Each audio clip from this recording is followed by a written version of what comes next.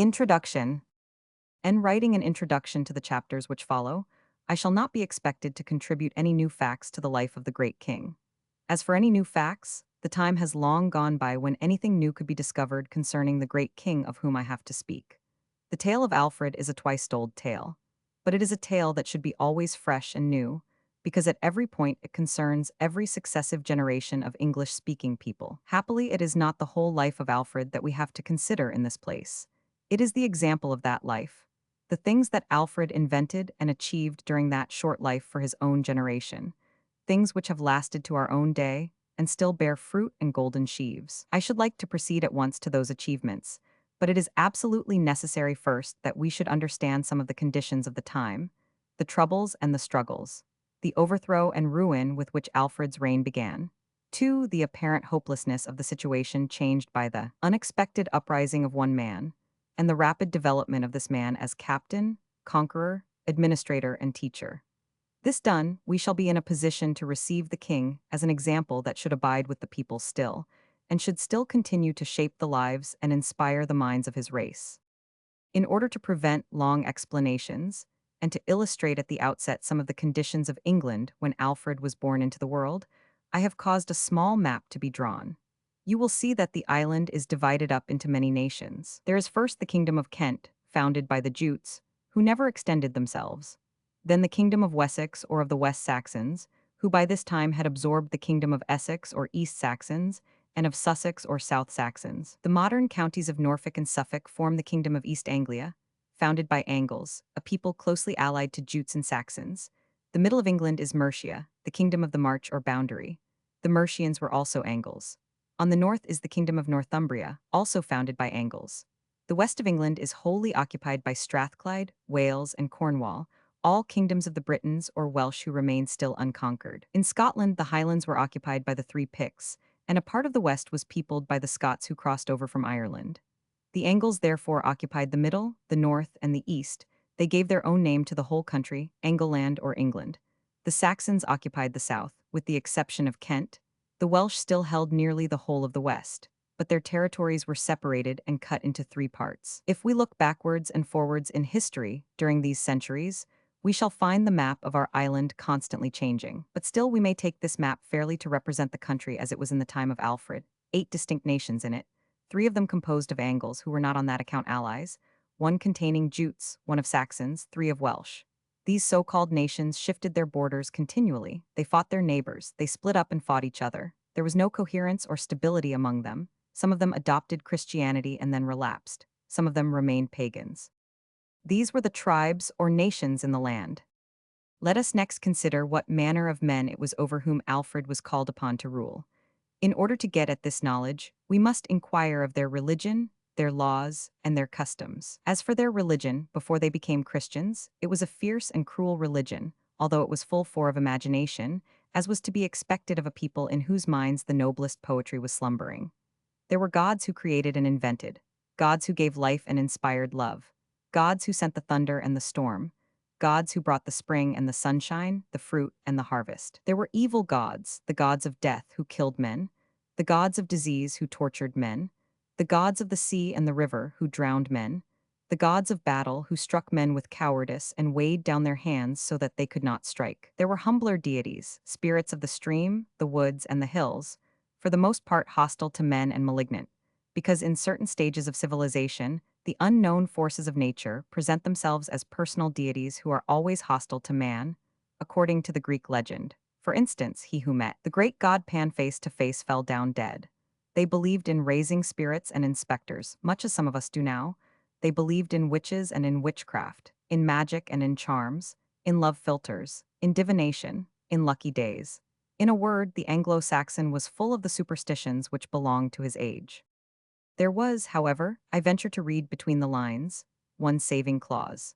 The Anglo-Saxon was not only afraid of the unknown, which caused him to invent malignant deities, but in his mind 5, the god of creation was stronger than the god of destruction. There is hope for a people while that belief survives. Long after he became a Christian, the Saxon continued to retain his old beliefs under other names. He saw and conversed in imagination with the old deities whom he had forsaken. They spoke to him in the thunder. He saw their forms in the flying cloud, in the splendor of the sunset. He heard their whispers in the woods, they came to him in dreams. Religion, to the Anglo-Saxon, was a thing more real, more present, than it has ever been to any people except the Russian and the Jew. This is perhaps the most important point to be observed in the character of Alfred's people. They were profoundly influenced by their religion. In the 8th century, when Christianity was spread over the south and the middle of the country, all classes began to long after the religious life as they understood it. Kings and queens, there were 10 kings and 11 queens, princes and princesses, nobles and freemen, all who could be received crowded into the monasteries. They were eager for the life of meditation and of prayer. They made the cloisters rich. They filled the monastic houses with gold and silver plate and rich treasure. When the Danish invasion began, the Danes very soon found out that it was the monastery, and not the town, which they should sack, and at the same time the people found out that the full monastery meant the shrunken army. It has been said that the Anglo-Saxon never changes. In this respect, at least, he has never changed. Through all the changes and chances of 1,000 years, wherever he has penetrated, wherever he has settled, he has carried with him the same earnestness and the same reality of religion. We must also note, next to the earnestness of his religious belief, the freedom of his institutions. The liberties of our race, which have become to us like the very air we breathe, so that we are not even conscious of them, were not wrested by the people from reluctant kings. These liberties had always been with them from the prehistoric times when the family was the unit, and when custom was the only kind of law. Among their primitive customs were the first rude forms of their free institutions. From the forests of North Germany, from the mouth of the Elbe, not from any king, came the right of free meeting, the right of free speech, the right of free thought, the right of free work. Next, as a people, the Saxons were also fond of music, singing, poetry. The quicker-witted Norman despised the Saxon as slow of understanding, perhaps, but the Saxon proved himself in the long run far more capable of enthusiasm, of loyalty, of patriotism, of sacrifice, of all those 7 actions and emotions which spring from the imagination and produce forces united and irresistible. Remember that the whole of our literature is Anglo-Saxon. None of it is Norman. There is not one great Norman poet. No Norman literature was produced on this our Anglo-Saxon soil. The next characteristic of this people is less picturesque. They were obstinate. Now obstinacy, if we think of it, is one of the most useful and valuable qualities that can be planted in the breast of man. It has many names. It is called by its friends firmness. Under any name, it is the tenacious man who wins in the long run. They were essentially an outdoor people. They loved all manner of outdoor sports. All classes were hunters, hawkers, fishers, trappers. The country was full of creatures to hunt. There were in the forests wolves, bears, wild bulls, and stags. They loved the free air of the open hillside, and they hated towns. It was many years after their settlement in this country before they ceased to feel the old terror of the magic which, they thought, could be practiced within the walls of a city. As regards the Anglo-Saxon women, it is pleasant to learn that the very same virtues which are now conspicuous in our own women of the present day were conspicuous in them. She was, as Thomas Wright says, an attentive housewife, a tender companion, the comforter and consoler of her husband and her family, the virtuous and noble matron. In all ranks, from the queen to the farmer's wife, we find the lady of the household attending to her household duties. They were more learned than the men. They could recite and sing the poetry of their native bards. They were skillful in playing the harp. And in embroidery and needlework of all kinds, the work of the Anglo-Saxon ladies was in demand all over Western Europe. The Anglo-Saxon, therefore, had many virtues. He had also, we must confess, his faults, which were conspicuous as well as numerous. He was slothful of mind.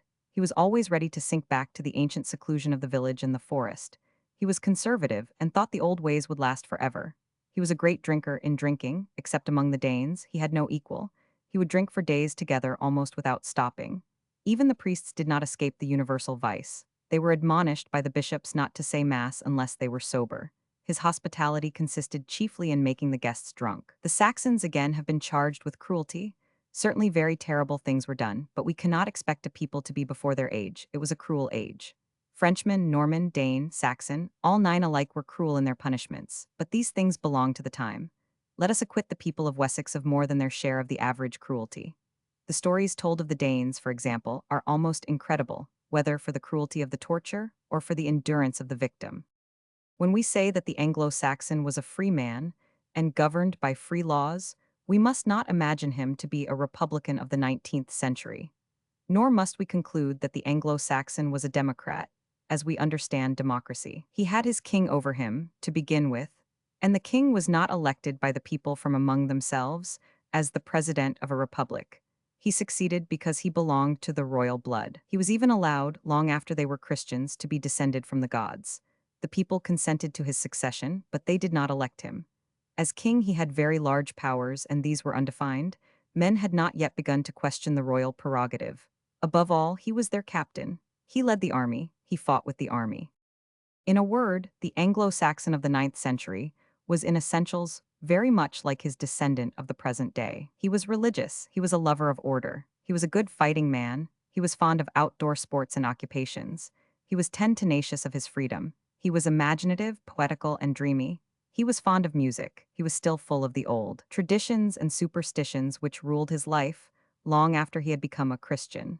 This is a general summary of his character. In one virtue he was as yet wanting. We must not expect in him what we call the national and patriotic sentiment. The man of Wessex was the enemy of the man of Mercia. The north stood aloof from the south. There was no England or Britain. There was only a large island divided among 8 nations, or 10 nations, or 5 nations, according to the year of the Lord. Some of them spoke the same tongue. All the Angles, Jutes, and Saxons had similar institutions.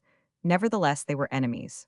You remember, 200 years later on, how London accepted the rule first of Cnut the Dane, and next of William the Norman. Both of them were what we should call foreigners. There was no such feeling then. To the Londoner, it mattered little whether his king was Mercian, Northumbrian, Saxon, Jute, Dane, or Norman. London received kings from all these people. There was not yet any feeling existing for the country as a whole. It was part of the work of Alfred, unseen and unsuspected, to make it possible to weld the different nations into one, to create little by little the love of country in place of the old loyalty to the tribe.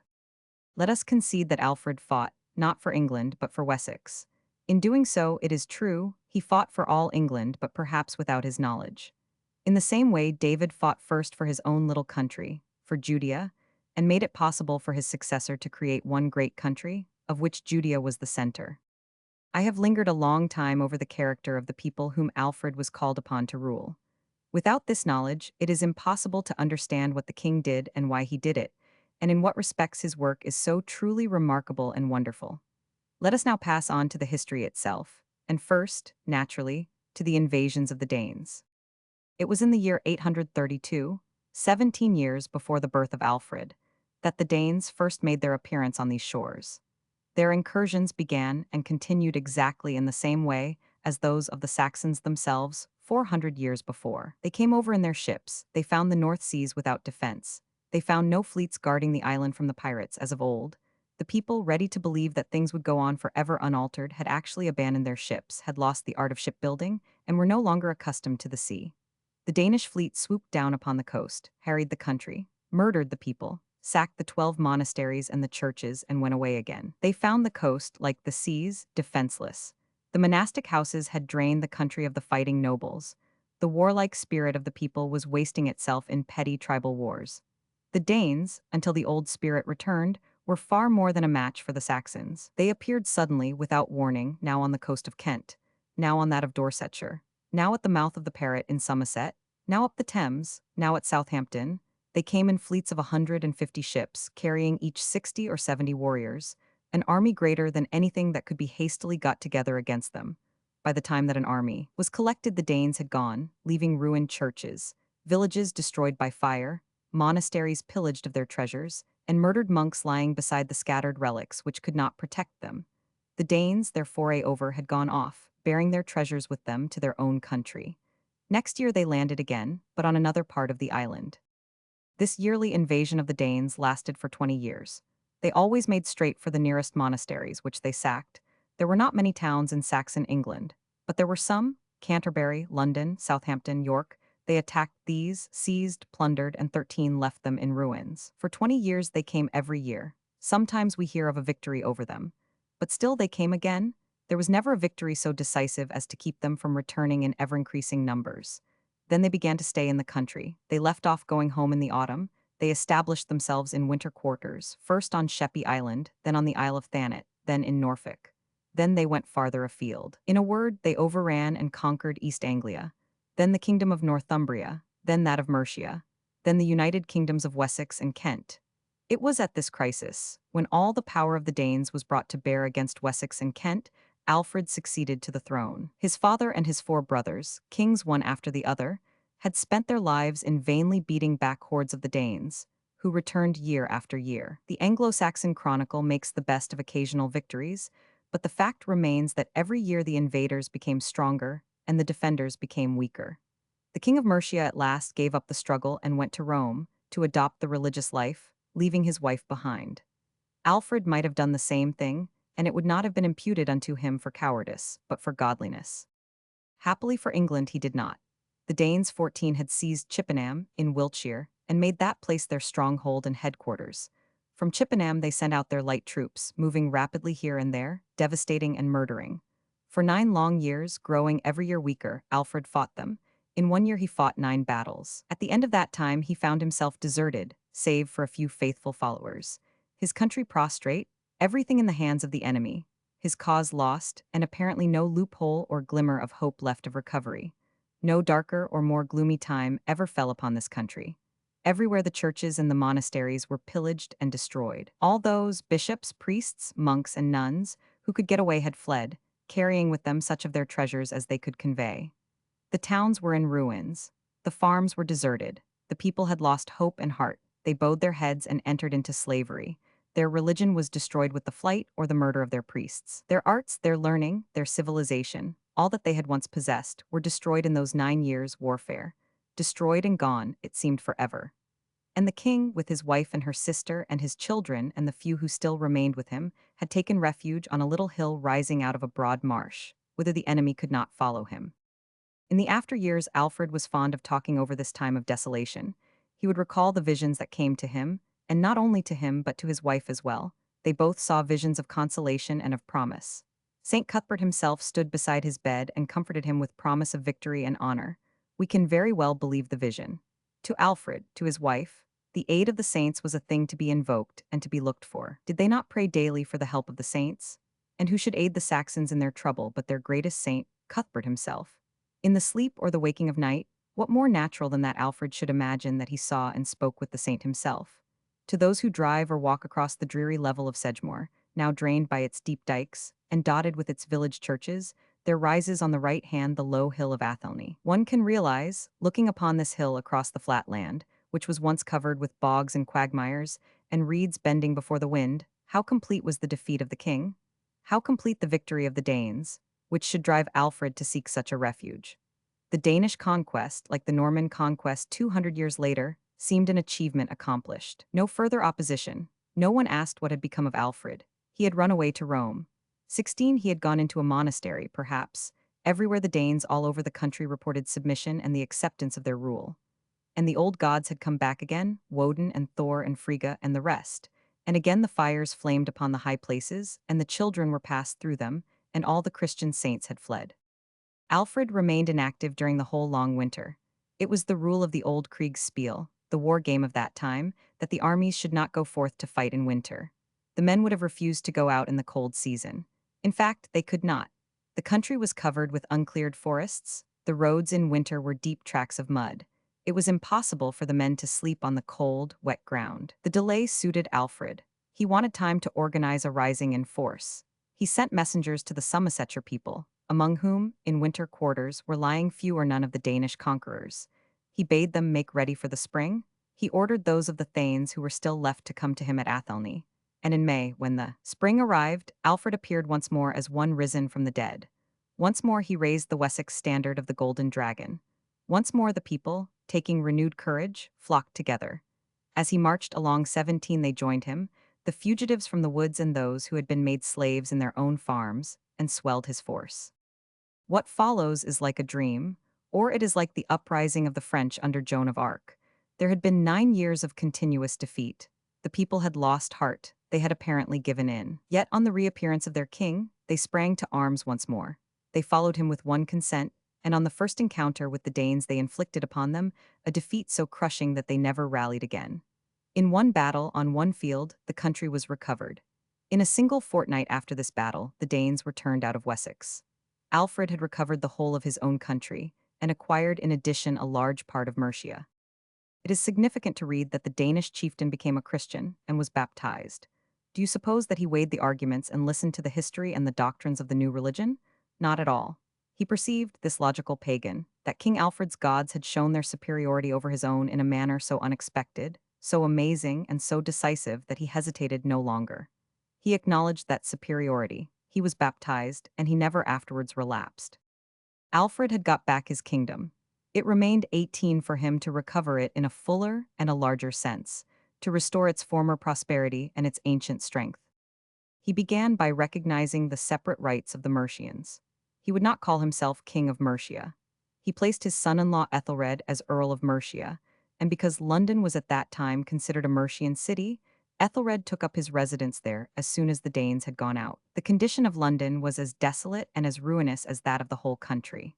The walls were falling down, there was no trade, there were no ships in the river, no merchandise on the wharves, there were no people in the streets, save the Danish soldiers and the slaves who worked for them. Alfred restored the walls, rebuilt the gates, brought back trade and merchants, repaired the bridge, and made London once more the most important city of his kingdom, its strongest defense, its most valuable possession.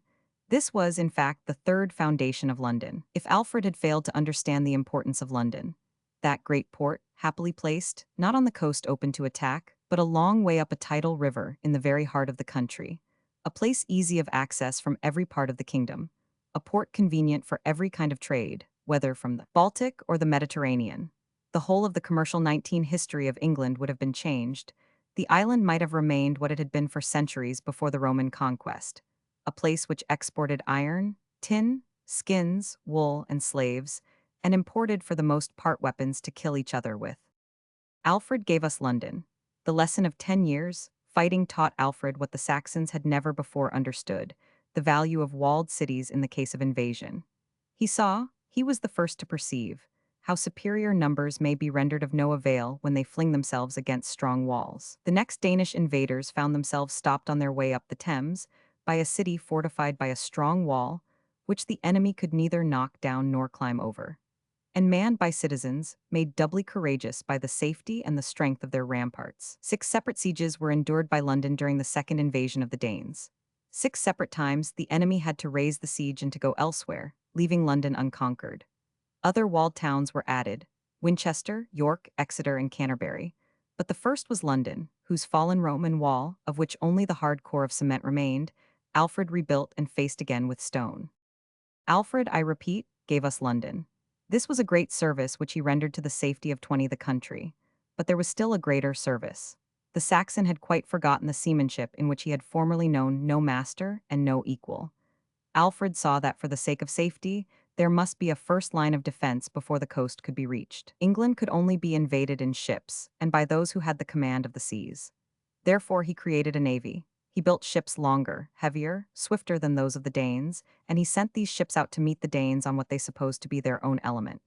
They went out, they met the Danes, they defeated them, and before long the Saxons had afloat a fleet of 100 ships to hold the mastery of the Channel. The history of the English navy is checkered.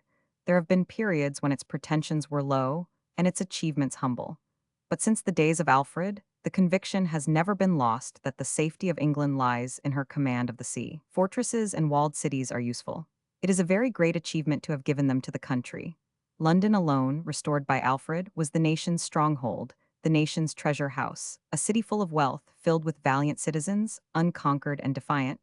That was a very great gift to the country. But it was a greater achievement still to have given to the country a fleet which was ready to meet the enemy before 21 they had time to land, and to give them most excellent reasons why they should not land. To make the people understand that above all things, and before all, it was necessary for all time to keep the mastery of the seas. Remember, therefore, that Alfred thus gave us the command of the seas. As Rudyard Kipling, our patriot poet, says, "We have fed our seas for 1,000 years, and she calls us still unfed, though there's never a wave of all her waves, but marks our English dead. Never a wave of all her waves." And it was Alfred who first sent out the English blood to redden those waves in defense of hearth and home. Now, there can be no doubt that if he had advanced upon the great defeat of the Danes, he might have recovered the whole of the country and become not only its overlord, as his grandfather Egbert had been before him, but its king. No doubt he was tempted. To a successful commander, more successes always lie before him waiting to be snatched. This dream of conquest he renounced. He sat down with what he had, the old kingdom of his forefathers, strengthened by his new fleet, by the stronghold of London, and by the restored courage and self-respect of his people. The dream of conquest was a dream of 22 personal ambition. He put it aside. It was part of that renunciation of self which belongs to the whole of his career. The historian Green has pointed out that Alfred is the only instance in the history of Christendom of a ruler who put aside every personal aim or ambition in order to devote himself wholly to the welfare of those whom he ruled. We have considered Alfred as a captain, a conqueror, and the founder of our navy. We will now consider him in the capacity of king, administrator, and lawgiver. I do not claim for Alfred that he was the creator of the English law. His glory consists mainly in his adaptation of the old order to the new.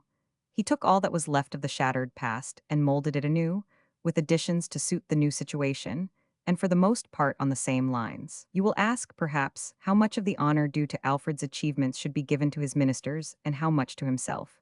Assign to his officers all the credit possible, all that belongs to the faithful discharge of duty. Still, the initiative, the design of the whole of the past, is absolutely due to Alfred himself. He must not be considered as a modern king. The modern king reigns while the people rule. He was the king who ruled. His will ruled the land. He had his parliament, his meeting of the wise, but his will ruled 23 them. He appointed his earls or aldermen. His will ruled them. He had his bishops. His will ruled them. From the time when he began to address himself to the organization of a strong nation, that is to say, from the time when the Dane was baptized, his will ruled supreme. No law existed then to limit the king's prerogative. The king was imperator, commander of the army, and every man in the country was his soldier. Among the monuments of his reign, there stands out preeminent his code of laws. He did not, I say, originate or invent his code. He simply took the old code and rewrote it, with additions and alterations to suit the altered conditions of the time. He understood, in fact, the great truth which lawmakers hardly ever grasp, that successful institutions must be the outcome of national character. Now, the laws and customs of these nations, Saxons, Angles, and Jutes, were similar, but there were differences. They had grown with the people and were the outcome of the national character. Alfred took over as the foundation of his work for Wessex the code compiled for the West Saxons by his ancestor, King Ine, for Mercia that compiled by Offa, king of Mercia, for the Jutes that compiled by Ethelbert, king of Kent. In his work, two main principles guided the lawgiver. First, that justice should be provided for everyone, high and low, rich and poor. Next, that 24 the Christian religion should be recognized as containing the law of God, which must be the basis of all laws. Both these principles were especially necessary to be observed at this time. The devastation of the long wars had caused justice to be neglected, and the destruction of the churches and the murder or flight of the clergy had caused the people to relapse into their old superstitions. King Alfred then boldly began his code by reciting the laws of God. His opening words were, "Thus saith the Lord, I am the Lord thy God." That is his keynote. The laws of a people must conform with the laws of God. If they are contrary to the spirit of these laws, they cannot be righteous laws. In order that everyone might himself compare his laws with the laws of God, he prefaced his laws first by the 10 Commandments. After this, he quoted at length certain chapters of the Mosaic Law. These chapters he followed by the short epistle in the Acts of the Apostles concerning what should be expected and demanded of Christians. Finally, Alfred adds the precept from St. Matthew, "Whatsoever you would that men should do to you, do even so to them." The seasons, January to March. Cottonian Library. Some writers have assumed that Alfred required of his subjects by this preamble that they should be governed in all the details of life by the Mosaic Law. This view I cannot accept. Alfred set forth, I think, these laws in order that his own might 25 be compared with them where comparison was possible, and in order to challenge comparison and to give the greater weight to his own laws by showing that they were based in spirit and mutatis mutandis on the Levitical law and on the law of the gospel. Moreover, in order to connect the whole system of justice with religion, in order to teach the people in the most efficacious manner possible that the Church desires justice above all things, he added to the sentence of the judge the penance of the Church. This subjection of the law to the Church would seem intolerable to us. At that time, it was necessary to make a rude, ignorant, and violent people understand that religion must be more than a creed, that it must have a practical and restraining side. A man who was made to understand that an offense against the law was an offense against the church, which would be punished by the latter, as well as by the secular judge, was made for the first time to feel the reality of the church. This firm determination to link the divine law and the human law, this firm reliance on the divine law as the foundation of all law, is to me the most characteristic point in the whole of Alfred's work. The view, the intention, the purpose of King Alfred are summed up, without intention, by the poet whom I have already quoted. The following words of Rudyard Kipling might 26 be the very words of Alfred. They breathe his very spirit. They might be, I say, the very words spoken by Alfred. Keep ye the law, be swift in all obedience. Clear the land of evil, drive the road and bridge the ford. Make ye sure to each his own, that he reap where he hath sown. By the peace among our peoples, let men know we serve the Lord. Alfred endeavored to rebuild the monasteries. He then made the discovery that the old passion for the monastic life was gone. He could get no one to go into them. 40 years of a life and death struggle had killed the desire for the cloister. The people had learned to love action better than seclusion. Their ideal was now the soldier, not the monk. A great gain for the people, which never afterwards returned to its ancient love of the rule and the hood. His chief design in rebuilding the monasteries was to restore the schools. The country had fallen so low in learning that there was hardly a single priest who could translate the church service into Saxon or could understand the words he sang. Alfred sent abroad for scholars. He made his religious house not only a place for the retreat of pious men and women, but also the home, the only possible home, of learning, and 27 the seat of schools.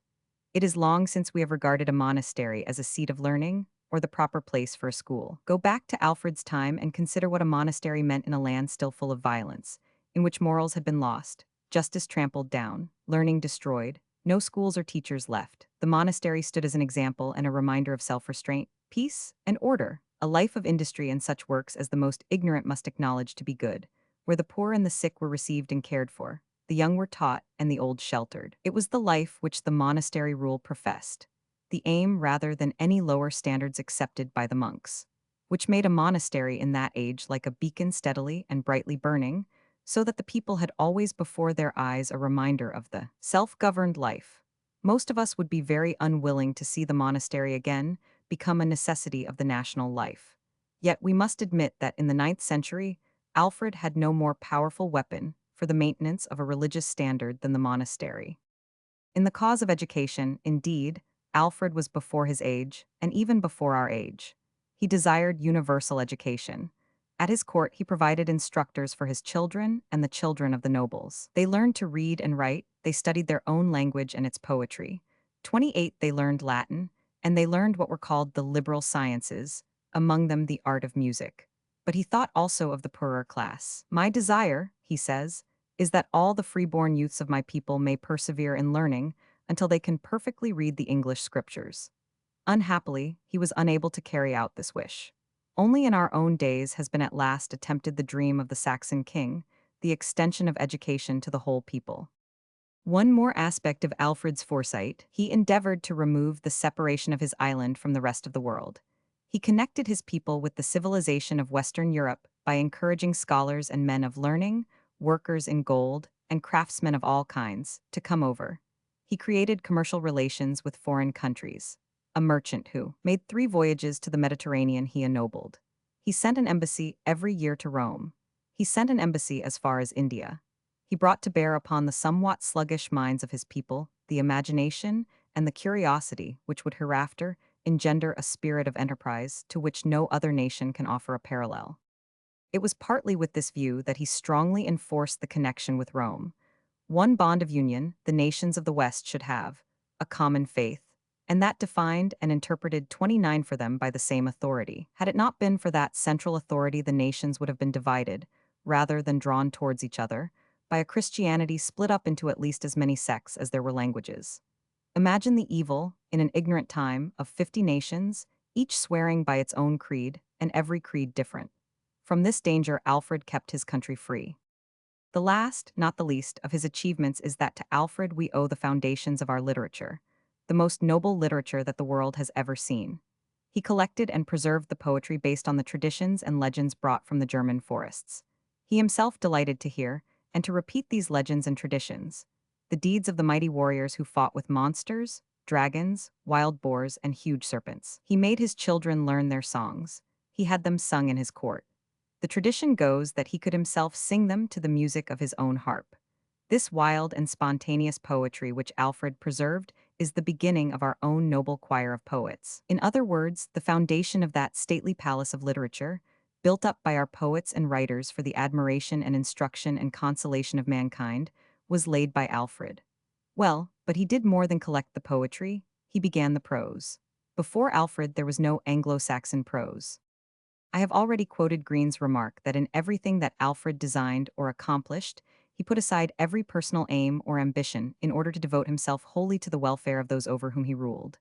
In his capacity as author, this remark is specially illustrated.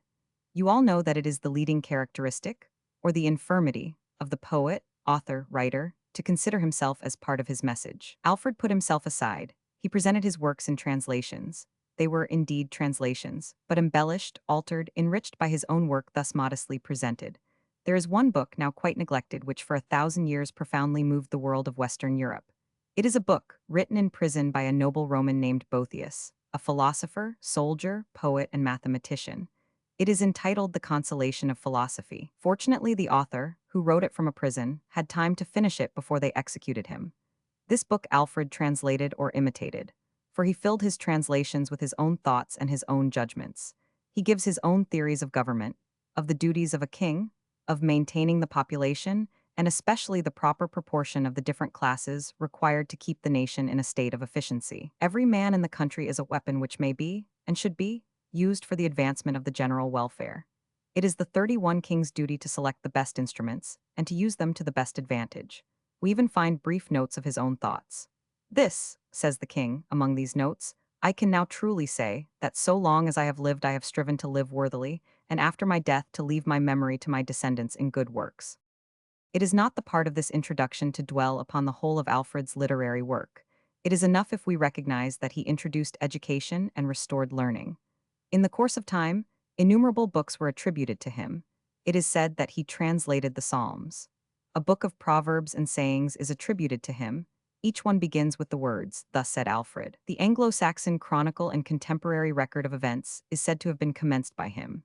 And since it is certain from the life of the king, by one of his own court, that he was regarded by all classes of his people with the utmost reverence and respect, I think it is extremely likely that some of his people listened and took down in writing the sayings of the king, so that the book of Alfred's sayings may be as authentic as the sayings of Dr. Johnson, recorded by his admirer Boswell. There is next to be observed the permanence of Alfred's institutions. They do not perish, but remain. His Wittenagemot meeting of the wise is our parliament. It has developed into our 32 parliaments. His order of king, thane, and freeman is our order of king, lords, and commons. His theory of education was carried out in some of the towns, and in all the monasteries and cathedrals. There are schools still existing which owe their origin to a period before the Norman conquest. His foundation of all law upon the laws of God remains our own. His liberties are our liberties. His navy is the ancestor of our navy. The literature which he planted has grown into a goodly tree, the monarch of the forest. The foreign trade that he began is the forerunner of our foreign trade. It would seem as if there was hardly any point in which we have reason to be grateful or proud which was not foreseen by this wise king. To look for the secret of his wisdom is like looking for the secret of making a great poem or writing a great play. It may be arrived at and described, but it is not therefore the easier of imitation. Alfred's secret is quite simple. His work was permanent because it was established on the national character. It was in order to make this point clear that I dwelt at length on the character of the people over whom Alfred ruled. He knew their character, and by instinct, which we call genius, he gave his people the laws and the education, and the power of development for which they were fitted. No other laws, no other kind of 33 government, will enable a people to prosper except those laws to which they have grown and are adapted. Only those institutions, I repeat, are permanent which are based on the national character. That was the secret of King Alfred the lawgiver. It may be asked, what manner of man to look at was this great king? His biographer, Asser, who knew him well, has not thought fit to tell us. He only says in words of flattery that Alfred was more comely and gracious of aspect than his brothers. These brothers, 4 in number, were all kings before him, and all died young. Alfred himself was afflicted by a disease which never left him. It is therefore presumable that there was some congenital weakness in them all. This was not physical weakness. Whatever the disease, it did not interfere with Alfred's courage or his prowess in battle. This is proved by the fact that the Saxon kings actually fought in person in the forefront of the battle and on foot. Alfred, for instance, fought in a dozen battles at least, and always with the valor that belongs to a strong man. I take him to have been a man of good stature and of strong build, a man whose appearance was kingly, who impressed his followers with the gallant and confident carriage of a brave soldier. But as to his face, or the color of his hair or eyes, I can tell nothing. Fair hair he had, 34 I think, and blue eyes, or the more common type of brown hair and gray eyes. When a king resigns all personal ambitions and seeks nothing for himself, it seems natural and fitting that, while his works live after him, he himself should vanish without leaving so much as a tradition of his face or figure. From time to time in history, generally in some time of great doubt and trouble, or in some time when the old ideals are in danger of being forgotten, or in some time when the nation seems losing the sense of duty and of responsibility, there appears one, man or woman, who restores the better spirit of the people by his example, by his preaching, by his self-sacrifice, by his martyrdom. He is the prophet as priest, the prophet as king, the prophet as lawgiver. There passes in imagination before us a splendid procession of men and women who have thus restored a nation or raised the fallen ideals. Among them we recognize many faces. There are Savonarola, Francis of Assisi, Joan of Arc, our own Queen Elizabeth, greatest and strongest of all women, the Tsar Peter. But the greatest figure of them all, the most noble, the most godlike, is that of the 9th century Alfred, king of that little country which you have upon your map. There is none like Alfred in the whole page of history. None with a record altogether so blameless. None so wise, 35 none so human. We have allowed the memory of him to be too much forgotten. Only here and there a historian, such as Freeman or Green, lifts up his voice and proclaims aloud that he has no words with which to speak adequately of this great Englishman. Perhaps the noble lines of Tennyson, written for another prince whose memory is dear to us all, may be referred to Alfred, who reverenced his conscience as his king, whose glory was redressing human wrong, who spake no slander, no, nor listened to it, who loved one only and who clave to her. We know him now, we see him as he moved. How modest, kindly, all-accomplished, wise, with what sublime repression of himself, not making his high place the lawless perch of winged ambitions, nor a vantage ground for pleasure, but through all this tract of years, wearing the white flower of a blameless life. It is the purpose, the wise and patriotic purpose, of certain persons to erect, for these and other reasons, a monument, visible to all, to the memory of King Alfred. Some of the points which I have recalled in this paper may help to show why such a monument would have been fitting at any time during the last 1,000 years. There is, however, a special reason which makes the erection of such a monument very necessary. I use the word necessary 36 advisedly, at the present time. In the year 1897, on that memorable day when we were all drunk with the visible glory and the greatness of the empire, there arose in the minds of many a feeling that we ought to teach the people the meaning of what we saw set forth in that procession, the meaning of our empire, not only what it is, but how it came, through whose creation, by whose foundation. Now so much is Alfred the founder that every ship in our navy might have his name, every school his bust, every guildhall his statue. He is everywhere, but he is invisible, and the people do not know him. The boys do not learn about him. There is nothing to show him. We want a monument to Alfred, if only to make the people learn and remember the origin of our empire, if only that his noble example may be kept before us, to stimulate and to inspire and to encourage. It seems unnecessary to urge that a monument to Alfred must be set up in Winchester, and not in London, or in Westminster, or anywhere else. Here lies the dust of the kings his ancestors, and of the kings his successors. 35 of his line made Winchester their capital, 20 were buried in the cathedral. In this city Alfred received instruction from St. Swithin. The city was already old and venerable when Alfred was a boy. He was buried first in the cathedral, 37, and afterwards in the abbey, which he himself founded hard by. The name of Alfred's country, well nigh forgotten, except by scholars, has been revived of late years by a Wessex man, Thomas Hardy. But the name of Alfred's capital continues in the venerable and historic city of Winchester, which yields to none in England for the monuments and the memories of the past.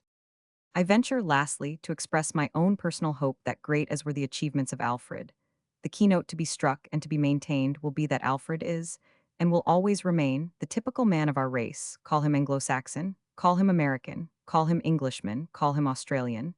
The typical man of our race at his best and noblest. I like to think that the face of the Anglo-Saxon at his best and noblest is the face of Alfred. I am quite sure and certain that the mind of the Anglo-Saxon at his best and noblest is the mind of Alfred. That the aspirations, the hopes, the standards of the Anglo-Saxon at his best and noblest are the aspirations, the hopes, the standards of Alfred. He is truly our leader, our founder, our king. When our monument takes shape and form, let it somehow recognize this cardinal fact. Let it show somehow by the example of Alfred the Anglo-Saxon at his best and noblest, here within the circle of the narrow seas, 38 or across the ocean, wherever King Alfred's language is spoken, wherever King Alfred's laws prevail, into whatever fair lands of the wide world King Alfred's descendants have penetrated. Walter Besant, Alfred as King, by Frederick Harrison. Alfred as King.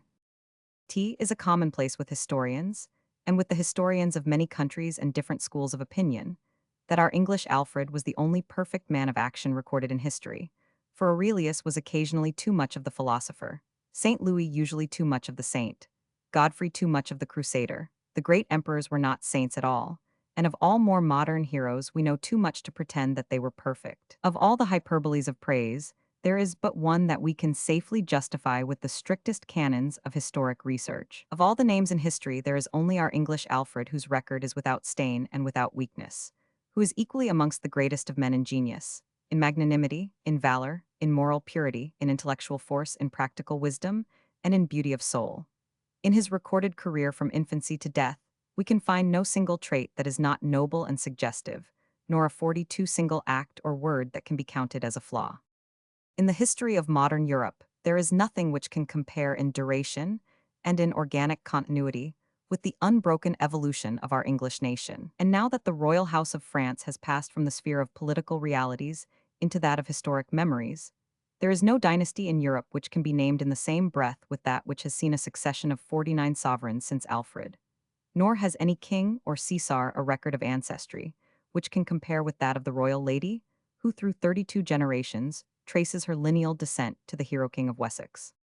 We have long given up the venerable fables which once gathered round the name of Alfred, as round Romulus, or Theseus, King Arthur, or the Cid. Every schoolboy knows that Alfred was not formally king of all England, nor did he introduce trial by jury or electoral institutions.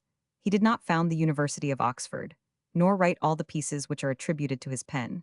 He was perhaps too practical a man to let his own supper get burnt on the hearth, and too wary a general to go about masquerading with a harp in the enemy's camp. But the historic Alfred whom we know today is a personage more splendid and lifelike than the legendary Alfred ever was. 43, though much of what our grandsires believed about Alfred is now known to be poetry and pious fraud, the traditional Alfred was quite just in general effect, and modern research has given us a portrait both nobler and more definite than that drawn by the patriotic imagination of a less critical age.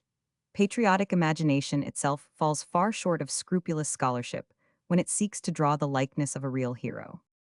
It is true that the field of Alfred's achievements was relatively small, and the whole scale of his career was modest indeed when compared with that of his imperial compeers. He inherited a kingdom which covered only a few English counties, and at one time his realm was reduced to a smaller area than that of some private landlords of modern times. Beside the great Emperor Charles, or the German Ottos, Henrys, and Fredericks of the Middle Ages, his dominions, his resources, his armies, his battles, his fleets, his administrative machinery, his contemporary glory, all these were almost in miniature, hardly a tithe of theirs. But we should remember, it is quality not quantity that weighs in the impartial scales of history. True human greatness needs no vast territories as its stage, nor do multitudes add to its power. That which tells in the end is the living seed of the creative mind, the heroic example, the sovereign gift of leadership, the undying inspiration of genius and faith. Turn to the Chronicle and to Asser's life, with recent historians and scholars, and mark those miracles of patience, valor, indomitable energy, by which the great king rescued from the savage Norsemen the England of our forefathers. Watch him as he returns to the charge after every repulse, rallies his exhausted men, gathers up new armies, plans fresh methods of war, and at last wins for his people prosperity, honor, and peace. The scale of these campaigns was narrow. The armies were small, not indeed weaker than were the Greeks at Thermopylae and Marathon, But the annals of war have nothing grander than the long record of sagacious heroism by which Alfred saved England for the English. Then note the genius with which he saw that the Norsemen must be met on the sea, with which he organized a navy of ships built on a new design of his own. Alfred is not only the forerunner of Marlborough and Wellington, but he was the first to teach the Saxon to be a seaman. A fine land that had once known prosperity, and even culture, lay utterly ruined and desolate when Alfred undertook the vast task of its restoration, its material, moral, intellectual reform. He said in his will, "We were all despoiled by the heathen folk." He found the enemy in possession of something like a standing army of disciplined soldiers, and we should note how the 45 Chronicle calls the Norsemen the army. He met this by instituting a regular militia with local garrisons and a reserve force capable of systematic war. When Alfred marshals a new campaign, we find that the era of wild raids to be met by casual musters of countrymen is a thing of the past. Alfred at last has his army, too. We are dealing with regular armies capable of sustaining organized campaigns. A navy needed to be created, and not simply reformed. And the safety of the southern shores of England, the first command of the Channel, must be dated from the day when Alfred began the formation of an adequate fleet. It is true that in the absence of competent seamen in Wessex, he had to man his earliest ships with Frisians from over the sea. But in later years, he came to have a really English fleet of his own. And it is plain that in a true sense he is the inventor, but not the actual founder, of a national navy, of that sea power which is the birthright of this island. When Alfred was chosen king, almost against his will, we are told the prospect was one to appall the stoutest heart. In his boyhood, the Northmen had begun to winter in Kent, had taken Canterbury and London by storm, and pushed up the Thames. A few years later, they stormed Winchester and ravaged Kent. In the reign of his brother, Ethelred, they stormed York and 46 invaded Mercia, whose king, Burhard, had married Alfred's sister. They next laid waste East Anglia, martyred its king, Edmund, and threatened Wessex. The Danes, as they were now known, sailed up the Thames and formed a camp round Reading. In a fierce battle at Ashdown, a victory had been won for the moment by the energy and valor of Alfred, but defeats followed, Surrey was lost, and Ethelred died, it is supposed, of his wounds.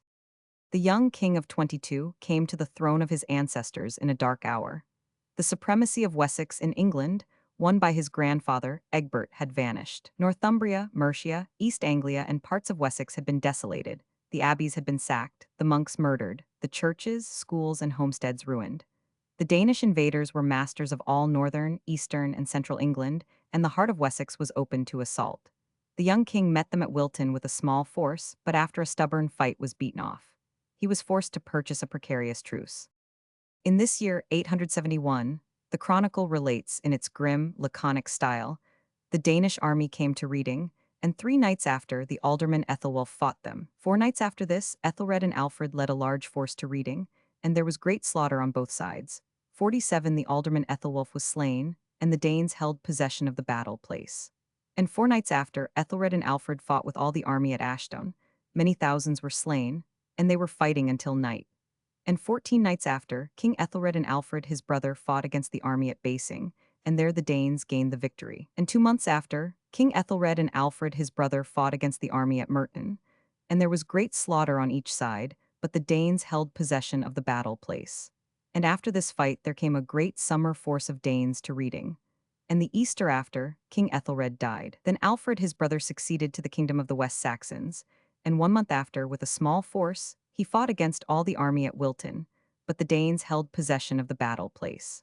And this year 9 great battles were fought against the army in the kingdom south of the Thames, besides which Alfred, the king's brother, and individual aldermen and king's thanes often rode raids on them, which were not reckoned. Such were the disasters with which Alfred's reign began. His fighting men were exhausted or slaughtered, his kingdom torn from side to side, and its chief towns stormed. The northern, central, and eastern kingdoms had been blotted out. 48 Burhard of Mercia was driven over sea, and Wessex was forced to buy a brief rest with gold. Alfred equipped a few ships and gained some temporary success. But soon after, the Danes with a great fleet swept round the south coast and penetrated into Dorsetshire and Devonshire. Thence passing northwards into Gloucestershire, and reinforced by a new fleet in the Bristol Channel, the Danish host suddenly fell upon Wiltshire. The Saxon defense was broken in pieces. The Danish army harried the West Saxons' land and settled there and drove over sea much of the people, and of the rest the most they harried. and the people submitted to them, save the king Alfred, and he, with a little band, withdrew to the woods and fastnesses in the moors. Alfred seemed utterly ruined. He, the grandson of Egbert, overlord of England, the successor on the throne of Wessex of his father and his three brothers, had been king just 7 years, and in scores of battles he had been fighting the Danes for 10 years. He had seen the three northern kingdoms of Angles broken up and the reigning house in each exterminated. Step by step he had seen Kent, Surrey, and Wessex overrun, assailed by sea and land from the coast, the rivers, and the Bristol Channel. His own people had been driven across sea or crushed into submission, and he himself, with a small band of followers, was forced 49 to find shelter in woods and swamps. His lot seemed hopeless, but he alone did not despair. The crisis was indeed the gravest to which our country has ever been exposed.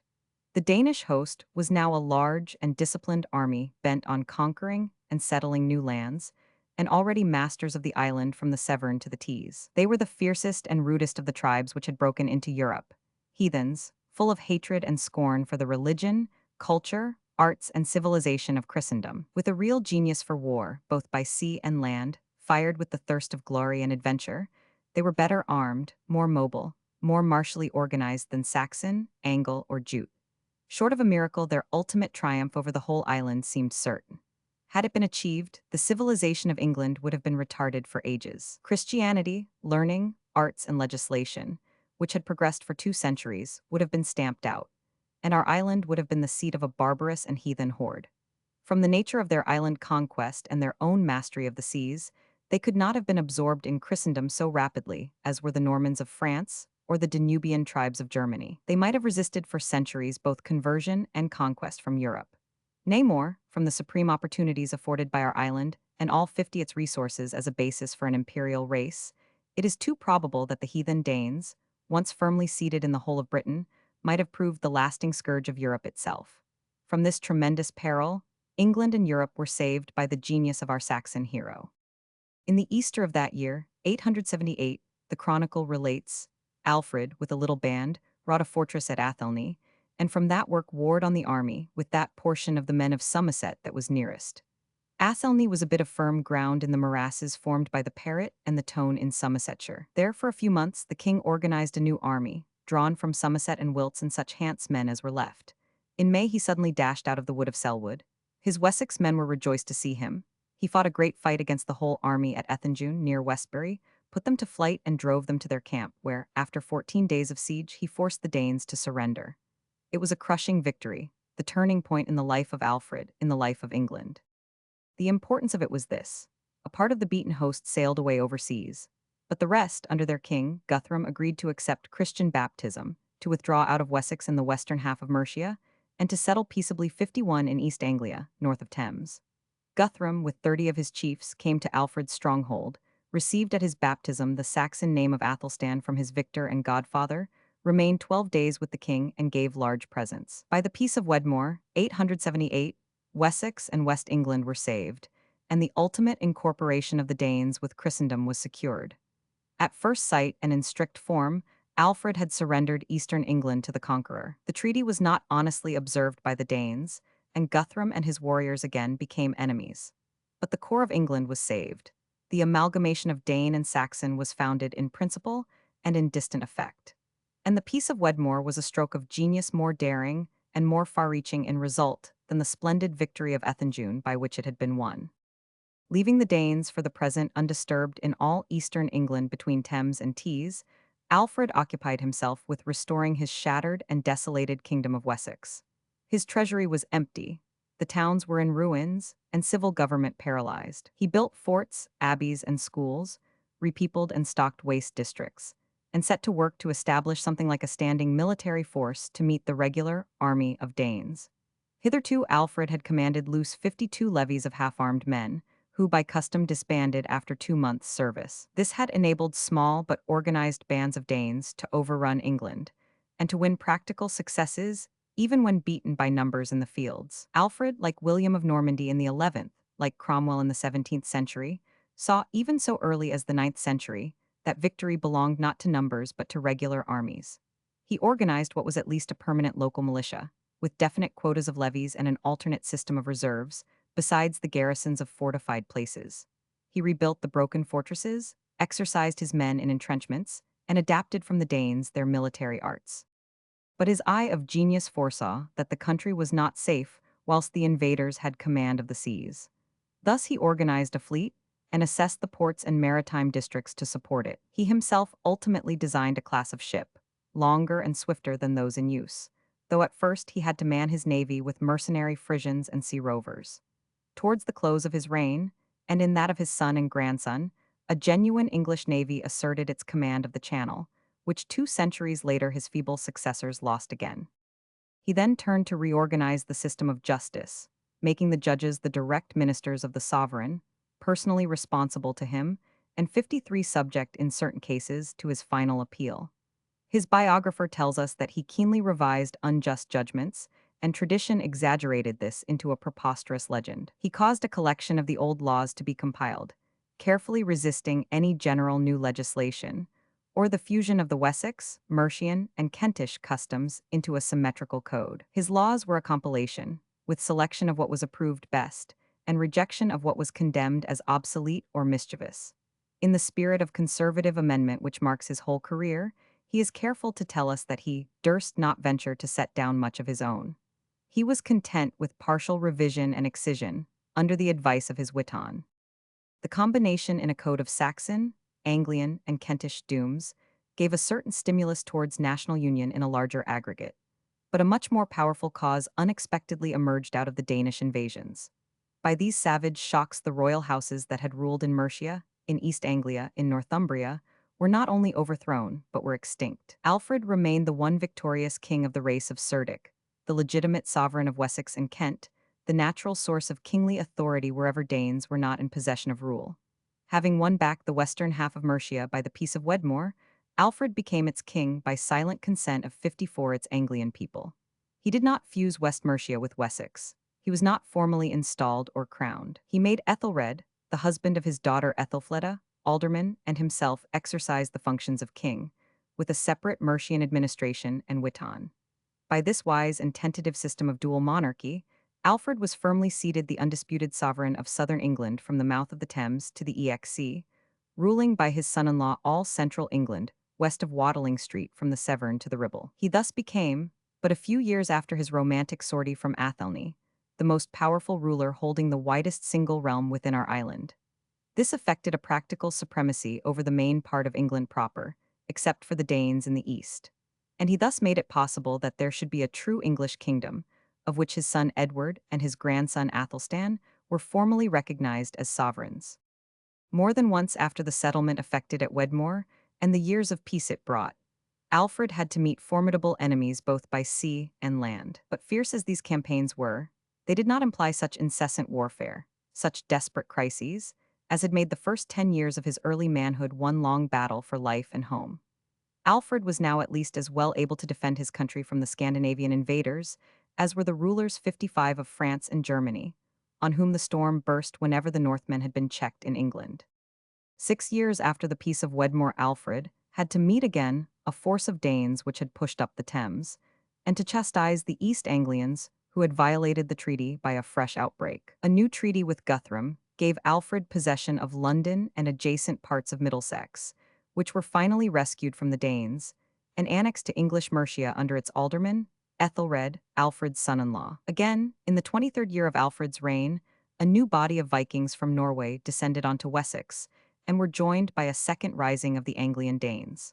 For more than 2 years, the war was continued over a large part of England, from the Thames and its affluents across to the Severn, from Exeter northwards to Chester. By a series of vigorous and skillful campaigns, in concerted strategy of armies and fleets, the king, his son, and his son-in-law defeated this formidable combination, captured the entire Danish fleet, overawed the Britons of Wales and Cornwall, forced the East Anglian Danes to keep within their own reserves, and drove the northern freebooters across the Channel. Once again, in the last years of his reign, Alfred had to meet a new invasion of pirates at sea, who were defeated in a 56 series of fierce and bloody encounters. These are the last recorded campaigns of the king, who from his boyhood, for nearly 30 years, had been continually in arms, but, by obstinate wars and sagacious policy, he had tamed the savage Norsemen, and at length transmitted to his descendants, a kingdom doubled and trebled in extent and greatly increased in culture and strength.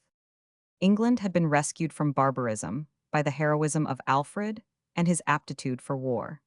But it is his genius as a creative statesman which left permanent effects on the history of England and made him one of the principal founders of the greatness of our country. His conversion and settlement of Guthrum's Danes in East Anglia, his generous forbearance and his repeated treaties with them, in spite of their faithless conduct, led to the ultimate amalgamation of Dane, Angle, and Saxon, which created the compound English race. A less sagacious victor would have sought to clear his country of Norsemen, and would undoubtedly have been overwhelmed by successive invasions himself. Alfred's whole career shows a conscious purpose to break with the tribal and local isolation of the West Saxon, to attach Wessex with Mercia, to civilize Dane and Britain, and to bring England into closer union with the religious and political system of Europe. Alfred's restoration of London was the stroke of a true statesman. The city had been stormed by the Norsemen in 851, and since then had been desolate and almost deserted, save when occupied by the Danes as winter quarters, as it was in 872. Within the Danish power, it remained until 886, the year of Alfred's second treaty with Guthrum. By that it was ceded to him with the adjacent part of Middlesex. The king rebuilt its walls and repeopled it, and added it to Mercia, from which it was not again separated. The military and political genius of Alfred, and his long experience of war with the Danes, had seized on the immense importance of a restored London, carved out of Danish East Anglia, with power to block all incursions up the Thames and its various tributary rivers. The restoration of London by the King of Wessex was thus an epoch in the history, not only of the city itself, but of the country of which it was destined by nature to be the capital. Alfred had been at this date 15 years on the throne, and the whole aspect of affairs was changed. When he began to reign, heathen barbarians were masters of the eastern, central, and northern parts of England, and threatened to break up Wessex. They swept round all coasts and pushed up the rivers, plundering, burning, raiding, and slaughtering. Now they were shut up in East Anglia, outwardly Christianized, bound 58 by formal treaties of peace, confronted at sea by strong fleets, and gradually submitting to the moral force of superior civilization. As Goths and Franks were overawed by the Roman Empire they conquered, so Vikings and Danes gradually recognized the higher organization of Wessex. Alfred at last ruled over a compact realm stretching from the Channel up to the Ribble, with fortresses in such places as Rochester, London, Exeter, and Chester. Lastly, in a rebuilt London, he was master of the Thames, with a powerful base on the Danish side of the great river. As Alfred, we are told, was at Rome in his 6th year, and had subsequently been with his father at the court of Charles the Bald, whose daughter Judith became the boy's stepmother, the young king must have been impressed by his memories of foreign lands. His yearly embassies with offerings to the Pope, and the restoration of the Saxon College at Rome, bear witness to his close relations with the sea. He married his own daughter, Elfrida, to Baldwin Roman II, Count of Flanders, son of the same Judith and ancestor of Matilda, wife of the Conqueror. This brought about a connection between England and Flanders, both so much threatened by Northmen invaders. With the Britons of Cornwall and Wales, Alfred's policy showed the same moderation, sagacity, and practical skill. They were not 59 dangerous unless united, and in active combination with Danes. By the creation of English Mercia, he effectively cut them off from East Anglia, and his whole policy was directed to detach them by separate tribes and to win them into peaceful union with his own people.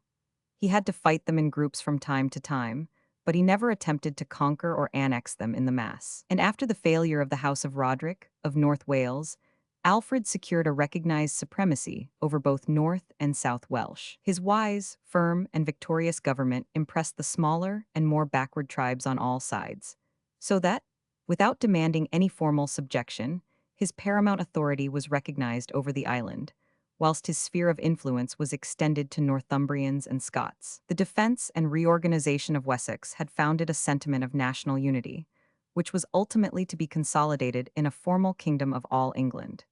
He made Wessex an organic, civilized, and progressive kingdom, and created it as the type which England was to follow. It was the same idea of bringing England into the European world, which suggested Alfred's very remarkable series of distant voyages and missions. The characteristic account of the discoveries of Other and Wolfston round the North Cape and in the Baltic, which Alfred inserts into his translation 60 of Orosius, testifies to the king's strong interest in the geography and ethnography of Europe. The expedition which he dispatched to India, it is said, in 883, to the shrines of St. Thomas and St. Bartholomew, in accordance with his vow when he recovered London from the Danes, was a really extraordinary feat for that age. And, though some of the MSS read Judea for India, it is thought that the mission was really sent to Christian churches then known to exist in India. Asser relates that the king received letters and presents from the Patriarch of Jerusalem, a tale which the later writers considerably embellish. A deep impression was left by Alfred's zeal to extend his foreign relations with distant lands. His policy of calling in men of learning, teachers, ecclesiastics, and seamen from countries outside his own, is more fully recorded. Asser, the learned and excellent monk of St. David's, was brought out of Wales and pressed into the service of the king, whose friend, counselor, and biographer he became. Plegmund was brought out of Mercia and made Archbishop of Canterbury. Another Mercian, Wurfrith, Bishop of Worcester, was the constant adviser of the king, both in literary and in state affairs. Grimbald was brought from the monastery of St. Omer, and John of Saxony from the monastery of Corbie. With these came learned monks to organize the new abbeys and schools which Alfred founded. He encouraged foreign traders and summoned artists and craftsmen from the continent to direct his buildings and arts. Until his Saxons had learned seamanship, he engaged Frisians to man his ships and took into his service adventurous Vikings such as Other and Wulfstan. Alfred has left us his own conception of what a king should be, and no preacher or moralist has ever drawn the portrait in grander lines. Power is never a good unless he be good that has it, so it is the good of the man, not of the power. If power be goodness, therefore is it that no man by his dominion can come to the virtues and to merit, but by his virtues and merit he comes to dominion and power. Thus no man is better for his power, but if he be good, it is from his virtues that he is good. From his virtues he becomes worthy of power, if he be worthy of it. By wisdom you may come to power, though you should not desire the power. You need not be solicitous about power, nor strive after it. If you be wise and good, it will follow you, though you should not wish it. Ah, wise one, thou knowest that greed and the possession of this earthly power never were pleasing to me, nor did I ever greatly desire this earthly kingdom, save that I desired tools and materials to do the work that it was commanded me to do. This was that I might guide and wield wisely the authority committed to me. Why? Thou knowest that no man may understand any craft or wield any power, unless he have tools and materials. Every craft has its proper tools, but the 62 tools that a king needs to rule are these: to have his land fully peopled, to have priestmen and soldiermen and workmen. Yea, thou knowest that without these tools no king can put forth his capacity to rule. It was for this I desired materials to govern with, that my ability to rule might not be forgotten and hidden away. For every faculty and authority is apt to grow obsolete and ignored, if it be without wisdom, and that which is done in unwisdom can never be reckoned as skill. This will I say, that I have sought to live worthily the while I lived, and after my life to leave to the men that come after me a remembering of me in good works. Ah, my soul, one evil is stoutly to be shunned. It is that which most constantly and grievously deceives all those who have a nature of distinction, but who have not attained to full command of their powers. This is the desire of false glory and of unrighteous power, and of immoderate fame of good deeds above all other people. For many men desire power that they may have fame, though they be unworthy, for even the most depraved desire it also. But he that will investigate this fame wisely and earnestly will perceive how little it is, how precarious, how frail, how bereft it is of all that is good. Glory of this world, why do foolish men with a false voice call thee glory? Thou art not so.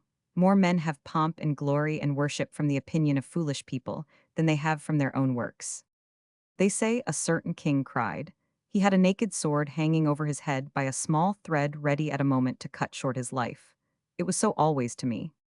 Alfred's relations to the church were wholly without a cloud or a blot, alike free from the violence or the impolicy, which too often discredited even the noblest sovereigns of his age. From the hour when the child Prince of Four was anointed by Pope Leo in Rome, down to the day when the canons laid his bones in the old minster of Winchester, the career of Alfred presents to us the purest type of the normal relations between the temporal and spiritual powers, a type of more wisdom than that of St. Henry or St. Louis, more truly spiritual than that of the emperors Charles or Otto. To Alfred, religion, culture, intelligence had no local limits. He was essentially European, even cosmopolitan in his genius. As a boy, he had witnessed the inauguration of the new papal Rome on the Vatican. He had been at the court of the great Frank king, whose daughter became his stepmother. He had known all that was foremost in the civilization of the century. He resolved to transplant it to England. His missions were his message to the world that Britain was no longer an Ultima Thule, but henceforth was to march in the van of progress. He was, says Freeman, the spiritual and intellectual leader of his people. It is in his own writings that we come to love Alfred best. No ruler of men has left us so pellucid a revelation of his own soul. As in 64 Meditations of Aurelius and the Psalms of David, there is given to men the outpourings of his aspirations and his sorrows. Neither Richelieu, Cromwell, nor William the Silent ever recorded more frankly their problems and their aims. In the authentic writings of Alfred, we are in the presence of one who is a teacher as much as a king, who recalls to us Augustine and A. Kempis, or Bunyan and Jeremy Taylor. His Boethius served him as texts whereon he preached to his people profound sermons on the moral and spiritual life. Read his homily on riches, that it is better to give than to receive, on the true ruler, that power is never a good unless he be good that has it, on the uses of adversity, no wise man should desire a soft life. Few men ever had so hard a life with his mysterious and cruel malady. His thorn in the flesh, until his early death, with his distracted and ruined kingdom, his ferocious enemies, his never-ending cares. And amidst it all we have the king in his silent study pouring out poetic thoughts upon married love, or friendship, on true happiness, or the inner life, composing pastoral poetry, or casting into English old idols from Greek epic or myth, ending with some magnificent tedium of his own composition. And with all this spiritual fervor, this literary genius, this passion for culture, how wonderful is the many-sided energy of the man. His skill and 65 delight as a huntsman, his love of ballad, anecdote, and merry tale, his love of all noble art, his zeal as a great builder, his ingenuity in mechanical contrivance, his invention for measuring time, his planning a new type of battleship, his supreme foresight in refounding the desolated city of London. No man ever so perfectly fulfilled the rule, without haste, without rest. I have desired, he wrote, to live worthily while I lived, and after my life to leave to the men that should be after me a remembrance in good works. And Alfred, the truth-teller, as an annalist calls him, never uttered words more true. Alfred's name is almost the only one in the long roll of our national worthies which awakens no bitter, no jealous thought, which combines the honor of all. Alfred represents at once the ancient monarchy, the army, the navy, the law, the literature, the poetry, the art, the enterprise, the industry, the religion of our race. Neither Welshman nor Scot nor Irishman can feel that Alfred's memory has left the trace of a wound for his national pride. No difference of church arises to separate any who would join to do Alfred honor. No saint in the calendar was a more loyal and cherished member of the ancient faith, and yet no Protestant can imagine a purer and more simple follower of the gospel. Alfred was a victorious warrior whose victories have left no curses behind them, a king whom no man ever charged with a harsh act, a scholar who never became a pedant, a saint who knew no superstition, a hero as bold as Launcelot, as spotless as Galahad. No people in ancient or modern times ever had a hero founder at once so truly historic, so venerable, and so supremely great. Alfred was more to us than the heroes in antique myths, more than Theseus and Solon were to Athens, or Lycurgus to Sparta, or Romulus and Numa were to Rome, more than St. Stephen was to Hungary or Pelgo and the Cid to Spain, more than Hugh Capet and Jeanne d'Arc were to France, more than William the Silent was to Holland, nay, almost as much as the great Charles was to the Franks. The life work of the great Alfred has had a continuity, an organic development, a moral, intellectual, and spiritual majesty which has no parallel or rival amongst rulers in the annals of mankind. He is the father of English history, the founder of English prose. He gave impulse and form to the English Chronicle, the oldest national record in modern Europe. He formed himself, or dictated, an organic prose literature, which was kept in current use until the Norman conquest. His mark as a king is the creative mind, the organizing genius. His whole life, as recorded in act and as imagined in his own ideals, has the stamp of 67 supreme insight, practical wisdom, self-control, devotion to duty. His passion for poetry, his love for history, his dignity, his grace, his tenderness, his manly piety, all alike are spontaneous and beautiful, all are in harmony, none are in excess. Alfred as a religious man and an educationalist. By the Bishop of Bristol. Alfred as a religious man and an educationalist. By his early years. earliest years, visits to Rome, purpose of such visits, his father's will, his education, Saxon poetry, his mother's book, his religious interest, his desire for learning, musical skill, his religious wars, he becomes king. The original sources of information from which this chapter is drawn are fairly numerous. Asser's Life of Alfred is of course the chief source, but Alfred's laws, Alfred's translations, Alfred's will, all throw much light on his character as a religious man, and the translations tell us something of his views on education, besides what we learn from the record of his actions. Alfred's mother was Osburga.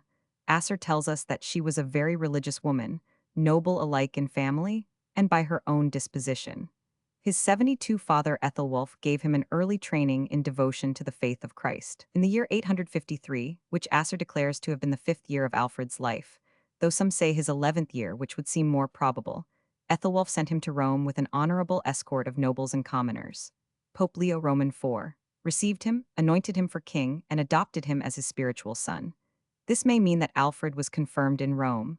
Ethelwerd, a descendant of Alfred, believed that it referred to baptism. Another account states that the Pope anointed him king of the Domitians, but that seems out of the question, as he had 4 brothers older than himself. The statement may be due to the fact that some years after Alfred became king, the kings and people of that part of Wales made submission to him. 2 years later, Ethelwulf himself went to Rome, with great honor, and took with him Alfred because he loved him more than his other sons. A long list of Ethelwulf's gifts was given by Anastasius in his Lives of the Popes. They were very magnificent if the record is true. The father 73 and son remained in Rome for a year. Alfred's mother was, we must suppose, then dead, for Ethelwulf took a new wife home with him, Judith, the daughter of Charles the Bald. We have in Ethelwulf's will an interesting evidence of the impression made upon him by Rome. It is as well to state such of the provisions as have come down to us, for they are in themselves of importance, and they introduce us to important facts of the time. Also, we shall then have something with which to compare Alfred's will when the time comes to deal with it. The provisions show the kind of religious atmosphere in which Alfred was brought up as a young boy. Ethelwulf ordered that the money he left behind him should be divided between his sons and the nobles for the good of his soul. Further, for the benefit of his soul, which from the first flower of his youth he had studied in all things to promote, he directed that in all his hereditary dominions 1 poor man for each 10 hides of land, either a native or a foreigner too, should be provided with meat, drink, and clothing by his successors, even to the day of judgment. And the curiously significant condition is imported, if the country should continue to be inhabited by men and cattle, and not become deserted. To such an extent had the ravages of the Danish pirates gone. Also, and still for the good of his soul, 300 Mancuses 3 were to go to Rome. Their destination explains to us the religious attraction which drew men in his time to the old capital of the Western world. The journey was dangerous, for it was also expensive. 5 King Canute spoke very strongly about this in his time. He thanked God that he had been able to visit the holy apostles Peter and Paul. That was the aspect in which the purpose of the pilgrimage to Rome presented itself to his mind. It was to visit the tombs of the holy apostles Peter and Paul. 6 But having thanked God for his visit, he proceeded to complain of the heavy demands upon my archbishops, when according to custom, they visited the Holy See to receive the pall. I complained in the presence of the Lord Pope, and said I was much displeased on account of the immense sums of money which were demanded of them. It was decreed that this should cease. In like manner he settled with 75 the emperor, and with the Frank king that the severity of the taxes by the way should be relaxed. In 688 and 728, 2 of Alfred's predecessors, Ceadwalla and Inne, kings of Wessex, wishing to visit Rome, resigned their kingdom to carry out their wish. Bede tells us precisely what their purpose was. It was that they might visit the tombs of the blessed apostles. Ethelwulf, too, makes his object clear in his will.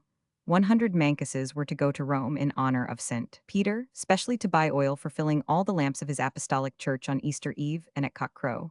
Also, 100 Mancuses in honor of St. Paul, for the same purpose of providing oil for the church of St. Paul the Apostle, to fill the lamps on Easter Eve and at cockcrow, and 100 Mancuses for the universal apostolic pontiff. William of Malmesbury states that these were to be annual gifts, but that is not supported by Asser, from whom William takes his account. It is interesting to note the agreement of these gifts with the facts of the time. In 847, the Saracens had attacked Rome. The great basilicas of St. Peter and St. Paul were suburban churches, outside the walls, and they were plundered and desecrated. We are accustomed to the idea of St. Paul's being fuori la mura, but St. Peter's, as we know it, lies in a district surrounded by walls. 76. This fortified district is called the Leonine City. It owes its existence and its name to Leo Roman IV, who was pope when Ethelwulf sent Alfred to Rome as a boy. A concise account of the 8 years papacy of Leo Roman IV would state that he devoted himself to building the fortifications of the Leonine City, that St. Peter's and the Vatican might no longer be suburban, and to restoring the plundered and desecrated churches of the two apostles. Hence Ethelwulf's gifts to the two churches and the papal purse. If the dates and periods given by Asser are correct, Pope Leo died while the Saxon king and prince were in Rome, and was succeeded by Benedict Roman III. In that case, Alfred witnessed in the autumn of 855 the significant spectacle of an antipope stripping the pope of his pontifical robes and ruling for a time in the Lateran. Under influences such as these, Alfred was brought up. His brothers appear to have been sent out to great men of the kingdom to be educated, but Alfred was kept always at the king's court as the favorite son. He was specially noted for the attention with which he listened to the Saxon poems of earlier times and the care with which he stored them up in an excellent memory. In after years, he spoke of Aldhelm's English songs and hymns as the best he knew. 777, that was saying a great deal, for the national gift of song, both sacred and secular, was great. It would be difficult to find in the early records of any nation a sacred song more touching and beautiful than the stanzas of the Dream of the Holy Rood. Incised in early Anglian runes upon the great cross shaft at Ruthwell, itself a monument such as no other nation can show. The fuller form of this great song, embodying the earlier stanzas found on the Ruthwell cross, was discovered at Vercelli 2 generations ago, in the Wessex dialect of Alfred's time. That Alfred knew by heart this among many other English songs may be taken as certain. That it made its religious mark on his mind cannot be doubted. But Asser remarks with a severe comment on the neglect in this respect by his parents. The boy Alfred had no book learning at all. He was trained in all bodily exercises, and he especially learned and practiced the art of hunting in all its branches with surprising success. An art so practical then that Asser believed skill and good fortune in hunting to be among the gifts of God, as we have often witnessed. But book learning he had none. It was his mother who gave him his first taste for book learning. If we are to accept the dates 78 and statements of Asser as on the whole correct, this must have been his stepmother, Judith, though one of the statements would refer it to Osburga's time. Alfred was about 13 when the event occurred. He remained illiterate, Asser says, till he was 12 years old or more. Those who take the other view make him almost 4 at the time of the following episode. There is no evidence that Osburga had any learning, though her love for Saxon ballad may be assumed.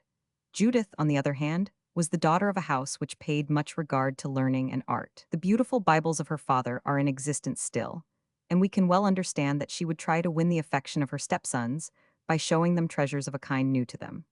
No one who has had the privilege of handling and examining the books in the Bibliothèque Nationale in Paris can ever forget the beauty of the manuscripts which belonged to Charles Le Chauve, Judith's father. The ivory covers of his Psalter and his Book of the Gospels, the beauty of the interior of those books, and the fineness of his St. Denis Bible and his Metz Bible, which is possibly the Bible prepared at Tours for Charlemagne under the care of Alcuin, abundantly convince us of the artistic taste of his family. Their evidence could be largely supplemented from the still existing manuscripts of Charlemagne, Louis le Debonair, and Lattre. His mother then, one day, showed to Alfred and an older brother an ornamental manuscript of Saxon poems. To tempt them to begin to learn, again the act of one who had not been responsible for their ignorance of book learning, she said she would give the book to the boy who could first learn to read it. Alfred was delighted with the beauty of the initial letter. He might well be delighted if it approached the beauty of the Lindisfarne Gospels, wrought a century and a half before, or the very different style of beauty of the manuscript, known as the Psalter of Athelstane, with its Byzantine type and Teutonic origin, parts of which Judith may well have seen and handled. The initial letter of the first psalm in this Psalter would indeed have been a prize for which a boy might face the pain of learning to read, even a boy devoted to hunting. Alfred spoke first, though the younger. "Will you really give it to the one who can most quickly understand and recite it before you?" She, glad and smiling, said, "To him I will give it." He took it from her hand, went to his master and read it. When it was read, he brought it back and recited it. It is not at all improbable that Judith did not know of his power of memory, and that instead of learning to read it in our sense of the word, he got his master to read it over till he knew it by heart and could point with his finger 80 to the words as he recited them. John the Deacon, writing in the same century, said that Pope Gregory the Great, others ascribe it to Gregory Roman III, invented musical notation as a memoria technica to remind him of tunes he had learned by ear. However that might be with Alfred, he had got the taste for written words which never left him. He set to work to learn the daily course of the religious services of the several hours, and then certain of the psalms, and then a number of prayers. All this collection he had in a little book which he carried day and night in his bosom. Asser, who joined him many years later, often saw him use this little book to assist his prayers, amid all the bustle and business of a king's life. But still, there is a hint that, when this collection was made, it was only to him a representation of what he knew by heart. For Asser says he could not at that time gratify his most ardent wish to learn liberal art, because, as Alfred told him, there were then no good readers in all the kingdom of the West Saxons. 8 Indeed, he confessed to Asser with many lamentations and inmost sighs of his heart, that the greatest of all the difficulties and impediments of his life had been that when he was young, and had the capacity for learning, 81 he could not find teachers.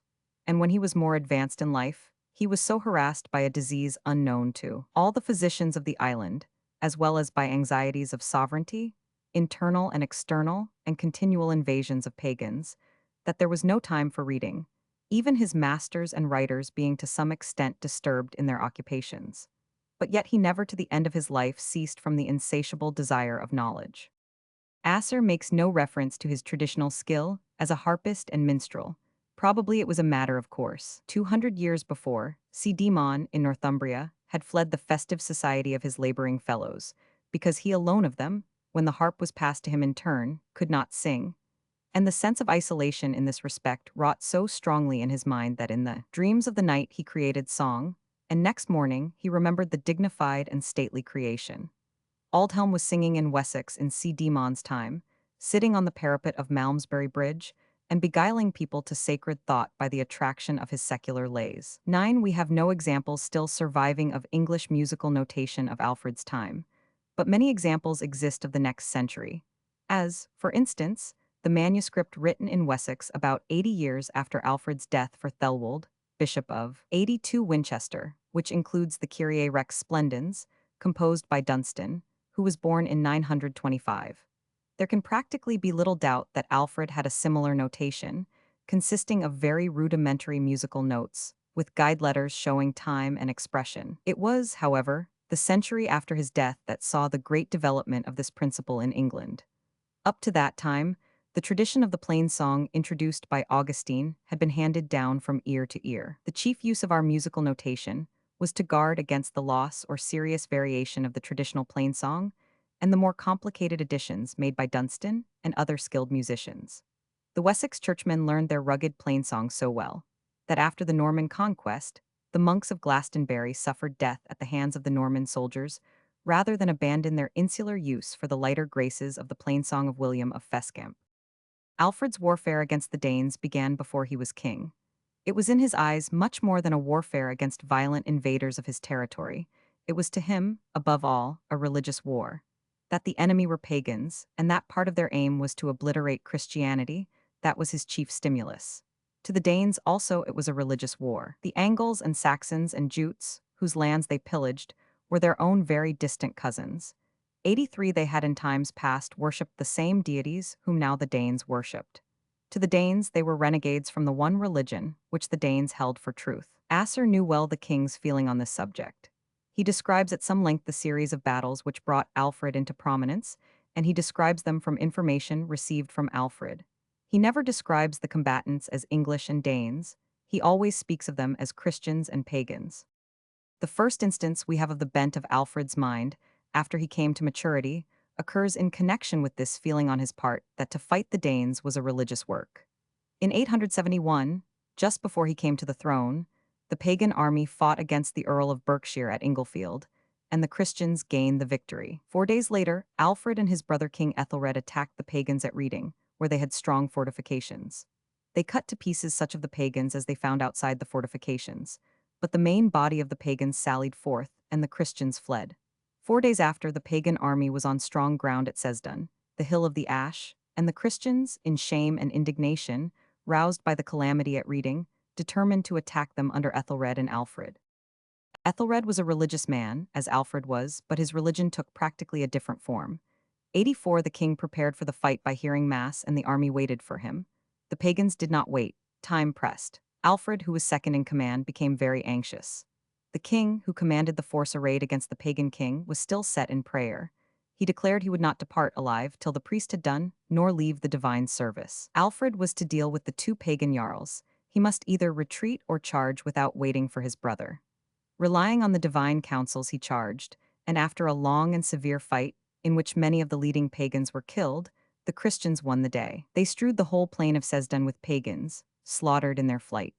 Alfred himself, it should be observed, was from childhood a frequent visitor of holy places, for the sake of prayer and almsgiving. It was certainly not from any disregard of prayer or of God's house and the public worship of God that he fought while Ethelred heard Mass. That same year, after another great fight at Basing in which the pagans got the victory, Alfred became king on the death of his brother, Ethelred's son Ethelwold being too young to reign. A month later, the pagans defeated him at Wilton. 8 pitched battles in 1 year, besides endless skirmishes by night and day, in which Alfred and his chief men were engaged without rest or cessation, 85 against the pagans. That is Asser's summary of the year which saw Alfred mount the throne of the West Saxons. The same note of a religious war is struck in the campaign in which Alfred finally triumphed. He issued forth from his stronghold in the marsh of Athelney to make frequent assaults upon the pagans. In the 7th week after Easter, 878, he rode to Ecgbert Stone, Brixton de Verrell in the eastern part of the Selwood, or Great Wood, in British Coit Mawr, and on the 3rd day reached Eddington, where he fought with valor and persistence against the pagans and defeated them completely, killing all who were not within the earthworks. The survivors he hemmed in for 14 days. At the end of that time, the pagans were worn out and begged for terms of peace. Their leader Guthrum proposed to become a Christian. It was agreed that those who would be baptized might settle in England. Those who would remain pagan must leave the island 10 in the final terms. As in every phrase of Asser's story, it stands out as a religious war, and as a great religious victory it ended. From that time, Christian Danes and Christian Saxons could agree. Roman II. His reign. His early years as king, communications with Rome, education of his children and others, his own labors, religious exercises, introduction of learned men, invention of candle clocks, distribution of income, foundation of monasteries, formation of his manual embassies to foreign parts, ecclesiastical laws. In the early and distressful days of Alfred's reign, his position was almost unbearable. He would not listen to the appeals for help and protection pressed upon him by his subjects. What was there that he could do to help and protect them? He was maturing his plans. Meanwhile, he repulsed his subjects and paid, or seemed to pay, no heed to their requests. The holy man sent Neot, who was his relation, some say his father's brother, often told him that he would suffer great adversity on this account, but Alfred turned, or seemed to turn, a deaf ear to the reproofs of the 87 man of God. His sin, Asser tells us, did not go unpunished. Alfred fell into so great misery that sometimes none of his subjects knew where he was or what had become of him. If this is true, it is sufficiently accounted for by his grave anxieties, and the terrible and mysterious disease which seized him suddenly in the midst of his marriage feast in 868, 3 years before his accession, and never left him free from pain, or the threat of pain, from the 20th to the 44th year of his age. But most probably the episode is merely part of the legendary life of St. Neot, inserted after Asser's time in his life of Alfred. Among other cares of the first 10 or 11 years of his reign, he turned his attention to the English school in Rome, and persuaded Pope Martin to free it from tribute and tax. This is the pope who absolved Bishop Formosus from his excommunication by Pope John Roman VIII, and from his vow not to return to Rome, a reversal which led to the trial and condemnation of the dead body of Formosus, mentioned on a later page. Alfred was now free to devote himself to the restoration of religion and learning. His own family management was a pattern to all. His youngest son, Ethelwerd, was sent to the schools which Alfred had by that time established. Here 88 he was taught in company with the children of almost all the nobility of the kingdom, and many that were not noble. They learned to read both Latin and Saxon books, and they learned to write, so that by the time they were ready to practice the manly arts, hunting and such pursuits as befitted noblemen, they had become studious and clever in the liberal arts. His older children had been taught at home, and no less carefully. They learned the Psalms and read Saxon books, especially Saxon poems. At the time when Asser wrote, Edward and Ethelswith XI were continually in the habit of making use of books. The king himself led a laborious life. Invasions by pagans, and his constantly recurring and disabling bodily pain, did not prevent his carrying on the government with vigor. And he was full of other occupations. Hunting in all its branches he continued to practice. He taught his workers of gold, 12 one of whom no doubt had made in the 89 earlier years of his reign, the ornament of gold and enamel found at Athelney in 1693, and now in the Bodleian, with its legend speaking of his personal care. Alfred had me made. He trained artificers of all kinds. He trained his falconers, hawkers, and kennelmen. By his own mechanical inventions, he was able to build houses beyond all precedent of his ancestors. He learned by heart the Saxon poems and made others learn them. He recited Saxon books. He alone never desisted from studying most diligently to the best of his ability. He attended Mass and the other daily religious services. He was frequent in singing psalms and in prayer, at the day hours and the night hours. He went to the churches at night to pray secretly, unknown to his courtiers. He was in the habit of hearing the divine scriptures read by his own countrymen, or, if it so happened, in the company of foreigners. His bishops, too, and all ecclesiastics, his earls and nobles, his officers and friends, were loved by him with wonderful affection. Their sons who were bred up in the royal household were as dear to him as his own. He had them instructed in all good morals, and never ceased to teach them letters day and night. And yet he complained to God, and to all who were admitted to intimacy with him, that the Almighty had made him ignorant of divine wisdom and of the liberal arts. He was affable and pleasant to all. That, we 90 may depend upon it, was the truth, and not that other story of morose repulse of all who sought him, and he was curiously eager to investigate things unknown. Determined to advance learning in his kingdom of Wessex, he invited out of Mercia 4 very learned men of that nation. They were Werfrith, Bishop of Worcester, who translated the dialogues of Gregory and Peter into Saxon; Plegmund, afterwards Archbishop of Canterbury, the founder of the Saxon Chronicle; and the priests Ethelstan and Werewolf. Night and day, whenever there was leisure, one of these 4 read to him, so that he possessed a knowledge of every book, though as yet he could not himself read his books. Further, he sent to Gaul for teachers, and 2 especially are named. These were Grimbald, the provost of St. Omer, a good singer, prominent in ecclesiastical discipline and good morals, very learned in Holy Scripture, and John of Corby, learned in all kinds of literature and skilled in many arts. Asser, who was of the greatest service to him, he persuaded to come to him out of South Wales. Asser's own account of the bargaining is very quaint. Asser's principal function was, as we have seen in the case of the 4 Mercians, to read to him night and day whenever there was time. Alfred carried his determination, 91 to have learned men, in important places, so far that he would rather keep a bishopric vacant than fill it with an unlearned man. That he had the income of vacant bishoprics has been made a charge against him. An examination of the dates of death of bishops in Alfred's dominions, and the dates of consecration of their successors, fails to provide any serious ground for a charge of this kind. The story of Alfred's invention of candles to measure the time is well known. It is not so well known that his desire to measure time correctly came from a religious motive. His determination was to give to God half his time, day and night. So far as the day was concerned, if the sun was visible, the division could be made, but clouds by day baffled him, and at night there was darkness. Hence the invention of the candles, which were measured to burn 4 hours each. Each candle was divided into 12 equal parts by lines on the surface. The invention of a lantern followed, for a reason which sets before us the discomforts of life in those times. Candles did not burn steadily and evenly, for the flame was blown about by the violence of the wind, which blew day and night without intermission through the doors and windows of the churches, the fissures of the divisions, the plankings, the walls, or the sides of the tents. Alfred made boxes for the lights, with 92 doors of white oxhorn planed so thin that they were like glass. There are small niches in some of our churches now, with signs of doors, probably for protecting the lights at night from the draught. And as he gave half of his time to God, so he gave half of his income. Ethelwulf, his father, had released from tribute to the king 1/10 part of the royal estates 13 for the glory of God and his own eternal salvation. Alfred divided his income into 2 equal parts, for secular and for ecclesiastical expenditure. The secular half was divided into 3 equal parts. The first was for his soldiers and the nobles who attended at his court and performed divers functions. These latter were in 3 sets, each of which performed 1 month's service in each quarter and spent 2 months at home. The next third went to the operatives whom he had collected from every nation, of great skill in every kind of construction. Workers in gold are specially mentioned in another part of Asser's description. The remaining third went to foreigners who visited him, whether they asked for money or not. So much for the secular half of his income. The second half of each year's income was all given to God. It was divided into 4 parts.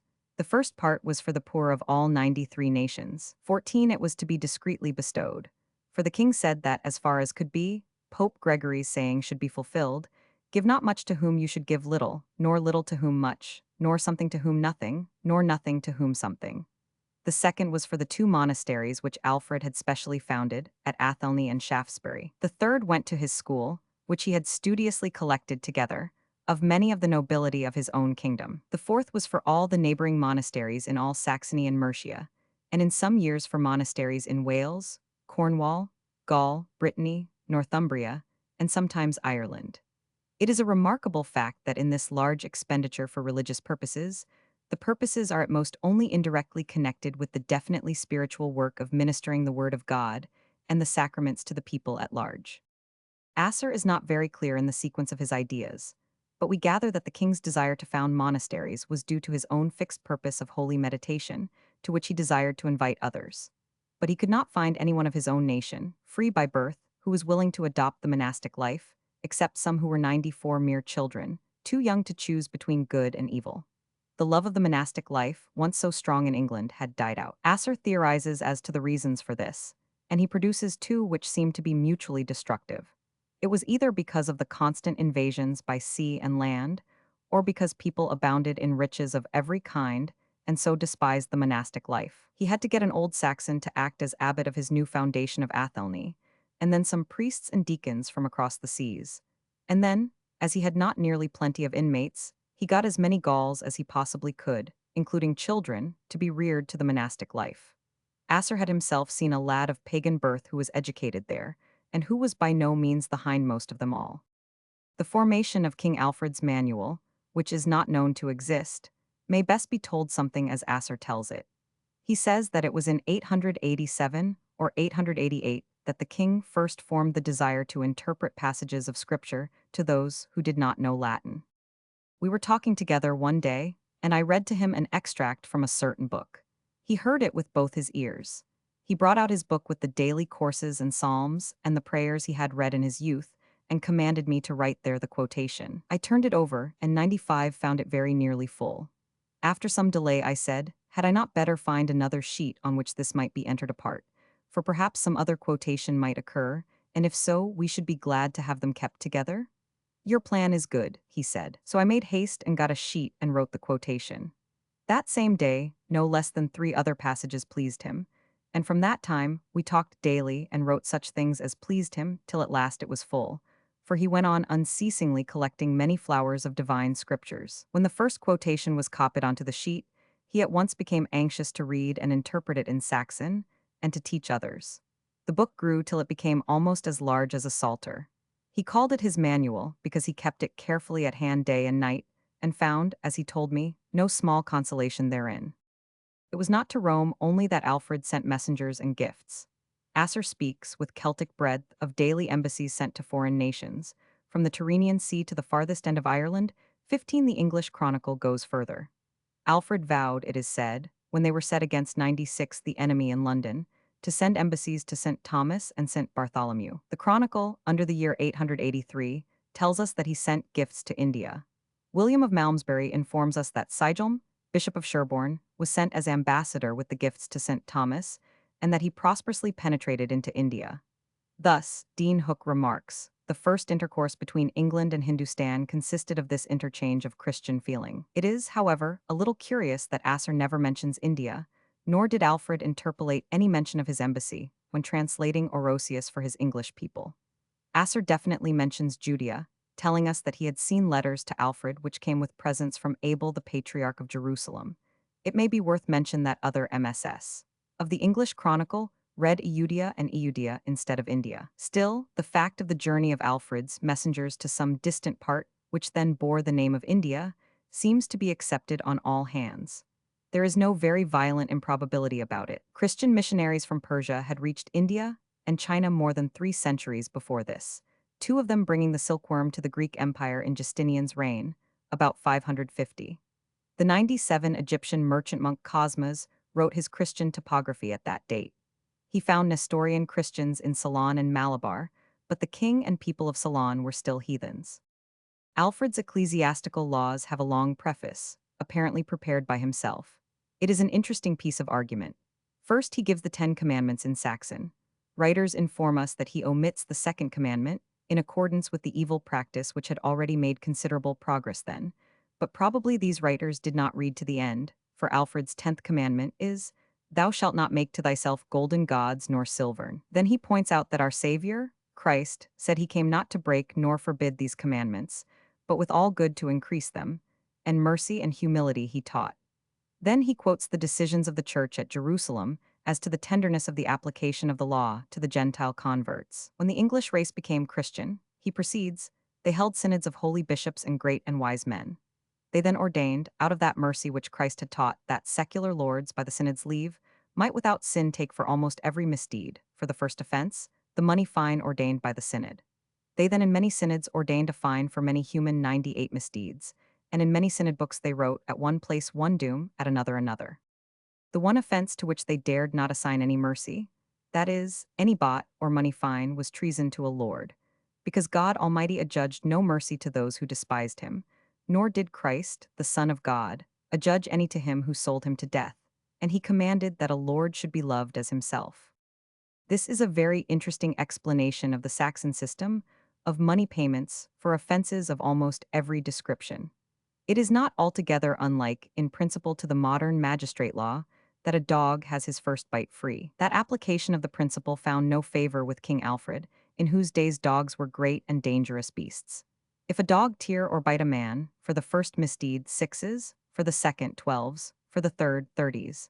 If the dog do more misdeeds, the owner is to go on paying, or must repudiate the dog. These many dooms I, Alfred the king, gathered together, and commanded many to be written of those our forefathers held which to me seemed good, and many of those which seemed to me not good, I rejected them by the counsel of my wise men. I durst not venture to set down much of my own, for it was unknown to me what of it would please those who should come after us. 3 characteristic dooms may be quoted. 99. He who steals on Sunday, or at Christmas or Easter, or on Holy Thursday 16, or on Rogation days 17, or during Lent, shall pay a twofold bot. If a man go to the church and reveal an offense not revealed, and confess himself in God's name, be it half forgiven. For holidays, to all freemen, 12 days at Yule, and the day on which Christ overcame the devil, and the commemoration day of St. Gregory, and 7 days before Easter and 7 after, and 1 day at St. Peter's tide, and 1 day at St. Paul's tide, and in harvest the whole week before St. Mary Mass, and 1 day at the celebration of All Hallows, and the 4 Wednesdays in Ember weeks. 42 days in all, making, with the addition of Sundays, just a quarter of the whole year. Romans 3. His translations and his will.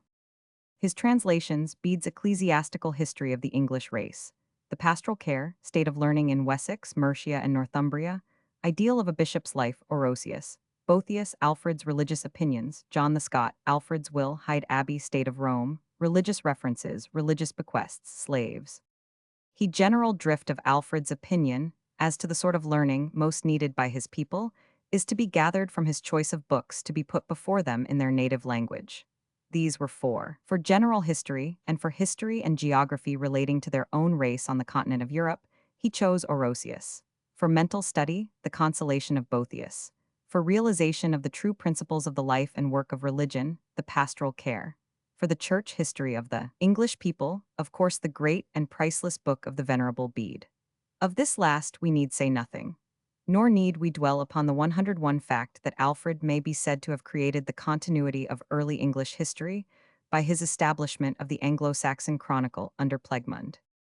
The preface to Alfred's translation into English from the Latin of Pope Gregory's Pastoral Care, a treatise on the life and work of a bishop, gives us so clear an insight into the king's mind, and such valuable information as to the state of learning in his time, that it deserves to be printed in full.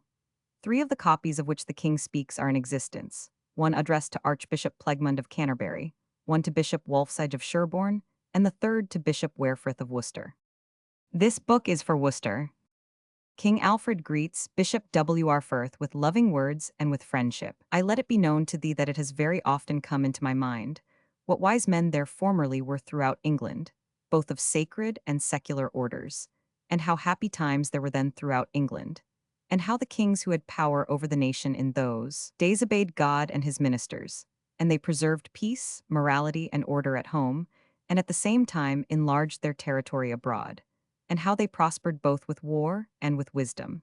And also the sacred orders, how zealous they were both in teaching and learning, and in all the services they owed to God, and how foreigners came to this land, 102, in search of wisdom and instruction, and how we should now have to get teachers from abroad if we were to have them. So general was the decay in England that there were very few on this side of the Humber who could understand their rituals in English or translate a letter from Latin into English.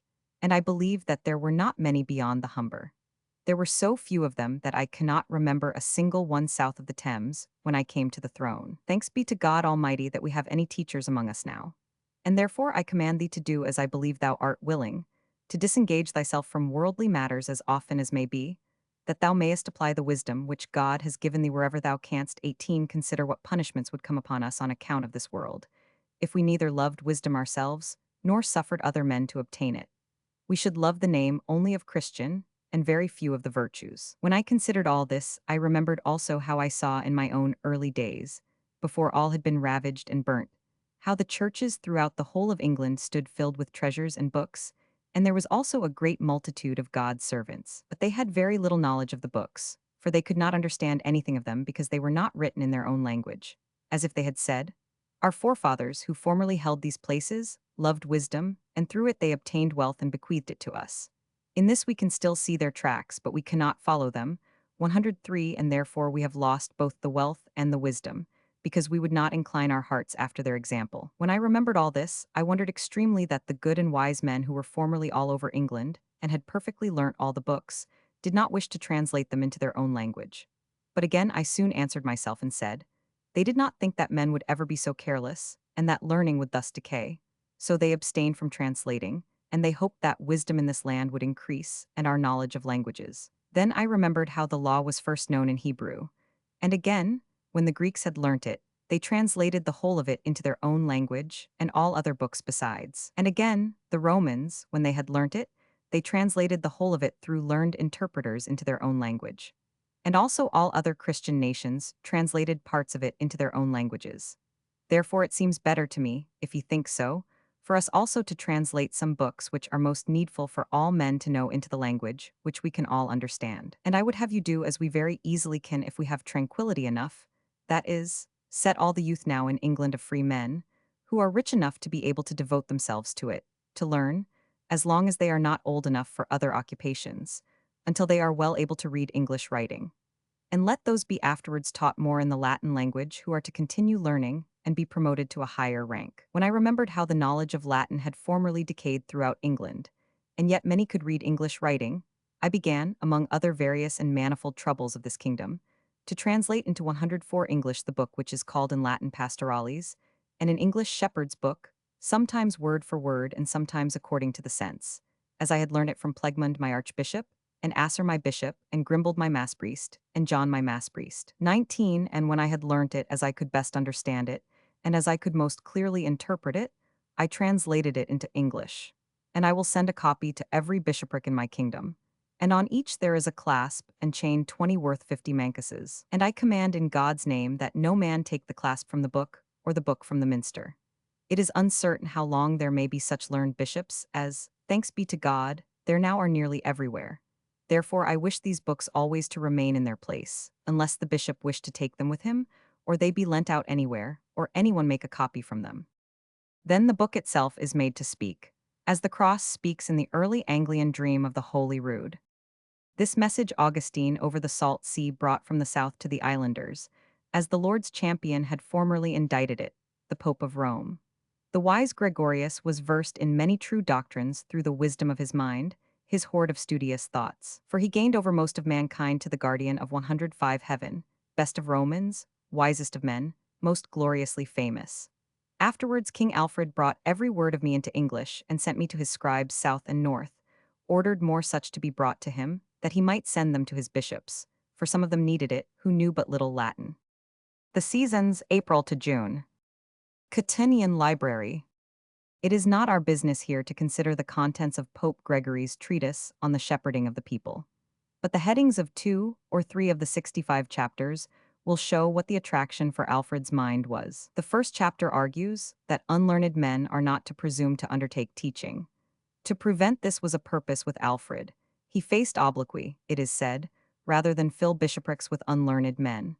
The second chapter forbids even learned men to undertake to teach if they are not ready to live in accordance with their own precepts. The third and fourth chapters no doubt appealed to himself as a secular governor, though they related to spiritual government, how he who governs must despise all hardships, and how afraid he must be of every luxury, and how often the occupations of power and government distract the mind of the ruler. The 65th chapter brings the whole to a conclusion with an argument thoroughly after Alfred's own heart.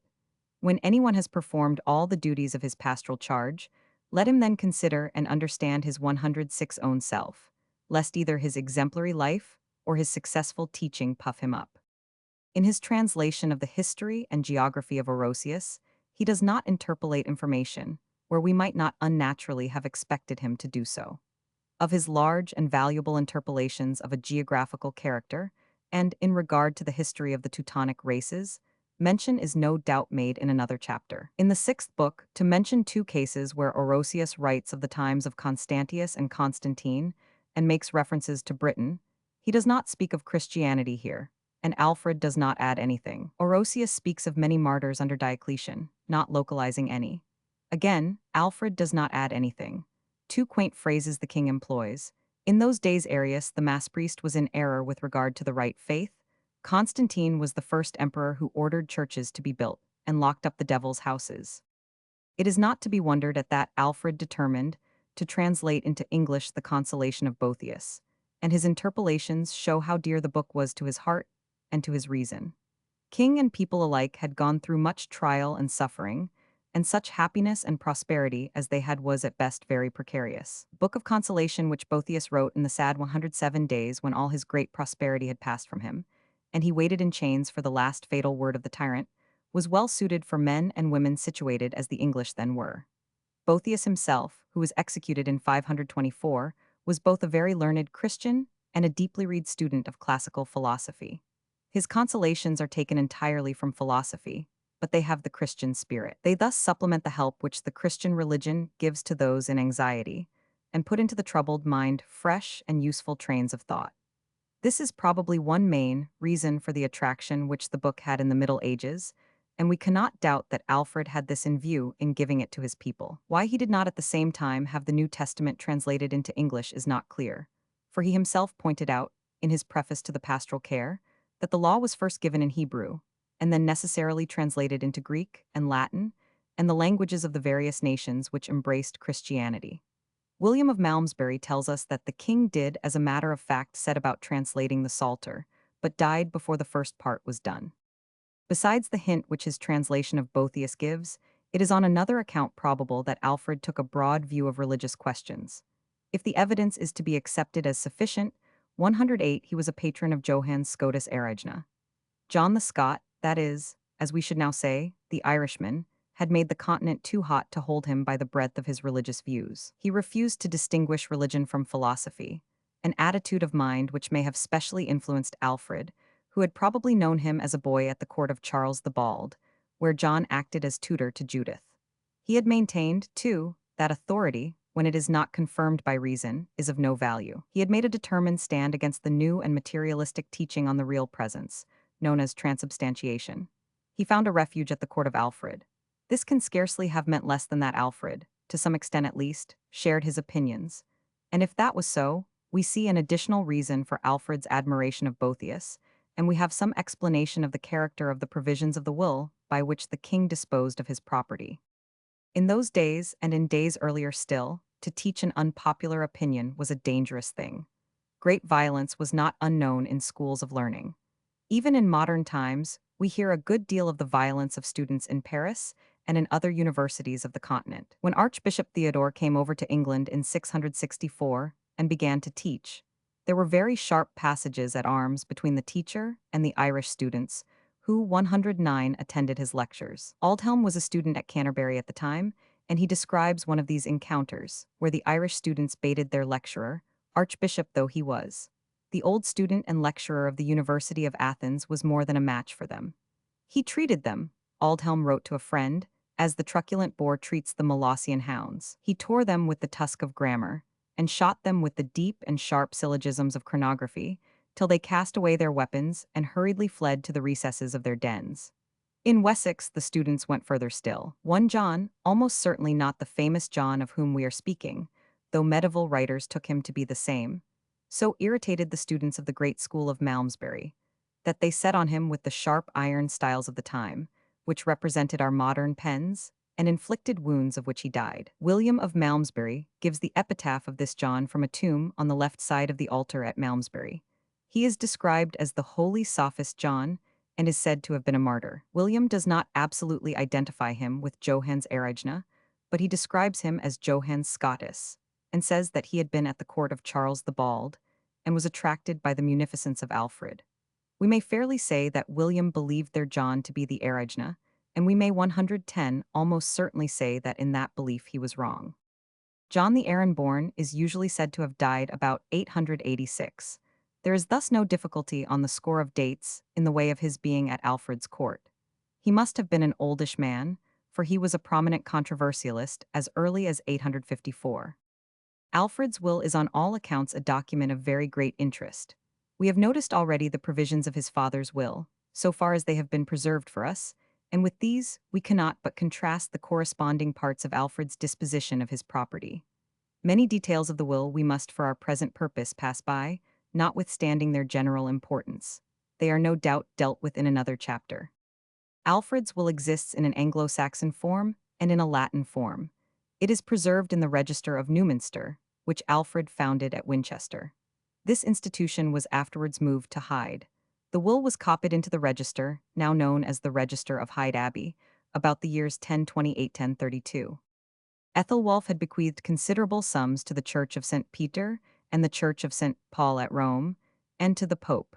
Alfred had sent presents to Rome. From 883 to 890, there are 4 records of West Saxon gifts, but after 890, there 111 is no record, and in Alfred's will no mention is made of the chief city of the Western world or of the spiritual head of the Church of the West. One explanation may be that at his death the sad period had already begun, which makes men of all Christian creeds hang their heads with shame that such things could be. King Alfred's court was unique among secular courts in its purity and order. The papal court had entered upon one of those phases in its existence where it has stood out prominently among the most impure and disorderly spots on the face of the known earth. It is enough for anyone who knows the meaning of the references to glance at the table of contents of a church history for the years 896 and 897, death of Pope Formosus, Pope Boniface Roman VII, trial and condemnation of the body of Formosus by Pope Stephen Roman VI, Pope Stephen strangled, Pope Romanus, Pope Theodorus Roman II, Pope John Roman IX, Pope Sergius Roman IV, Marquisate of Tusculum, Theodora and Marozia. We can well understand that not all Alfred's reverence for the place where lay the bodies of St. Peter and St. Paul could overcome the effect of a record so grievous as that. Turning to those parts of Alfred's will which have a directly religious bearing, it is impossible not to be struck by the obliqueness of the religious references. Of his reliance on divine help and his trust in divine assistance, there is no doubt. He 112 clearly regarded these as powers actually at work in the world, and as the one only means by which the actions of those who should follow him might be rightly guided. It is by God's support that he trusts his will may be carried out. He is king by God's grace. He has considered of his soul's health, and of the inheritance which God and his ancestors did give. But he is reserved and elusive where other men of the time were detailed and definite. The air of reserve would almost seem to indicate that the teaching of John the Erigena, while it had not in the least shaken the confidence of his faith and trust, had seriously indisposed him to speak in confident detail of the relations of man's service to God's help. Let them distribute, for me and for my father, and for the friends that he interceded for and I intercede for, 200 pounds, 50 to the mass priests all over my kingdom, 50 to the poor servants of God, 50 to the distressed poor, 50 to the church where I shall rest. And I will that they do restore to the families at Domersham their land deeds, and their liberty to choose any man they will, i.e., to continue to live under that lord or to choose another, for me, and for LFLD his eldest daughter, and for the friends that she did intercede for, and I do intercede for. And let them also seek with a living price 21 for 113 my soul's health so far as may be 22, and as is fitting, and as ye to give me shall be disposed. It has been clearly shown that on Seawickham Seep was a recognized phrase for, with live stock. The reserve of Alfred's language in this, the most important part of his will in medieval opinion, is worthy of note. Indeed, the absence of definite words which might have been expected is so marked that in another Latin copy, a very incorrect translation of part of the Anglo-Saxon will, they are added, but curiously enough are connected solely with the restoration of the land books to the people at Domersham. The freeing of slaves was a religious work. It will be seen that as a religious work Alfred himself regarded it. I beseech in God's name, and in the name of his saints, that no one of my relations or heirs obstruct the freedom of those whom I have redeemed. The West Saxon Witan have pronounced it lawful that I may leave them free or bond as I will. But I, for God's love and for my soul's advantage, will that they be master of their freedom and of their will. And in the name of the living God, I bid that none disturb them, neither by money exaction nor by any manner of means. It is a well-known fact that the Church set before men the duty of giving slaves their freedom. 114 late in the 7th century, Bishop Wilfrith released 250 men and women whom he found attached as slaves to his estate of Selsey, and Archbishop Theodore denied Christian burial to the kidnapper, and prohibited the sale of children by their parents after the age of 7. In the year 816, the Archbishop and bishops of the southern province, 13 in number, met in council at Selcheth, Chelsea, and bound themselves by canon to free at their death every Englishman, who, during their tenure of the lands of the bishoprics, had become a slave, the usual causes of enslavement in time of peace being poverty or crime. There is a canon of that council, directed against the abstraction of monastic charters and lists of landed property, which has a very modern sound about its title, that monasteries be not deprived of their telegraphs. We cannot close this chapter better than with Alfred's own right royal words. I can assert this in all truth, that during the whole course of my existence I have always striven to live in a becoming manner, and at my death to leave to those who follow me a worthy memorial in my works. Alfred as Warrior. By Charles Oman. Alfred as Warrior. Of all the aspects of Alfred's many-sided life, there is none more interesting, yet more baffling, than his military career. We know its outlines. His lot fell in the direst time of storm and stress that had ever come upon the English. He weathered the tempest which had so sorely buffeted his father and his brothers, and steered the ship of the state into calmer waters. We have a not inconsiderable bulk of records concerning his campaigns, yet again and again the why and the wherefore of triumph and defeat elude us. The all-important details which would explain why things went ill in 872 and well in 878, why Basing saw a disaster and Buddington a victory, are withheld. The unwearied king marches east and marches west, now with a large army, now with a mere handful of men. He reaches his foes and brings them to bay.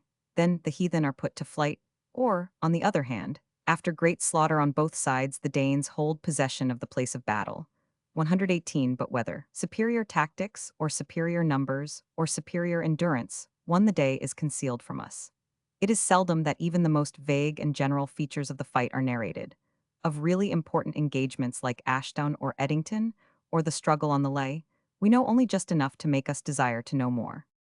Fortunately, we are able to make out a good deal more about the strategy than about the tactics of Alfred's campaigns. His itineraries are generally preserved, and the natural features of hill and vale and marsh and wood can easily be ascertained. Similarly, there is a certain amount to be recovered concerning his work as a military organizer, though here our authorities give us hints rather than facts, and make it very hard to disentangle his reforms from those of his worthy successor, Edward the Elder. When Alfred first looked upon the face of war, the English had been already engaged for some 70 years in their great struggle to drive off the Vikings, and were prospering little in the attempt. The period during which the invaders had contented themselves with sporadic descents on the towns and monasteries hard by the sea was long over. They were now cutting their way deep into England from every side, and prolonging their stay more and more every year. While Alfred 119 was still a child by his mother's knee, a yet more threatening stage had been reached. Instead of returning to their homes by the Danish and Norwegian fjords, when autumn drew to an end, the enemy had begun to fortify some ness or island by the English shore, and to abide there all the winter months. The period of objectless plunder was drawing near its end, and that of settlement and conquest was approaching. It is not hard to make out the main causes of the ineffectiveness of the resistance which the English kingdoms offered to the invader.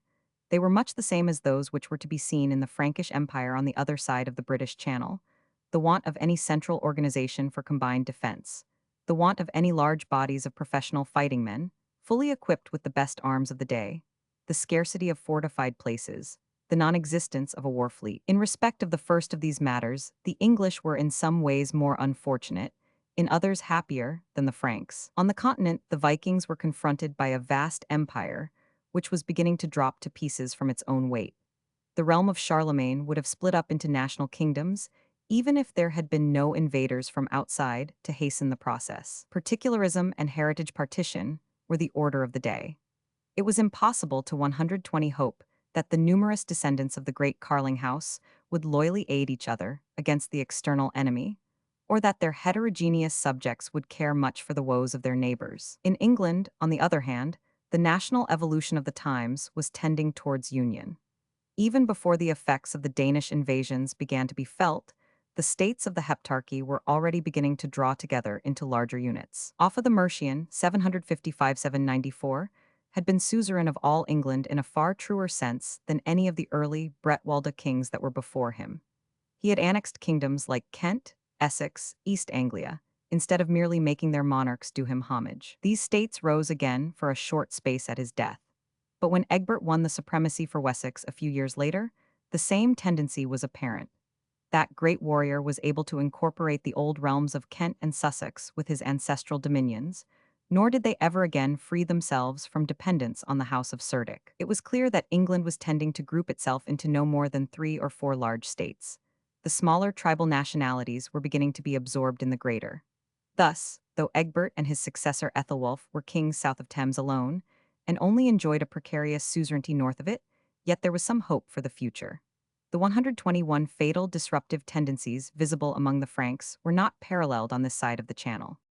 In the second point, wherein the old Christian kingdoms were at a disadvantage when struggling with the Dane, the want of a large and well-armed body of trained fighting men, England was probably in a worse condition than her continental neighbor. Both possessed two classes of warriors: a small body of wealthy landed vassals of the king, bound to him by special oaths of allegiance, and the general levy of the countryside, torn from the plough when necessity demanded. The former were more or less professional warriors. The English Jessithcun man holding land, if he neglected his lord's summons to join the host, forfeited his estate and paid a crushing fine as well. The ordinary peasant, the Siorlish man, only suffered pecuniary punishment for the same offense. The Jessiths, or Thanes, as they were now beginning to be called, a wealthy, well-armored military class, were the core of the national host. The rude masses of the half-armed country folk were a far less efficient part of the military forces of the realm. But in England, the thenhood does not appear in the 9th century to have reached nearly the same stage of relative importance as had the Frankish vassals. They would seem to have been less numerous in proportion to the size of the states, and less powerful in the realm. As a combatant body, too, they 122 were inferior, for the Franks had taken to fighting on horseback, and every vassal came to the host not only well-armed but well-mounted. The English were still fighting on foot like their ancestors. They did not, indeed, learn cavalry service till the 11th century. In contending with an active and rapidly moving enemy like the Dane, this want of horsemen was a terrible drawback to the English host. The third source of weakness which we have named, the scarcity of well-fortified strongholds, was felt both on this and on the other side of the Channel. Neither Frank nor Anglo-Saxon had made any systematic attempt to keep up the great fortresses which they had inherited from the Romans. But here again, the English were at a greater disadvantage than their continental neighbors. They had neglected scientific fortification even more than the Franks. They mostly dwelt in open towns and villages. Even the ancient Roman walls of great cities like London and York had been allowed to fall into decay. At most, they surrounded important positions with a ditch and a stockade. Of the building of an actual wall we hear only at one place, the Northumbrian capital of Bamborough. The Franks, among whom city life was far more important than in England, seem to have done somewhat more in the way of keeping up the old Roman enceinte of their great 123 towns. They had also taken of late to the building of strongholds destined to hold down conquered territory. Charlemagne had warred down the obstinate Saxons mainly by rearing line after line of burghs among their heaths and forests. No great English king had yet tried to maintain his control over his vassal states by such an expedient. Even if the Frankish burghs were but concentric rings of ditch, mound, and palisade, they were by no means lacking in importance in the day of danger. In the matter of naval defense, on the other hand, there was more hope for England than for her continental neighbors. The Saxons and Angles had always been seafarers. The Franks had never taken to the water. Neither of the nations possessed any regular war fleet, but in the one the national genius was favorable to its creation, in the other it was not. We hear, indeed, long before Alfred's day, of intermittent attempts of English kings to do something on the seas. The most notable was the assault on Ireland, which the Northumbrian Ecgfrith made in 684. In the days of Alfred's own father, Ethelwulf, there was at least one endeavor to meet the Danes upon the water. The Anglo-Saxon Chronicle tells how the Kentish alderman Ealhar fought in ships at Sandwich and took 9 ships of the heathen and put the rest to flight. 851. It is possible that the same chief was engaged in a second naval, 124 battle 2 years later. For in an unsuccessful attempt, which he made to turn the Vikings out of Thanet, there was much slaughter, and many men drowned upon both sides. Thanet being then separated from the Kentish mainland by a broad estuary, it is conceivable that there was some fighting on shipboard on this occasion also. But any small naval resources which England possessed in the second half of the 9th century seemed hopelessly inadequate to impose the least check on the Danes. The invaders came in squadrons numbered by the 100 vessels. Even after Alfred had begun to take in hand a scheme for building a regular fleet, the English ships were only counted in tens or scores. In our own days, a power possessing some few vessels, and expecting invasion, would turn them to use by setting them to watch for the enemy, discover him, and give early knowledge of his approach, or to follow his course and divine his intentions. But such tactics demand vessels that can keep the sea for long spaces of time, and in any weather. Neither English nor Danish galleys were suited for such work. They preferred coasting voyages, and touched the shore frequently, creeping from cape to cape and from isle to isle. The only voyage across a broad and open sea was that which was made when a Viking fleet ran straight across from the southwestern Cape of Norway, instead of coasting along 125 the Danish and Frisian shore. The Scandinavians were daring seamen, but their skill and pluck was shown rather by the way in which they felt their way along dangerous, rock-bound coasts, like those of the Hebrides or Western Ireland, than by passages across the high seas. For such crossings they waited for long spells of fine weather, in order to run the least possible risk. This was only natural, for their ships were but long, light, undecked vessels, depending mainly on their 12 or 16 oars a side, and only using their sails when the wind set fair. To face a really serious Atlantic storm, they were wholly unfitted, and even the rough weather of the Channel could be too much for them. In 877, a whole fleet of 120 ships was wrecked near Swanage on the cliffs of the Isle of Purbeck. It was no wonder that they preferred to pick their weather, and to hug the shore, in order that they might run into the nearest haven when a tempest seemed at hand. The seamanship of the English was undoubtedly inferior to that of the Scandinavians in the 9th century, and we may guess that, in handiness as well as in numbers, they were wholly unable to vie with their enemies before Alfred's day. The years 848–80 were the darkest period in the dismal century of the Viking raids. Neither in England nor on the continent had there been found any effective way of resisting the invaders, 126 nor any great warrior who could inspire his subject with the energy and courage that was needed to face the ever-growing evil. Kings like Ethelwulf or Charles the Bald, however good their intentions, were wholly inadequate to the task. Their warlike sons, Louis Roman III, the victor of Saucourt, and Ethelred, the victor of Ashdown, were cut off in the prime of their years, just when they were beginning to win themselves a name. The Danes went where they would, no longer taking to their ships when the national levy came out against them, but stockading a camp and defying the owners of the soil to evict them from it. Almost always the assaults made on these strongholds ended in disastrous failures.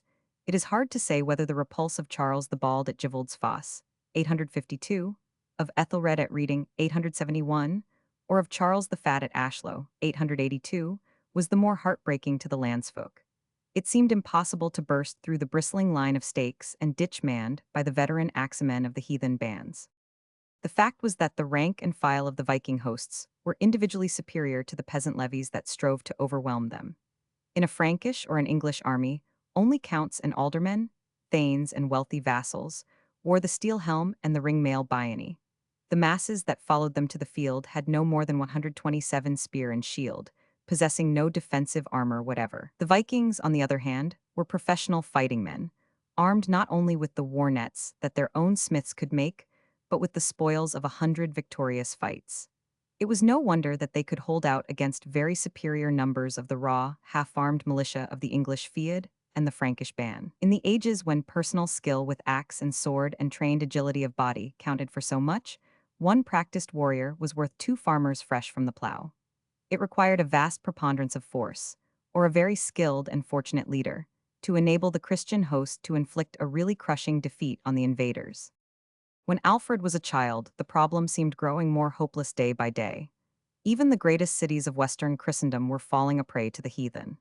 London had been taken and sacked in 851, Tours in 853, Paris in 857, Winchester in 860. The invading hordes, now carried in fleets of 300 or 400 sail, came ashore where they would, seized horses in the countryside, and rode across the land, plundering far and wide, to some appointed spot to which their fleet came round and joined them. Or they would draw their ships ashore at some convenient estuary, set a guard over them, and send the rest of the host to make a circular raid, which finally took 128 them back to their camp and their vessels. The former plan was the better, since if the ships ran out to sea after throwing ashore the landing force, the defenders of the realm did not know where the march of the enemy would be directed, while if the fleet was immobilized on some ness or island, it was easy to intercept the raiders, who were bound to make their way back to their base. The lowest pitch of despair seemed to be reached, when in many regions rulers and people ceased to try to defend themselves against the Danes, and merely strove to procure a precarious respite from their oppressors, by bribing them to depart and transfer their ravages to other shores. This was done in 865 by the Kentishmen, in 866 by the East Angles, in 869 by the Mercians. Of course the expedient was futile. The news that one Viking host had received a handsome tribute only drew down another, set on obtaining similar booty. Finally, there came the last step of all. Not content with plunder and blackmail, the invaders began to think of taking up their permanent residence in the land and making its unfortunate inhabitants their subjects. The idea had already occurred to Jarl Thorgils in Ireland, but his ephemeral kingdom had disappeared at his murder. Now it was renewed in England in 868, after the Battle of York, the most fearful disaster which had yet befallen any of the Christian kingdoms. The 129 Danes had stormed the Northumbrian capital. They had slain the two rival kings, Osbert and Ella, who combined to attack them. All the thenhood of the northern realm had perished. Taking up their quarters in the ancient city of Edwin and Oswald, the conquerors began to parcel out the neighboring region among themselves as a permanent possession. It was in the year after this terrible downfall of the northern kingdom that Alfred made his first campaign. He was now 19 and had just married his Mercian bride, Ealhswith, the daughter of Alderman Ethelred. The enterprise in which he was engaged was one of a very typical character. A dozen expeditions with the same unfortunate end could be cited from the English and Frankish annals of the third quarter of the 9th century. A large Viking host had entered Mercia and forced its way up the Trent as far as Nottingham. King Burgred sent to Wessex to beg the aid of his brother-in-law Ethelred, who marched to his help, taking his brother Alfred with him as second in command. The united hosts of the two English realms were too large for the Vikings to dare to face them in the open field. They stockaded themselves in a great camp on the banks of the Trent and waited to be attacked.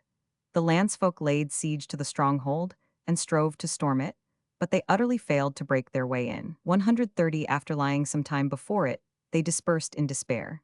Ethelred and Alfred went home.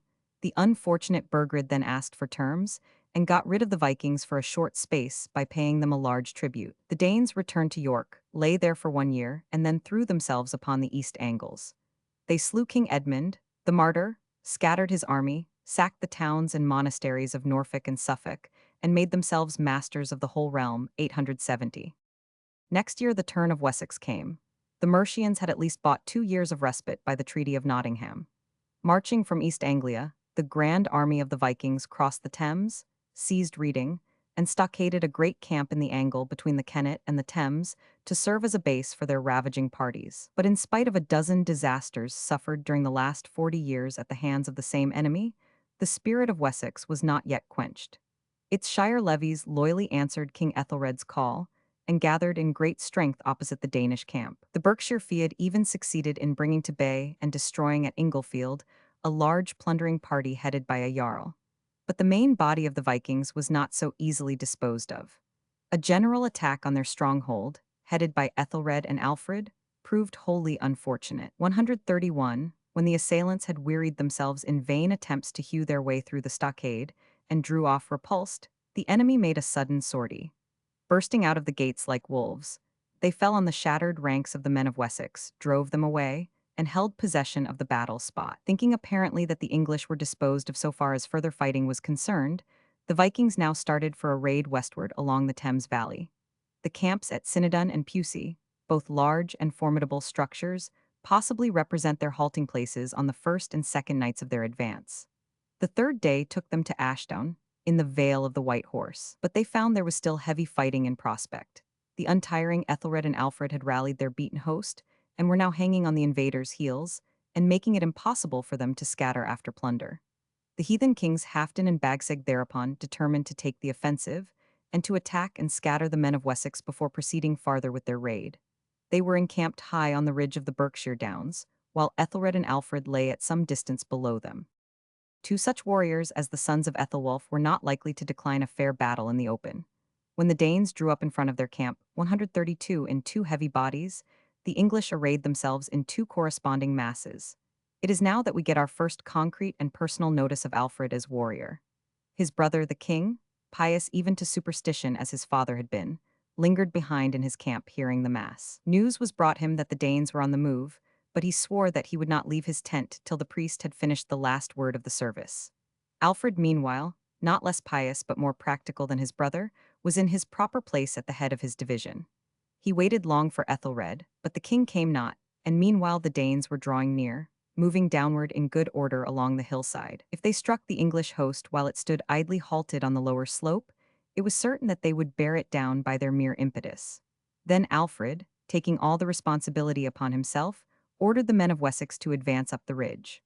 The four hostile divisions met with a great crash on the downside, where a single stunted thorn was long pointed out as the actual spot of collision. The struggle was long and fierce, but Alfred, pushing uphill like a fierce wild boar, broke the Danish line, and finally the invaders gave way and fled. King Bagsig and 5 earls, 2 Citrix, Osbjorn, Frina, and Harold were slain, with many thousands of their men. Ethelred only arrived in time to 133 urge the pursuit, which was continued for 2 days, till King Halfdan and the wrecks of his host succeeded in sheltering themselves behind the palisades of their camp at Reading. Western Christendom had won few such victories over its invaders, yet all the fruits of the success vanished unaccountably in a few weeks. How it came to pass we cannot say, but only 14 days after Ashdown another fight took place at Basing, a dozen miles south of Reading, and this time Ethelred was defeated. 2 months later the war was still lingering on the borders of Berks and Wilts, and a battle was fought at Marton, near Bedwin, in which Ethelred and Alfred were thoroughly beaten, and the king mortally wounded. He died at Eastertide, and his decease was at once followed by his brother's election to the throne, 871. Hitherto, save at Ashdown, it has been impossible to separate Alfred's doings from those of Ethelred. We may guess that much of the untiring energy shown by the men of Wessex was due to the activity of the Etheling rather than to that of his pious elder brother, but we can prove nothing. When, however, Alfred begins to reign in his own right, we can at last make him personally responsible for the conduct of the war. At first, it must be confessed, we can detect little more than mere courage and perseverance in 130 for the young king's conduct. Of generalship we find no evidence. His first battle was a disaster. The victors of Marton, strengthened by a large new summer army from overseas, pressed deeper into Wiltshire. Ere Alfred had been a month on the throne, he met them near Wilton, but his army was small. The spirit of Wessex had begun to fail after a year in which 8 engagements with the invaders had already been fought, 4 of which had been bloody defeats. The Thenhood was terribly worn down in numbers, the shire levies so discouraged that they came to the muster in number far smaller than usual. But Alfred nevertheless offered battle. Taking up a strong position on a hill, he repulsed the Danes with great slaughter when they attacked him. But his army, carried away by their ardor, charged down from its favorable post to cut up the defeated enemy. The Vikings rallied and turned on their scattered pursuers, whom they finally drove from the field. Thus inauspiciously began Alfred's independent military career. But in spite of their victory, the Danes, who had suffered almost as much as the English in this year of battles, consented to retire from Wessex on receiving a moderate sum of money. Alfred paid them, though he must have been aware that he was only buying a short respite. Time, however, was all valuable to a king who wished to reorganize his exhausted realm. For the next 4 years, 872-875, there was comparative peace in Wessex. The enemy was employed partly on the continent, partly in the conquest of Mercia, whose eastern half they annexed in 874, handing over the western part as a vassal kingdom to an unwise thane named Ceolwulf, who fondly thought that it was possible to settle down as a vassal of the greedy Northmen. Alfred's main endeavor in these years was to develop a navy. He built galleys and longships, and exerted himself to find trained crews for them, hiring pirates, converted Danes, we may suppose, to teach his own men seamanship. The beginnings of this national fleet must have been modest, for the chronicler thinks it a fact of note that the king's galleys were able in 875 to attack 7 Viking ships, take one, and chase the rest out to sea. 2 years later, however, the squadron, as we shall see from its doings, must have developed to a more formidable strength. It was not till 876 that Alfred's reorganization of his realm was put to the test. In that year, a great Viking host under the kings Guthrum, Oskytel, and Amund made a sudden dash into Wessex, appeared in Dorsetshire, and seized Wareham, where they stockaded themselves between the Frome and the Trent in one of their usual water-girt camps. Alfred was soon upon them with the whole levy of Wessex, and held them so tightly blockaded. He 136 made no attempt to storm their works after the experience of Reading, that they asked for terms, gave hostages, swore their greatest oath, and promised to depart. But when the king was off his guard, all that part of the host that was provided with horses made a sudden sally, slipped through the English lines, and rode day and night till they reached Exeter, which they took by surprise. There they again stockaded themselves, and lay entrenched for the winter of 876-877. The indefatigable king followed them, again drew lines round their camp, and beleaguered them till they were oppressed with famine. They were depending for their relief on a squadron which was to run down the channel and join them at the mouth of the EXE. But Alfred sent his fleet, such as it was, to intercept the incoming pirates. There was an engagement somewhere off the south coast, from which the Danes retired without winning a victory, and immediately after a great storm cast their vessels on the cliffs of the Isle of Purbeck. 120 galleys, with all their crews, are said to have perished near Swanage. Reduced to despair by this news, the Danes at Exeter asked for terms, and departed for Mercia before the summer was out. This campaign had been such a complete success for Alfred that the events of the next year are a perfect surprise to us, as indeed they were to the 137 contemporary observer. Slay 30,000 of these heathen in one day, says Asser, and on the next 60,000 will appear. In the first days of January 878, the main army of the Vikings, starting from Mercia, made a sudden and unexpected descent on Wiltshire, cutting the West Saxon realm in twain. From a central camp at Chippenham, they raided east and west into Hampshire on the one side and Somersetshire on the other. At the same time, a separate pirate fleet, which had spent its Yule in South Wales, crossed the Bristol Channel and threw itself upon North Devon. It must have been the sudden and unexpected character of such an attack at midwinter, which for a moment seemed to have crushed Wessex. The king, who appears to have been in the west at the time, threw himself into the Isle of Athelney with a small band of his thanes and personal retainers, and there built his famous stockade in the marshes of the Parrett. Elsewhere there was panic. Many men of note fled overseas to the Franks. Large districts offered tribute and submission to the Danish king Guthrum. But the worst of the panic only lasted a few weeks. Before Easter, the men of Devonshire rallied and cut to pieces at Kenwith the army from South Wales, slaying its leaders, Ingwar and Hubba, and 1,200 of their followers, and capturing their famous Raven standard. Somewhat later, the 138 levies of Somerset, Wilts, and Hampshire assembled in the forest of Selwood under the king in person, and marched against the Danish camp at Chippenham. The invaders, thinking they were strong enough to fight in the open, moved out to Eddington to meet the advancing English. There they were routed in a battle of which we know no details, save that the king's men fought in one dense mass, not in two, as at Ashdown, and that the fight was long and desperate. The defeated host fled to its stronghold at Chippenham, on the east bank of the Avon. Alfred followed hard upon them, and pushing up to the very gates of the stockade, built a camp almost in actual touch with it, so as to make any sortie well-nigh impossible.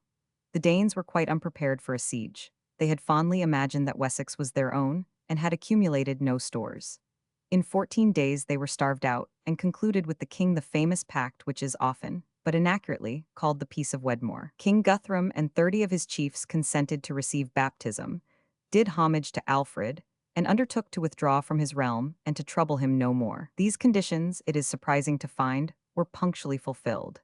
The Viking became a Christian and withdrew his host first to Cirencester in Mercia and then to East Anglia, where they all settled down and gave no trouble for some 139 years. A great fleet which had come up the Thames as far as Fulham and had been harassing Kent and western Wessex, lingered some months after Guthrum's defeat, but gave up its enterprise in the spring of 879, sailed off eastwards, and set itself to ravage Flanders.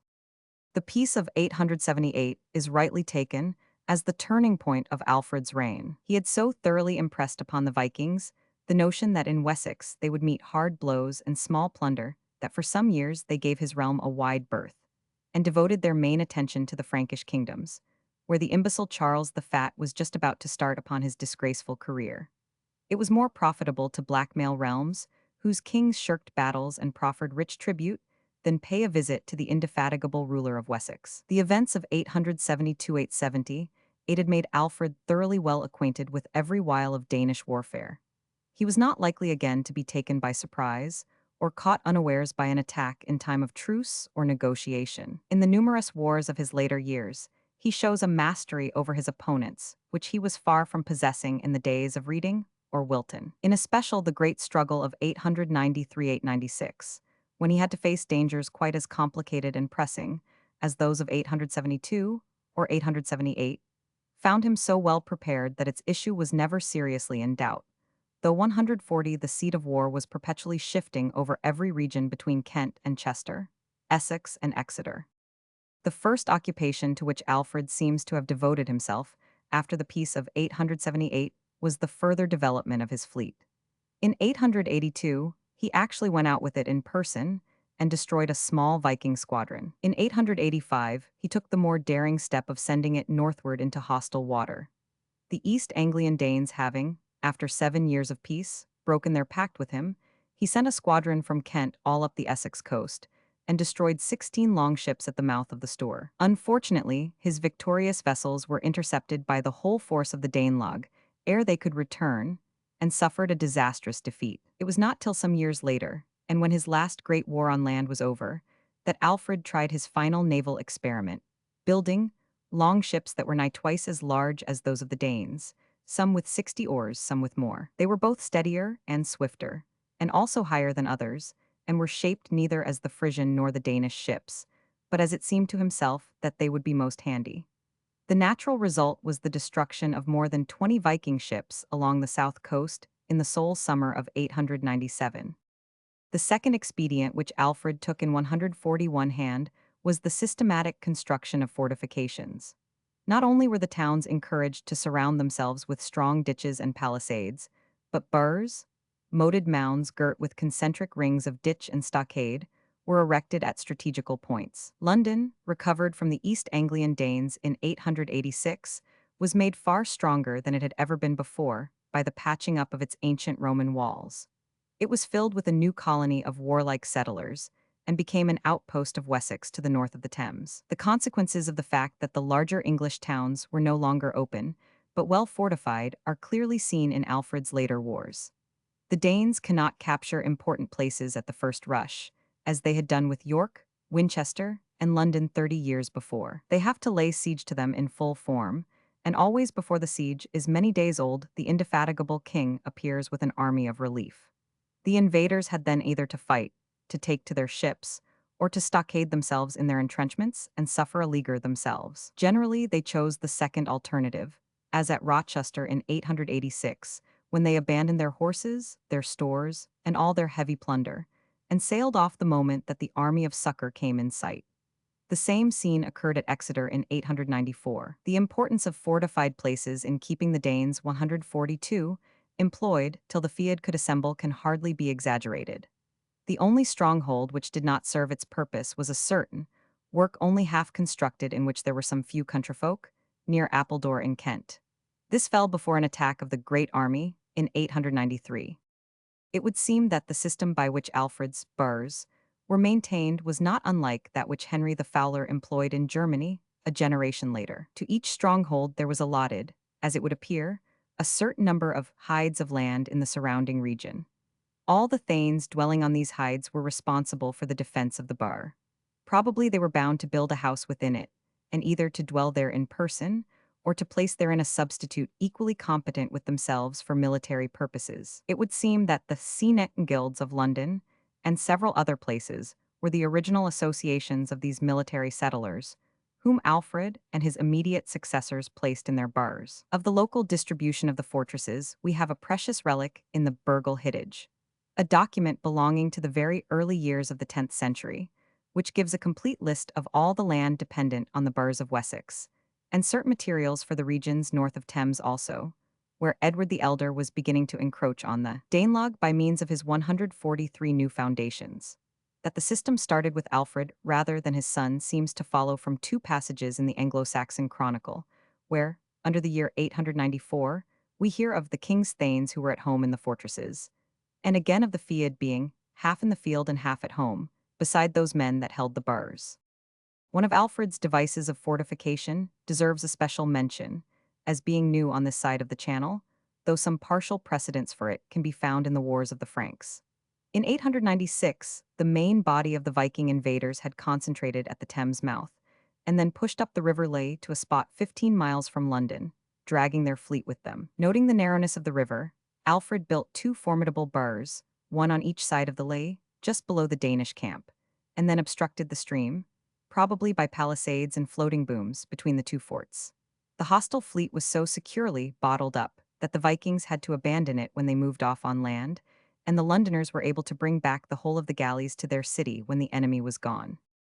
Beside the building of a fleet and the systematic use of fortification, we have strong evidence that Alfred employed the third means of strengthening his realm that we indicated in the beginning of this chapter, that of increasing the numbers of the 144th thenhood, the professional military class. We are unfortunately not able to separate his work from that of his successor, Edward the Elder, but as Alfred was a man of far more original genius than his son, we may fairly suspect him of being the originator of the scheme. It took the shape of enlisting in the ranks of the thenhood all the more wealthy and energetic of the middle classes, both in the countryside and in the towns. Every ceorl who throve so that he had fully 5 hides of land, and a helm and a mail shirt, and a sword ornamented with gold, was to be for the future reckoned Jessithkund, or as another law phrased it, of Thane right worthy. A second draft of the first quoted document even allows a ceorl who has the military equipment complete, but not fully the 5 hides of land, to slip into the privileged class. The same privilege was given, as a premium for energy among town dwellers, to the merchant who had fared thrice over the high seas at his own expense. In return for their promotion in the social scale, ceorl and merchant alike were of course bound to follow the king to the field in full mail when he raised his banner, and no longer got off with the less arduous service expected from mere members of the shire levy. We cannot doubt that such measures caused a large increase in the numbers of the thenhood, and thereby provided the king with 145 a more efficient and better armed corps for the national host than his predecessors had ever possessed. The campaigns against Hastings and the Great Army in 893-896 give, as we have already said, the best test of the efficiency of Alfred's reorganization of his realm. The invaders came ashore in 2 places, Appledore in Kent and Milton by the Thames mouth. Each host found itself at once observed by a strong force and unable to disperse for plunder. The king encamped as near to them as he had room for the wood fastnesses and the water fastnesses, so that he might reach either if they might seek a field. Then they tried to go through the Wealden troops, on whichever side there might not be a force. But each troop was sought out by a band from the king's host, and also from the bars. At last the whole host at Appledore broke up and tried to march northward. Alfred stopped them at Farnham, took all their baggage, and drove them in disorder over the Thames. The survivors joined part of Hastings' army at Benfleet in Essex. The pirate king himself was absent with the rest. Following hard on their heels, the English stormed the camp, captured Hastings' wife and sons, and took a vast booty. But Alfred was not in person with this army. A third Viking host of 100 ships had laid siege to Exeter, and he had flown westward to deal with 146 it. On his approach, the Vikings took to their ships and sailed up to the Channel and round the North Foreland to Shoeburyness in Essex, where they picked up the remnants of the force that had been routed at Benfleet and some other reinforcements from the East Anglian Danes. Swelled to a large host by these accretions, the army that had failed at Exeter marched across southern Mercia to the Severn and wrought a work at Buddington. 23 here they were at once beset by Alfred's son-in-law and most faithful servant, Ethelred Alderman of the Eichwickas, who had with him the levies of Somerset, Wilts, Gloucester, and Worcester. Expelled by him from the Severn Valley, the Vikings retired to their kinsmen in eastern England. There they again gathered reinforcements, and returning to the west, seized the empty walls of Chester, desolate since Ethelfrith had sacked the old Roman town in 606, and tried to establish themselves there. But again they had no rest. The forces of English Mercia, aided by the kings of North Wales, laid siege to the place. Starvation finally compelled the Vikings to abandon it. They went back through the friendly territory of their Northumbrian kinsmen and returned to East Anglia, 895. Their last effort was made in the following year, and consisted in the advance up the Thames and Lea, which we have already had 147 occasion to describe. Their King Alfred assailed them in person, and captured their fleet by the device of blocking the river by his two bars. Deprived of their vessels, the Danes made their last march. Pressing overland, they for the second time entered the Severn Valley and wrought a work at Quatbridge.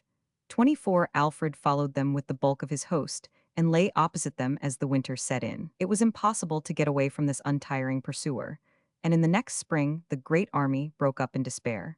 Some returned to East Anglia and some to Northumbria, and those that were moneyless got themselves ships and went south over sea to the Seine. Thanks be to God, the army had not broken up the English race. 896. These splendid campaigns, known to us, alas, only in outline, are the finest testimony to Alfred's powers of organization that could be given.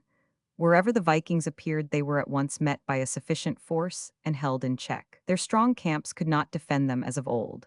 Sometimes the palisades were stormed, sometimes blockade did the work, and the host had to depart in order to save itself from starvation. 3 years of perpetual disaster tired out at last even the obstinacy of the battle-loving Northmen. They dispersed and sought other scenes of activity, and 148 enemies less formidable than the great king of Wessex. For the last 4 years of his life, Alfred was undisturbed save by trifling raids of small squadrons, which he brushed off with ease by means of the new fleet of great ships, which he had built. The work of defense was done, Wessex was saved, and with Wessex the English nationality. In a few years the king's gallant son, Edward the Elder, was to take the offensive against the old enemy, and to repay on the Danelagh all the evils that England had suffered during the miserable years of the 9th century. That such triumphs lay within his power was absolutely and entirely the work of his great father, who had turned defeat into victory, brought order out of chaos, and left the torn and riven kingdom that he had inherited transformed into the best organized and most powerful state in Western Europe. Alfred as a geographer. By Sir Clements Markham. Alfred as a geographer. His single-minded devotion of King Alfred to the service of his people is shown in every action of his life, and one of the greatest, certainly the most remarkable undertaking for that end, was the conveyance of knowledge to them in their own language, through paraphrased translations. It was thus that he strove to disseminate some acquaintance with theology, moral philosophy, history, and geography. It is a very striking and suggestive fact that a ruler who surpassed all others that the world has ever seen in wisdom and insight, as well as in complete abnegation of every selfish thought in his dealings with his people, should have given so high a place to geography. Alfred knew by experience that an acquaintance with the relative positions of places on the earth's surface was the necessary foundation of the kind of knowledge required equally by the statesman, 152 the soldier, and the merchant, and he therefore gave its due place to geography in his grand scheme for the enlightenment of Englishmen. In this he was centuries in advance of his age, and even now the standard in this, as in other respects, is below that of the wisest of our kings. Alfred, as was his wont, when he had resolved to bring knowledge on any particular subject within the reach of his people, diligently sought out the best authority on geography. Ptolemy, Strabo, and Pliny were unknown to his generation, still hidden away in dark repositories and not to be unearthed until the dawn of the Renaissance. In the 9th century, the best geographical work was that of Paulus Orosius, who had lived in the days of the Emperor Honorius. He was a native of Tarragona in Spain, and took orders in the Christian Church. Perplexed by the controversies in his own country, the young Spanish deacon undertook a voyage to Africa to receive the solution of his doubts from the famous Bishop of Hippo. Orosius secured the friendship of St. Augustine, who sent him to Palestine on two occasions before AD 416 and gave him opportunities for study. The result was a work intended to refute the pagan opinion that the sack of Rome by Alaric was due to the anger of the ancient gods. It, however, contained much more than mere polemics, and was in fact a summary of 153 the world's history from the creation to the days of Honorius, with a sketch of all that was then known of geography. Alfred brought high qualifications to the task of translating and editing Orosius. 25 in his boyhood, he had twice made journeys to Rome, which, as regards danger and hardships, may be compared to an expedition to Lhasa at the present day.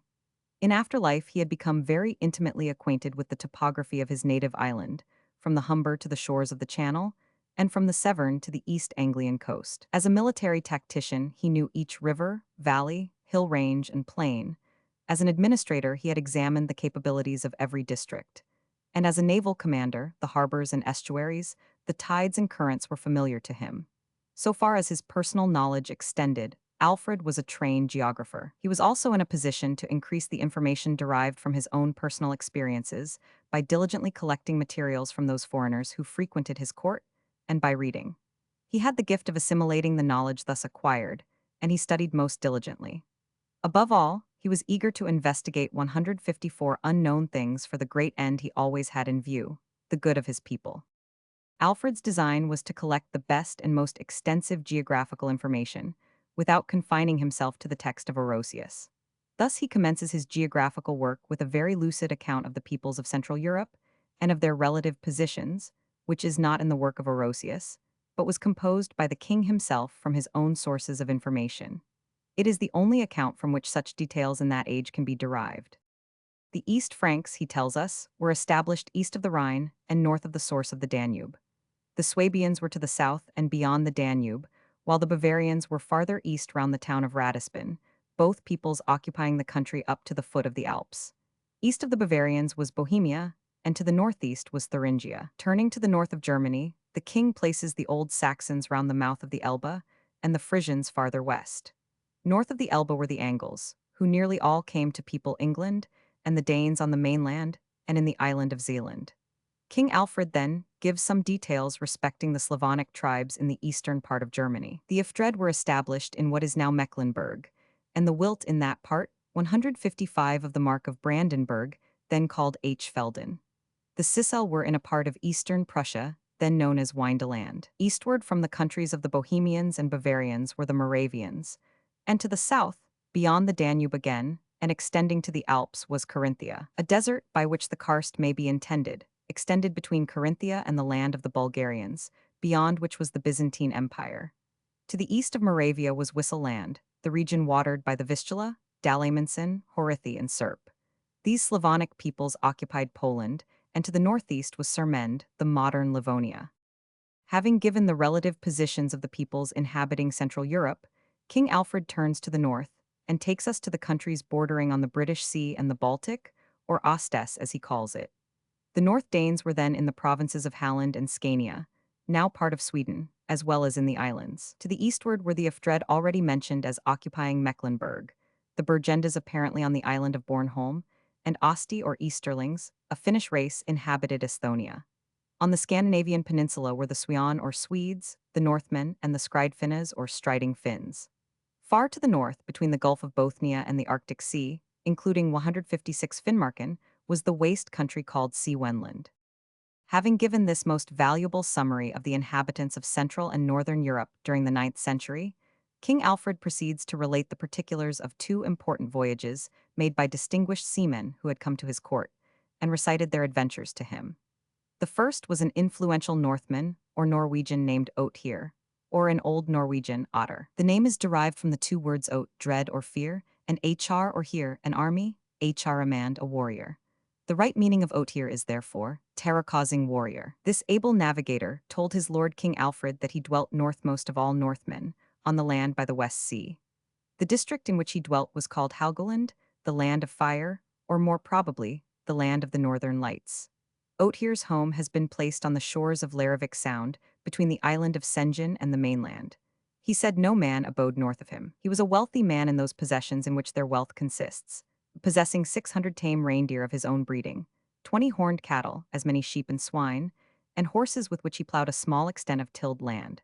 But his revenues were chiefly derived from tribute paid to him by the Laplanders, called Finns by the Norwegians, in 157 furs and skins, birds' feathers, whalebone, and ropes made from walrus hide. Otir called his country Northweg, Norway, and described it as being very long and narrow, with all the pasture and cultivable land near the sea, which, however, is very rocky in some places.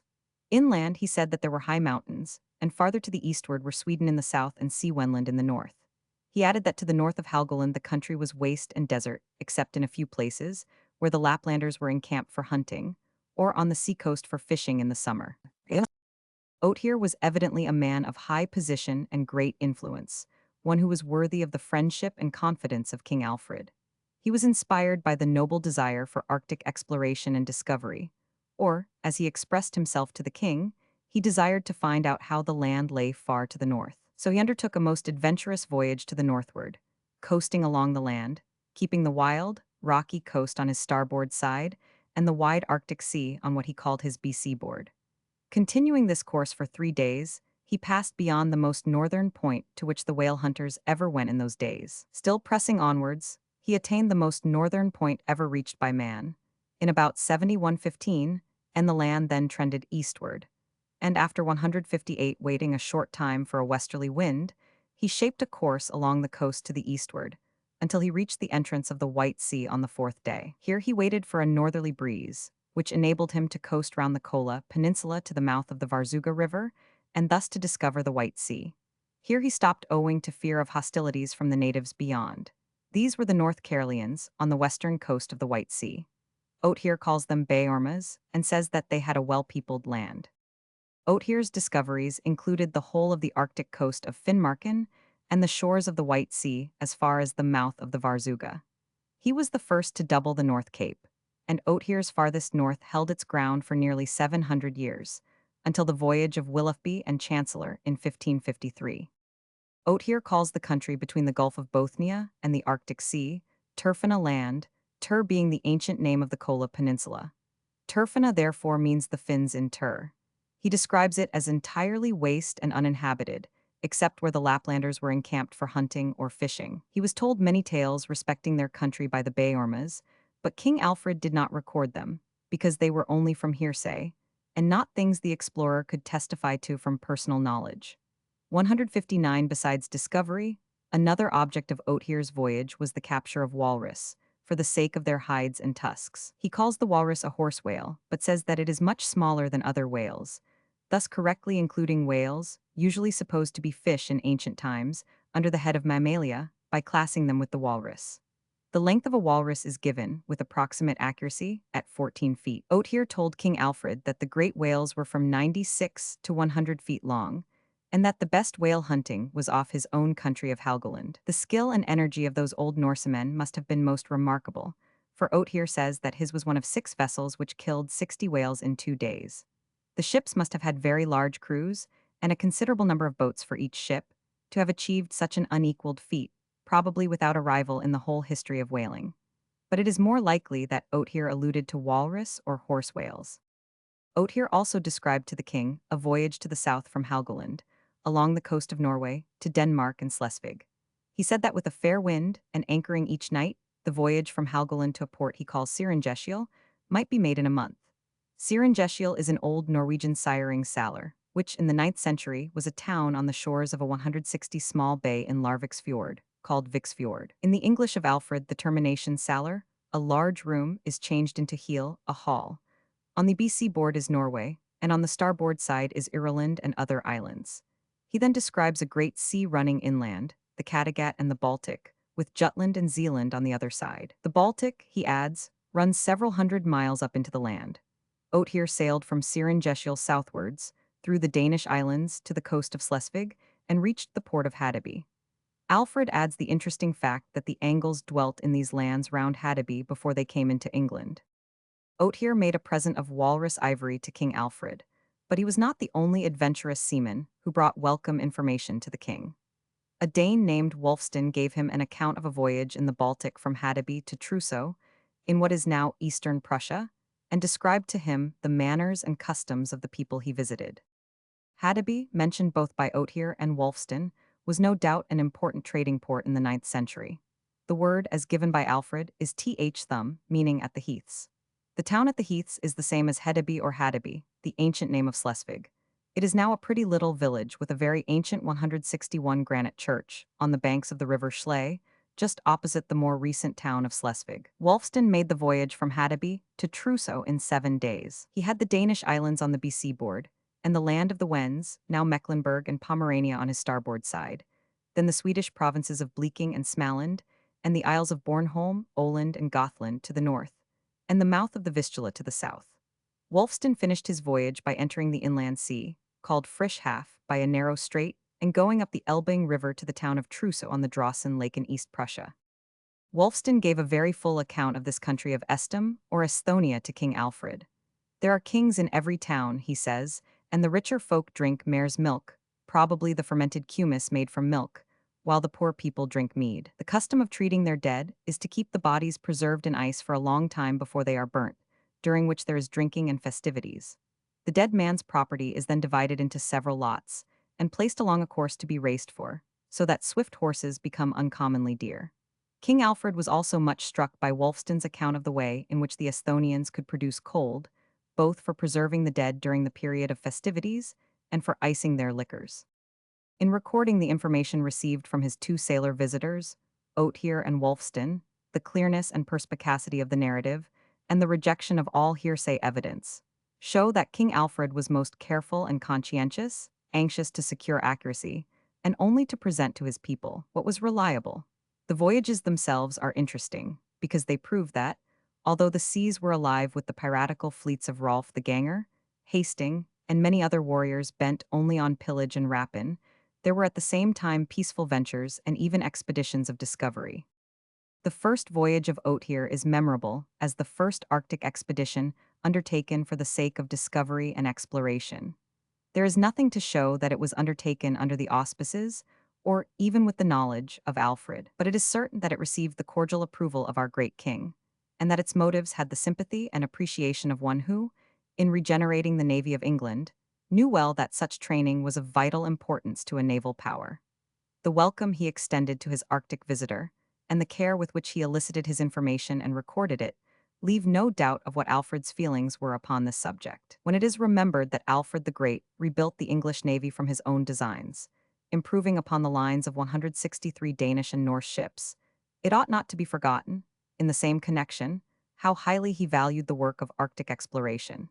He at least knew that a training in deeds of seaman-like daring and adventure is as important as the building of ships for securing and maintaining power on the sea. We have no further knowledge of the personal intercourse between the first Arctic explorer and his Lord King Alfred. He was cordially received at the English court. He presented the king with an offering of walrus ivory, and there must have been conversations in the course of which the king received and sifted the evidence of his guest, until he was able to record the lucid and accurate narrative which has been preserved and handed down to us. After recording the events of the voyages of Otier and Wulfstan, King Alfred returns to the text of Orosius, where the geography of Greece and the islands is discussed, as well as that of the countries on the shores of the Adriatic. Thence Orosius passes to Italy, France, and Spain, and in the latter country Cadiz and Betanzos in Galicia are mentioned. France was personally known to Alfred, who had visited the court of Charles the Bald, but he gives no reminiscence of his journeys. Nearly all Spain was then under the enlightened rule of the powerful western caliphs Almontir and Abdallah, while the Christian 164 kings of Oviedo fought to maintain a struggling existence in the mountains of Asturias. Even Leon was not occupied by them until after the death of Alfred. In his reference to Britain and the surrounding islands, including the Orkneys, there is an allusion to the uttermost land that men call Thule, northwest of Ireland. Alfred held it to be Iceland, apparently. Africa is then treated of with rather more fullness. The positions of Egypt and Libya Cyrenaica, of the Nasamons, near the Sietes Major, of Numidia, Mauritania, and the Atlas Mountains, are laid down.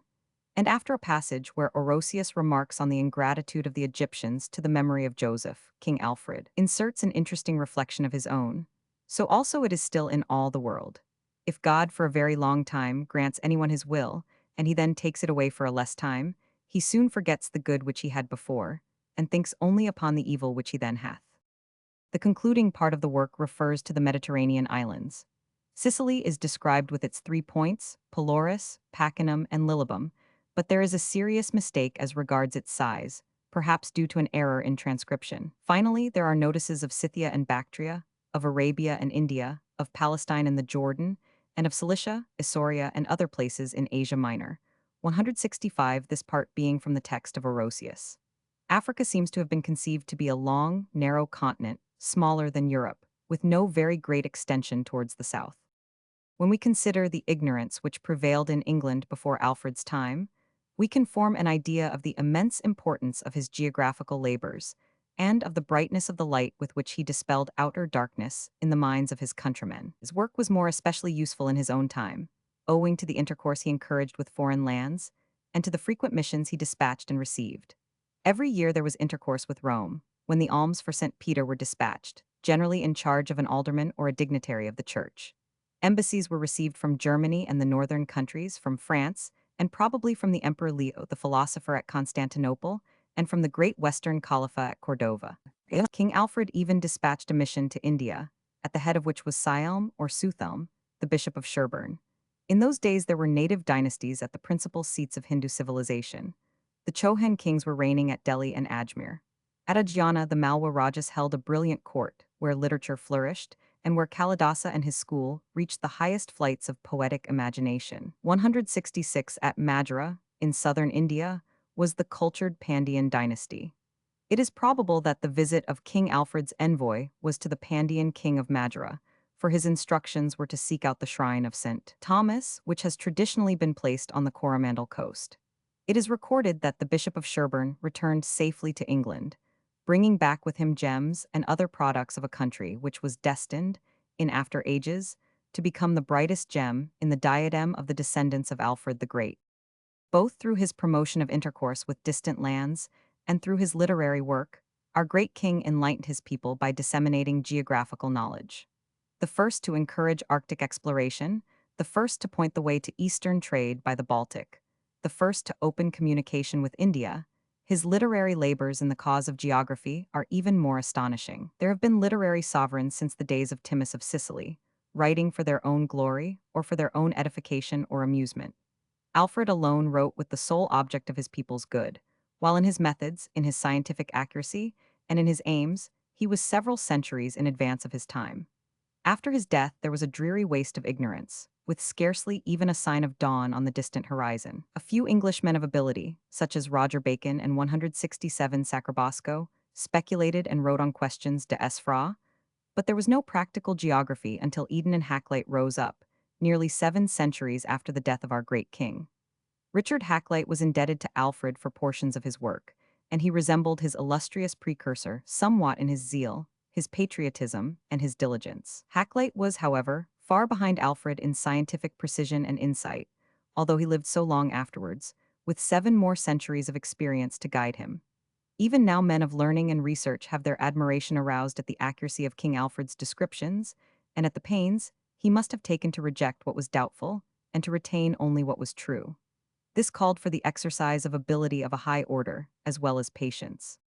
Alfred the Great was, in the truest sense of the term, a man of science, and we hail him as one who stands alone and unrivaled, the founder of the science of geography in this country. Alfred as a writer. By Rev. Professor Earl. Alfred as a writer. Our estimate of the literary achievements of King Alfred will depend very much upon what we are in the habit of thinking about his early education. If we are content to accept the story in Asser, that he had reached his 12th year before he had learned to read, then we must reckon his literary career as a prodigy, a phenomenon which defies explanation. Or, if that will not satisfy us, we may liken him to his grandfather's contemporary, the great Charles, who, being illiterate, knew the value of learning, and surrounded himself with learned men. On this theory, it would follow that the writings of King Alfred are his only in that sense, in which all works and monuments are said to belong to the king who has ordered them and paid for them. He who refuses to be satisfied with either of these alternatives can hardly fail to question the story about Alfred and the picture book. The Saxon Chronicle says that Alfred was sent 172 to Rome in the year 853, at which time he was a little boy. This statement naturally suggests that he was sent to reside at the English college in Rome for the benefit of his education. But this is blurred in Asser by the further statement that he went to Rome a second time in the very next year, which has the effect of reducing his travels to mere excursions. The second journey to Rome is not in the chronicle, and it looks rather like an artifice, designed to parry the natural inference that the journey to Rome was for a prolonged and educational residence. Perhaps the author of Asser's life was minded to make his hero a prodigy, and to this end the picture book story must by all means be protected and maintained. These variations had the effect of shaking the credibility of the narrative and raising doubts as to whether Alfred ever went to Rome at all. The statement in the Chronicle got involved in that cloud of unreality which overshadows so much of Alfred's history. Happily, this particular point is now quite cleared up. A letter has been discovered, written by Leo Roman IV, the reigning pope in the year 853, and addressed to King Thelwulf, the father of Alfred, announcing the safe arrival of the boy.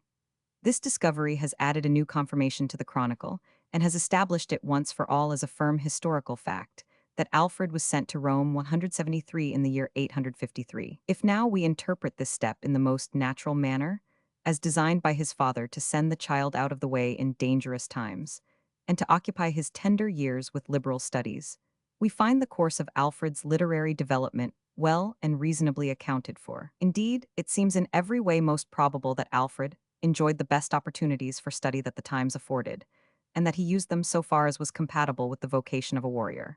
How many years he spent in Rome is not known. In the reign of Third, he was at home, and he made a conspicuous military figure, while yet in his teens, and this seems to indicate that he had never in his book learning forgotten that he would have to fight for his country against the northern invaders. The first 7 years of his own reign, 871–878, were years of deadly struggle. In 877 his cause seemed to be lost, but in 878 the King of Wessex was victorious. He made peace with the conquered Danes, and their king, Guthrum, was baptized. And now he had to guide in peace the nation which he had guided in war. He had to reconstruct the social and political fabric, which had been shattered by the devastations and panics of 3 generations. In all his reconstruction, there is manifested a purpose, not only of restoration, but also of improvement and reform. This is conspicuous in his revision of the West Saxon 174 laws.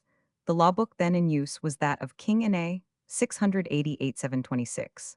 When Alfred's code was published, that of Ine was not abolished, but it was re-edited in the same volume, after the manner of an appendix to Alfred's laws. That a new departure was purposed is indicated by the new feature of a prologue, composed of the Decalogue and kindred selections from Scripture. This is to be understood partly as a consecration of the new law book, but further, as the inauguration of a new principle, namely, that laws are founded in right reason and have their highest sanction in religion. Before Alfred's time, laws had rested upon tradition, deriving their force from the fact that they were ancestral, or if reasoned at all, were based upon a stunted and barbaric type of reasoning. We happen to have an extant example in which we can compare a law of Aeneas with Alfred's reform of it. In the case of damage to a wood, the old law drew a distinction between injury by fire and injury by the axe, and that by fire was punished far more heavily than the other, for this assigned reason: that fire is a thief and works silently, whereas the axe announces itself. In case anyone burn a tree in a wood, and it come to light who did it, let him pay the full penalty, let him give 60 shillings because fire is a thief. If one fell in a wood ever so many trees and it be found out afterwards, let him pay for 175 3 trees, each with 30 shillings. He is not required to pay for more of them, however many they might be, because the axe is a reporter and not a thief, foron cosc by Melda Nals Eof. This contrast could be retorted, for it might be urged that if fire is a thief relatively to the owner of the wood, so is it also relatively to the defendant, for it had started up afresh when he had left the place thinking that all was safe. The worst that could be proved upon him was the want of sufficient caution. In fact, the law is only good as against arson, wanton, or malicious, and for that case it is not severe enough. It may be assumed that in the bulk of cases damage by fire would be undesigned and accidental. But where the axe is used, there can be no doubt about the motive. The man who fells another man's timber does so plainly with intent to steal, and the noise of the axe is not extenuating, but rather aggravating by reason of its audacity. In Aeneas' law all such considerations were prevented by 2 venerable maxims which said, "Fire is a thief, but the axe is outspoken." Jacob Grimm, in his Antiquities of Law, produced some parallels from old German codes, but he gave the palm to this of ours for its poetic tinge. Moreover, as an indication of the national instinct which is favorable to whatever is open and straightforward, 176 it may be interesting. But the distinction was bad as law, and it was abolished by King Alfred. His new law equalized the penalty thus: if a man burn or hew another man's wood without leave, let him pay for every great tree with 5 shillings, and afterwards for each, let there be ever so many with 5 pence, and a fine of 30 shillings. The closing words of the king's prologue are as follows: I, Alfred the king, gathered these laws together, and ordered many to be written which our forefathers held, such as I approved, and many which I approved not I rejected, and had other ordinances enacted with the counsel of my witan. For I dared not venture to set much of my own upon the statute book, for I knew not what might be approved by those who should come after us. But such ordinances as I found, either in the time of my kinsman Ine, or of Offa, king of the Mercians, or of Ethelbert, who first received baptism in England, such as seem to me rightest I have collected here, and the rest I have let drop. I then, Alfred, king of the West Saxons, showed these laws to all my witan, and they then said that they all approved of them as proper to be holden. The seasons, July to September. Cottonian Library. The same spirit of improvement and vigorous initiative is manifested in his famous translations. 177, either by his own knowledge or by the good advice which he knew how to obtain and appreciate, he selected from the books then accessible those which were calculated to be most generally useful to his people. The chief books were 5, the productions of 4 authors: one by Orosius, written about AD 412, one by Boethius, of about AD 522, two by Gregory the Great, written towards AD 600, and one by the Venerable Bede, which was brought to a close in the year 731. It may be useful to add a few particulars about each of the works which appear to have constituted the select library of King Alfred. Orosius was a young priest who came out of Spain into Africa to visit Augustine, Bishop of Hippo, at the time when that father of the Latin Church was writing his greatest work, which he entitled The City of God. The occasion for this work arose out of the sack of Rome by Alaric the Goth in the year 410. A great outcry was made by the pagans against Christianity, as if it had been the cause of calamities, which they attributed to the displeasure of the ancient gods for their neglected altars. In his City of God, which was conceived as an answer to this charge, Augustine constructed his argument upon a broad view of human history, urging that events must not be interpreted in an isolated manner, but must be taken with their connection and sequence. And then we shall discern 178 signs of a great providential purpose guiding mankind in a progressive course of amelioration. The old dispensation prepared men for a fuller revelation, and the spread of Christianity has brought manifest improvement in the condition of human life. The heathen empires of the world, as Babylon in the east and Rome in the west, have been active though unconscious factors in this vast and beneficent process.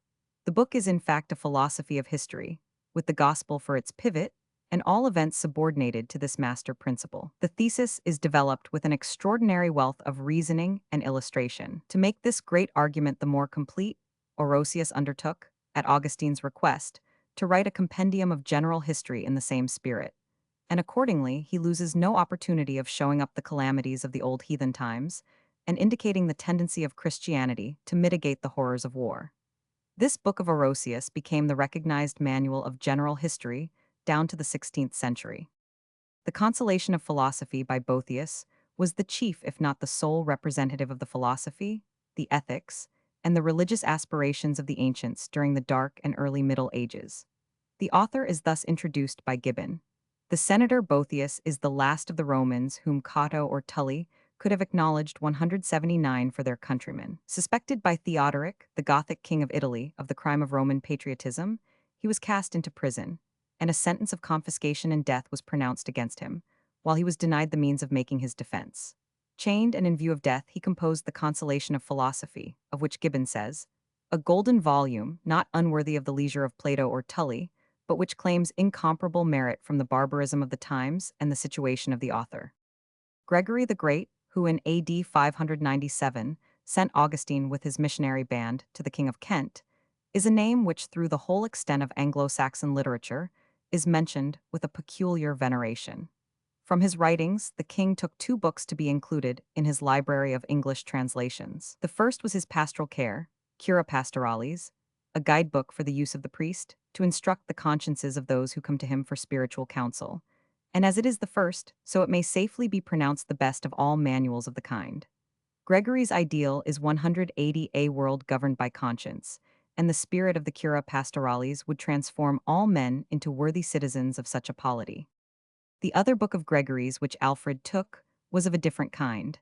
The dialogues are stories of a sensational or even grotesque character, with a religious moral. They are calculated for a childish level of intelligence, and were designed to compete with the degrading tales which were the entertainment of barbarian circles. This book, which enjoyed the highest popularity for centuries and was among the earliest books to be printed, is now entirely neglected, and Alfred's translation has not yet been edited. Bede was born in the neighborhood of Wearmouth in 672. In his 7th year he entered the abbey recently founded there by Benedict Biscop, who was the first abbot. In that and the sister house of Jarrow, he continued to his death in 735. He wrote Historia Ecclesiastica Gentes Anglorum, the history of the conversion of the Angles and Saxons, and of their earliest ecclesiastical institutions. No other national church possesses a history of equal merit. 27. This was the youngest book on Alfred's list. And as Orosius 181 was, what Polly calls it 28 a chronicle of the world, so this was a history of England. I have thus endeavored to give some idea of the books chosen by Alfred, as regards their rank and place in general literature. Our next step is to consider how Alfred dealt with these books, and what he made of them. In his mind, the translator's function was not to reproduce an ancient author, but to produce a useful work. How he treated Orosius may readily be seen by anyone who will examine the latest edition of the translation, that by Dr. Sweet, Early English Text Society. He hit upon the admirable plan of printing, opposite the translation, the corresponding portions of the Latin text, using italics for such parts of the original as are not literally translated. How great was the freedom of adaptation is promptly seen by the swarms of italics with which the Latin pages are bespangled. Besides these adaptations, there are substantial additions in the shape of original contributions by King Alfred to the knowledge of European geography.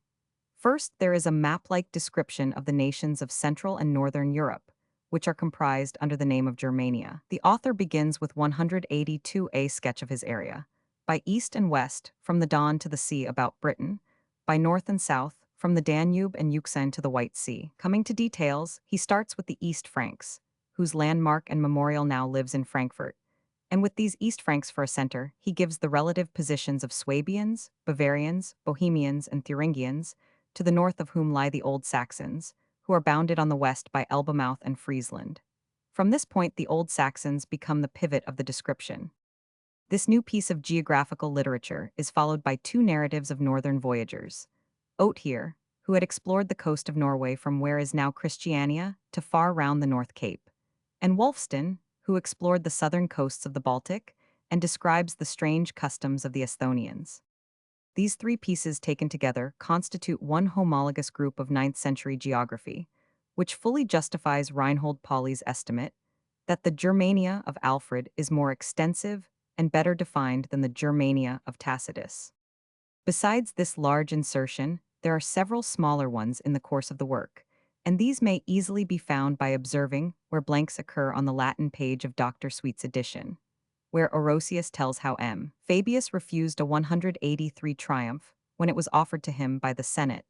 The translator inserts 2 paragraphs, one describing a Roman triumph and the other relating the origin and functions of the Roman Senate. In Caesar's invasion of Britain, where Orosius tells how he reached the river Thames, which, says he, is fordable in one place only, the translator adds that the ford is now called Wallingford. In such occasional insertions, we see the beginnings of that vast apparatus of modern learning which is now relegated to footnotes or to separate books of reference. The conditions under which Boethius produced that unique work, The Consolation of Philosophy, may have tended to give the book a special attraction for the mind of the trouble-tossed king. He certainly seems to have made great use of the book as a text for his own reflections and meditations. For although King Alfred professed to translate the work of Boethius, yet he inserted in various parts many of his own thoughts and feelings, etc. These are the words of one who up to the moment of writing was the latest editor of Alfred's Boethius. 29. But now, he must share the ground with Mr. Sedgefield, whose new and greatly improved text has just issued from the Clarendon Press. On 184 Alfred's manner of dealing with his originals, Mr. Sedgefield says, even in his most faithful translation, that of the Cura Pastorales, King Alfred is by no means what in these days would be called literal, while in his Boethius it is the exception to find a passage of even a few lines rendered word for word. And, we may add, it is precisely this free handling which gives to the king's translations their personal interest, and nowhere is this peculiar attraction so strongly felt as in his adaptation of Boethius. German research has somewhat modified the inference which ascribed to Alfred everything in his version which is not found in the text. Old Latin commentaries and scholia upon the Deconsolation have been discovered in continental libraries, which contain similar expansions, especially those in the direction of Christian doctrine. This discovery enlarges the literary interest, with small detraction from the work of the king. His glory is not of a kind to rise and fall by little gradations of more or less. The suggestions supplied by these commentaries are in their nature very obvious.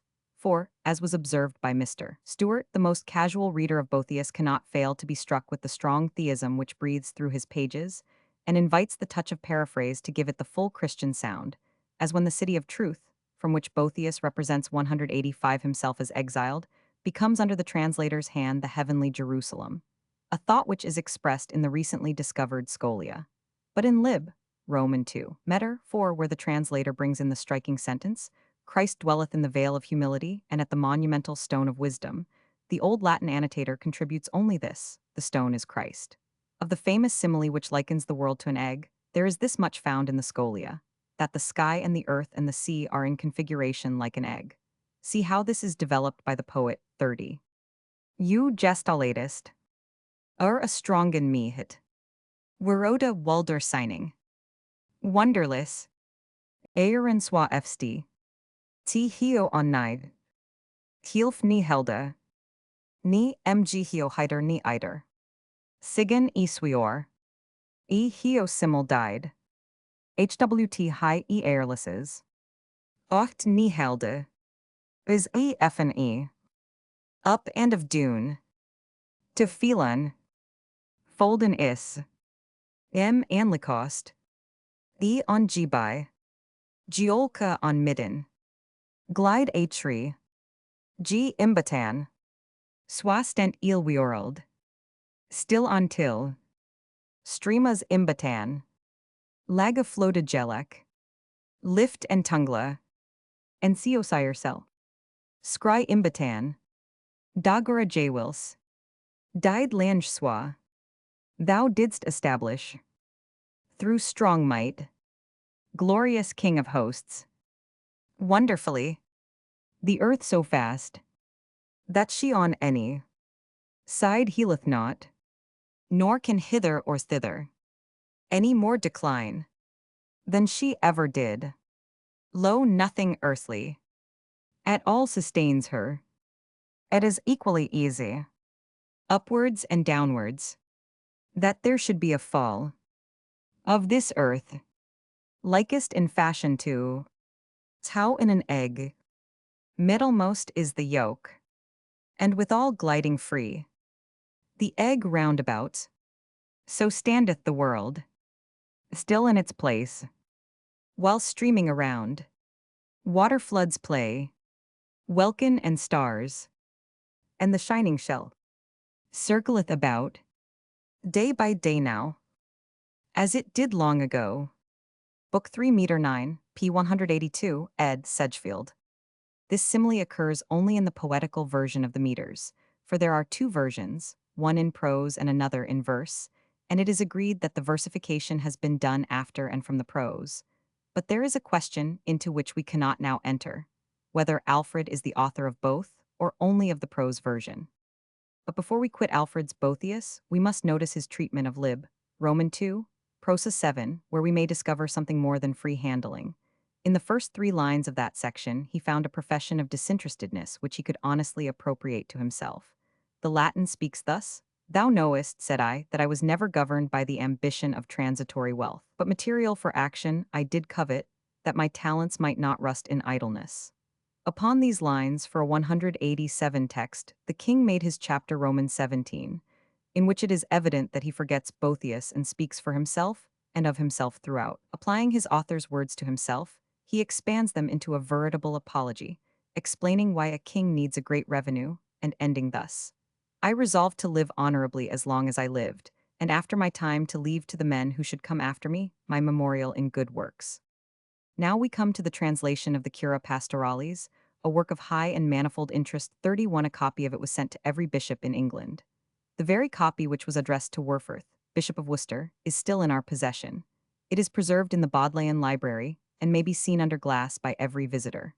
This wonderful relic, like the Alfred jewel, seems to bring us into personal contact with the great king himself. In Alfred's epistle to the bishops, which forms his preface to the Pastorales, the mind of the king is laid open in a very remarkable manner. Among the many precious evidences which time has spared for the perpetuation of a noble memory, the first place must certainly, on the whole, be accorded to this preface. It exhibits in the clearest light the reflections of the king upon the past and present 188 condition of his country, his deep sense of the vast losses that had been sustained, his meditation on the means of repair at his command, and the direction of his thoughts to that which is the only root of effective reform, an enlightened and instructed national conscience. In his contemplation of this vital principle, he perceives the value of religious education and the necessity of beginning there. At this point, his discourse enters more into detail, the practical drift of which is that the Latin schools being lost, and being, for the present at least, irreplaceable, it will be necessary to institute a system of education through the medium of the English language. Some scholars thought that education could only be properly conducted through Latin, and that the vernacular would lower its dignity and value. They could not wholly approve of the method of translations. Here Alfred had nearly the same battle to fight as Jerome fought before him, and in his apology he drew materials from Jerome's store, adding the further inference that if scripture might be had in the vulgar tongue, why not other good books? Children, he thought, should be taught to read English, and this elementary stage of education should be common to all of free birth. For the sons of those who could afford to prolong the education of their children, Latin studies should follow, and such boys should be trained for the higher offices. 189 Here, the English basis of education is propounded as a course which was dictated by necessity. But if ever it should be demonstrated that this course is absolutely the best, the credit of having been the first to open the right path must not on that account be denied to King Alfred. In the good old times, Wessex had been far behind Northumbria in the culture of the classics, but this had led to a fuller development of the vernacular, and Alfred found his mother tongue not inadequate to the occasion, and large specimens of Latin literature were rendered in West Saxon, and thus it happened that the dialect of Wessex became to the after literature of England what the Attic dialect was to the literature of Greece. The king's letter to the bishops begins thus: Eus Bach seal to Wiagora Sister. This book is to go to Worcester.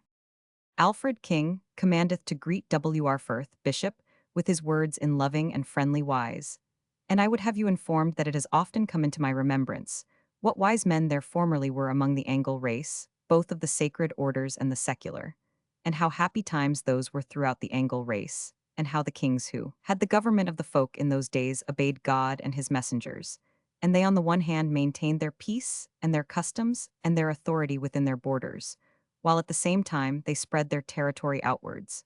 And 190 How it then went well with them both in war and in wisdom, and likewise the sacred orders, how earnest they were, as well about teaching as about learning, and about all the services that they owed to God, and how people from abroad came to this land for wisdom and instruction, and how we now should have to get them abroad if we were going to have them. So clean was it fallen away in the Angle race, that there were very few on this side Humber who would know how to render their services in English, or just read off an epistle out of Latin into English, and I ween that not many would be on the other side Humber. So few of them were there that I cannot think of so much as a single one south of Thames when I took to the realm. God Almighty be thanked that we have now any teachers in office. Moreover, the king called also to mind what he had himself seen in his early days, before all the harryings and burnings of recent times. How the churches of England had been well stored with books, and the clergy were numerous, but they had profited little by the books, because they could not understand them as they were not written in their own language.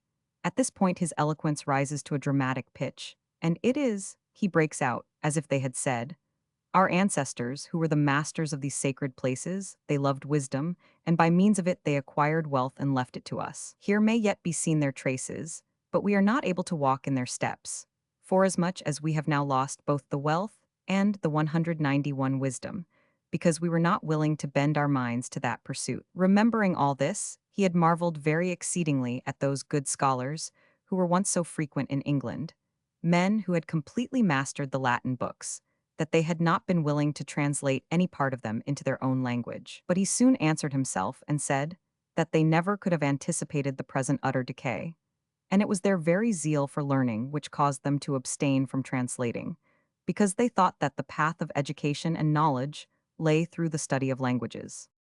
Then I remembered how the law of Moses was first known in Hebrew, and later, when the Greeks had learned it, they translated it into their own language, and all other books too. And later still the Latin people in the same manner, they by means of wise interpreters, translated all the books into their own speech. And so also did all the other Christian nations translate some portion of the books into their own speech.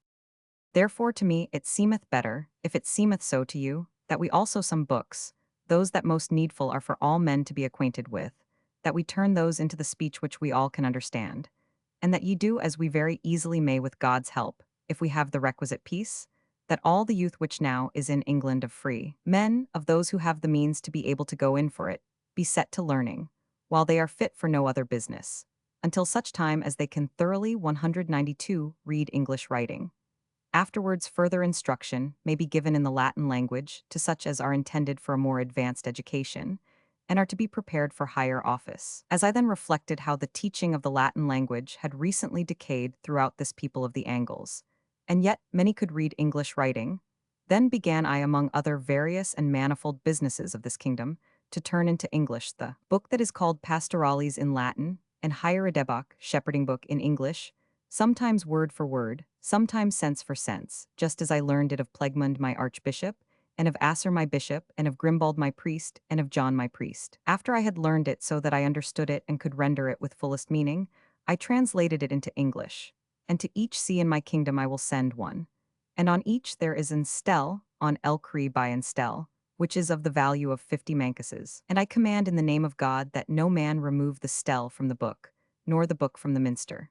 No one knows how long such learned bishops may be there, as now, thank God, there are in several places, and therefore I would that they, the books, should always be at the place, unless the bishop should wish to have it with him, or it should be anywhere on loan, or anyone should be writing another copy. It has never been satisfactorily decided what kind of object is meant by the stel, which accompanied every one of the presentation copies of the Hierodebok. Dr. Sweet translates thus, and on each there is a clasp worth 50 mancus, and 193 I command in God's name that no man take the clasp from the book, or the book from the minster. Dr. Bosworth, in his dictionary, explained stel as a writing tablet, and identified the word with istula in Ducange. Now, it is not easy to see the propriety of combining so personal a thing as a notebook with a volume designed for common use. Nor could such an object be a fixture upon the great book, which is what the king's phrase, on Elcree by, seems to require. On the other hand, Dr. Sweet's clasp is indeed a fixture, but of such a kind as to be a part of the book itself, which could not be removed without wilful mutilation, and it does not appear that the king in his injunction is apprehensive of so flagrant an outrage as that. My own impression is that the clue to the interpretation is furnished by a glossary of the 11th century, which gives indicatorium as the equivalent of stel, right Wolker, I 327. I imagine a marker either of metal or of wood with metal fittings, so constructed as to be fixed upon the binding, and to bring a small plank across the page wherever desired. This would keep the parchment flat when apt to buckle, would mark the reader's or transcriber's place, and would minimize the risk of injury by fingering. It would be attached to one of the boards only in a movable way, perhaps with a screw, and consequently would 194 require a strict and imperative rule to secure it from misplacement. The derivation might well be from astula, ascula. This great epistolary preface is followed by a second, of another theme and another type. The first is conceived in the statesman-like spirit of a king who is meditating of civil order and education in a country that has almost lapsed into barbarism. The second is the utterance of the literary artist concerning the book he has translated, the author and his merits, and the weight of his authority, not disregarding the history and transmission of the very codex over which he has been at work. The first of these prefaces is in strong and ragged prose. The second is in heroic verse, which recalls the tradition that Alfred was fond of the old songs of his native land. Is rendrit Agustinus, over Celtni s suin brot, igbuendum swa hit r4, adito dricknis sempa, Rome papa ritspel monig 5, Gregorius glima jindwad, Sefin snithro sirunca hord, form he monsons msd gestriand, Rodra weird remora betest, Mona modwilegust imrum jeffigust, Cyan min on Englisk Alfred Kining, ond worda jaywelk and me his rightrum, Send su and nor hate him swelkra ma, Senden meet form high his sum orphan 15. A e el denspis elsti quan. I append an alliterative translation, which runs almost line for line. This epistle Augustine, over salt sea brought from the south, to us island dwellers just as it erst, indicted had been by Christ's doughty soldier. The Roman pontiff, much right discourse 5, did Gregory of glowing wit give forth apace. With skillful soul, a horde of studious thought, he of mankind converted the most. To the ruler of heaven, he of Romans the best. Of men, the most learned and widest admired. At length into English, Alfred the King wended 32 my every word, and me to his writers. South and north sent out more copies of such. He bade them bring back that he to his bishops might send, for some of them needed it 15. Those who with Latin speech had least acquaintance. A few notes may be useful here. In the first line, the expression, this epistle, applies to the entire work, because it is addressed by Gregory to John, Bishop of Ravenna, and opens with a dedication in epistolary form. The poet has a warm feeling for the very 196 manuscript he has been bending over, which he venerates as a sacred relic, because it was one of the books which were brought to this island by Augustine, Gregory's chosen missionary. In lines 8-10, is there not a reminiscence of the closing lines of the Beowulf? At verse 11, there is an abrupt transition, and the after part is in an altered manner. The book itself becomes the speaker, and in the diction, we recognize the manner of him who dictated to his goldsmith the now famous legend. Alfred mech hate Juyacan.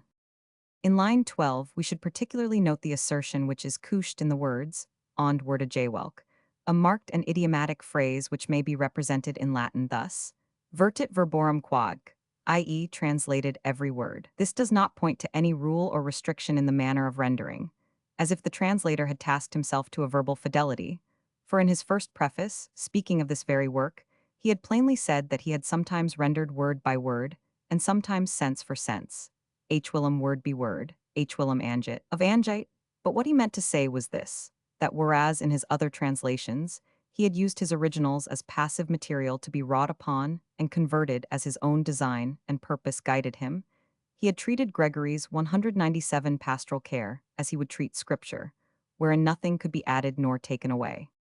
To conclude the subject of Alfred's Gregory's pastoral care, let it be noted that not only is it one of the books which are said to have been translated by the king, but the statement is made by himself speaking in the first person and with a singular circumstantiality, and that besides this, the book is distinguished by 3 peculiar incidents. 1, that the translation was entire. 2, that a copy of it was sent to every bishop. 3, that the king was pleased to celebrate the memorable history of the copy upon which he had worked. As the chief of Alfred's translations, the higher Redebach has naturally taken up much of our space, and we must now be brief on the dialogues. And indeed, we have the less to say because the Alfredian version has not yet been edited. 33 It exists in 3 manuscripts of the 11th century, one in the Cotton Library, and the other 2 at Oxford and Cambridge. This translation is reputed to have been made by Werfurth, Bishop of Worcester, but the authority for this statement is late and of doubtful value. There is no mention of it in the preface, where the king speaks in the first person and acknowledges the services of friends who had acted as transcribers. It runs thus.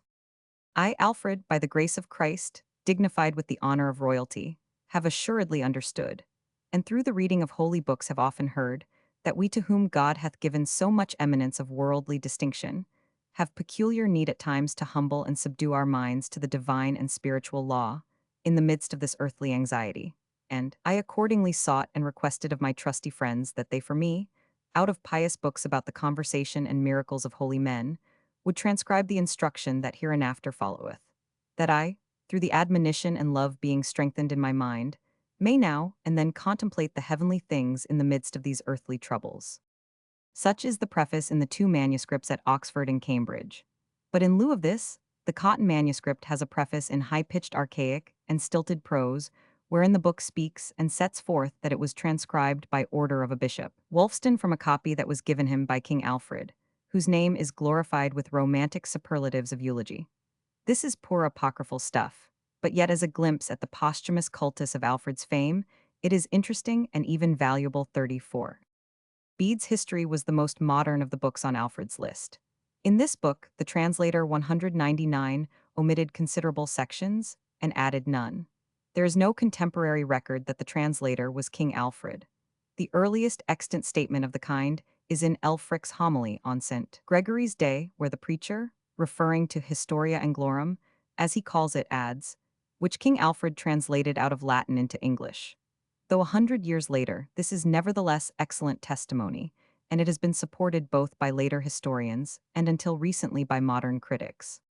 But now the latest editor 35, Mr. Thomas Miller, has pointed out some radical differences of dialect between the West Saxon of the Cura Pastoralis and the English of this translation, which he locates in the northern part of Mercia. He is further guided by certain ecclesiastical considerations, especially the contents of the parts omitted, to select Lichfield as the spot where the translation was probably made. The evidence is too multifarious to be stated here, but it seems worthy to receive a searching examination and discussion. So far we have treated of the more conspicuous and better known of the king's writings. We must now make mention of his minor works. In The Shrine, a collection of occasional papers on dry subjects, which appeared at irregular 200 intervals from 1864 to 1870, the Rev. Oswald Cockayne published for the first time two works which claim to rank among Alfredian literature. These he entitled King Alfred's Book of Martyrs and Blooms by King Alfred. The Blooms are a translation or adaptation of Augustine's soliloquies and his epistle to Paulina on the vision of God, intermingled with extracts from the City of God and from Gregory, and from Jerome, and withal many passages that appear to be original. The English of the book is a debased Saxon of the 12th century. The title Blooms is a translation of Blossman, which is repeatedly used of the work in the Anglo-Saxon text. There is a preface, in which the work is spoken of under another figure, that of collecting material to build a house. At the close we read, "Here end the sayings which King Alfred collected." Lappenberg classed the book, then unprinted, among the apocryphal works of the king, and Pauli thought that some compiler of the 12th century had used the name of the king, whose memory was still dear to the people. But in 1877, Professor Wolker took it up, and he soon changed the aspect of the case. He showed, in a highly convincing manner, that this book has an intimate relation with Alfred's Boethius, that it carries on an argument which was broached there, and that the two books must be from the same hand. His 201 inference is that it was done after the Boethius, and that it was, apparently, the latest work upon which the king was engaged. In 1894, the affinity between the two books was further confirmed by Mr. Frank G. Hubbard in Modern Language Notes. Specially convincing are two brief touches in chapter Romans 17, which echo the argument of the similarly numbered chapter in Alfred's Boethius, which I have called an apology. The book is in an imperfect state. The seasons, October to December. Cottonian Library. The Book of Martyrs is also imperfect, beginning at December 31 with St. Columba, and ending with St. Thomas, December 21. The first day of January is called the 8th Yule Day, C. Itia Johel DG. There are 4 manuscripts of this book, and one of them, a fragment of 2 leaves, appears to be of Alfred's time. Moreover, of the saints which are recorded, none are later than the 9th century. Another argument is that under November 15 is given a life of St. Millis, which must, says Cockayne, have been brought direct from Syria to England, and probably from Helias, the Patriarch of Jerusalem, with whom Alfred had a correspondence, according to the nearly contemporary Leech book. These evidences appear to Wolker to justify the conclusion of Cockayne, that the martyr book here presented was at least in use in Alfred's time, and was probably then composed. We must now mention some titles of books imputed to the king. By the 3rd generation after Alfred, the tradition of his literary activity had already assumed mythical proportions. The Latin historian Thelwerd says that nobody knows how many volumes he produced, volumina nummo ignoto. William of Malmesbury says that at the time of his death, he was working at a translation of the Psalter. There is a poetical work of maxims and proverbs in which each of the detached sentences begins with, "Thus said Alfred." This book opens with an assembly of notables at Seaford, presided over by King Alfred, the shepherd and darling of England. These proverbs of Alfred appear to be a composition of the 12th century. Moreover, he is said to have translated into English the fables of Sop. He is also credited with a treatise on falconry. But if in one direction the tradition has reached a fabulous extreme, it is possible, on the other hand, that there may still remain something of his which has been overlooked, or has not been adequately recognized. I allude to the Saxon Chronicle, about the king's relation to which there is doubtless more to be said than has yet found a place in literature. To speak but of one section, I never can read the annals of 893-897 without seeming to hear the voice of King Alfred. Among the illuminations of the approaching anniversary, 203, we may hope that a clearer light will be shed upon this interesting question. The Will of Alfred is a very remarkable document, and opens to us more than might be expected of family arrangements as to property. That coupling of the names of Aird and Elfred, which has such a singular and conspicuous appearance in the chronicle, receives some very practical illustration. There were at that time no professional men to make wills, and we have no cause to doubt that the diction is Alfred, as it purports to be, being indicted in the first person. There is much in this document to provoke inquiry and research, and it would probably repay the diligent student for a closer investigation than it has hitherto received. In our time when books are freely produced in great abundance, it is hard to appreciate the power and originality of King Alfred's work in the field of literature. When we look about for his motives, we find such as these: need of occasional retirement and solace in the midst of harassing affairs, desire for personal improvement and edification, strong intellectual appetites, etc. But all these controlled by one chief and dominant purpose, that of national education. Looking at the external aspect of the king's situation, we might have judged it sufficient for him at that time to concentrate his energies upon the restoration of material prosperity and the strengthening of the national armaments. 204. That the prior necessity of these was not overlooked, we have ample proof in the subsequent progress of Wessex. But this did not satisfy the kingly ambition of Alfred. He craved for his people the higher benefits of political life, their moral and intellectual and spiritual development. Curiosity may well prick us to ask from what source far-reaching aims like these so suddenly burst into our history, and that, too, at a time of exhaustion at home and apprehension from abroad. If King Alfred saw a connection between general education and the acquisition of wealth, as there is some indication that he did, this may partly explain the energy of his educational policy, but we still desiderate something more. If we might assume that being under a strong sense of what he had himself gained by his early education, he desired to impart the like advantages to his people, then and only then the problem would find its appropriate and adequate solution. The beginnings of modern education in the 7th century were quickened with the sense that something had been lost, and the whole movement was colored with the sentiment of retrieval and recovery. Two great historical exhibitions of this effort are displayed in the Latin schools of Anglia and of Charlemagne, which are in fact but two parts of one movement, linked together by the name of Alcuin. King Alfred's educational revival is isolated from the preceding by the wars and desolations of the Wisingas, and it starts with a new basis in the installation of the mother tongue as the medium of elementary teaching. To this innovation, it is due that we alone of all European nations have a fine vernacular literature in the 9th and 10th and 11th centuries. And the domestic culture of that era, I take it, was the cause why the great French immigration, which followed in the wake of the Norman conquest, did not finally swamp the English language. English Law Before the Norman Conquest. By Sir Frederick Pollock. English Law Before the Norman Conquest 36. First sight Anglo-Saxon law may appear merely barbarous to the modern reader. In order to be just to it, we must consider its surroundings. Anglo-Saxon life was rough and crude as compared not only with any modern standard, but with the amount of civilization which survived or had been recovered on the continent. There was very little foreign trade, not much internal traffic, nothing like industrial business of any kind on a large scale, and, it need hardly be said, no system of credit. Such conditions gave no room for refined legal science applied by elaborate legal machinery, such as those of the Roman Empire had been, and those of modern England and the commonwealths that have sprung from her were 210 to be. Such as the men were, Such had to be the rules and methods whereby some kind of order was kept among them. Our ancestors before the Norman conquest lived under a judicial system, if system it can be called, as rudimentary in substance as it was cumbrous in form. They sought justice, as a rule, at their primary local court, the Court of the Hundred, which met once a month, and for greater matters at a higher and more general court, the county court, which met only twice a year, except perhaps for merely formal business. We say purposely met rather than sat. The courts were open-air meetings of the freemen who were bound to attend them, the suitors as they are called in the terms of Anglo-Norman and later medieval law. There was no class of professional lawyers. There were no judges in our sense of learned persons, specially appointed to preside, expound the law, and cause justice to be done. The only learning available was that of the bishops, abbots, and other great ecclesiastics.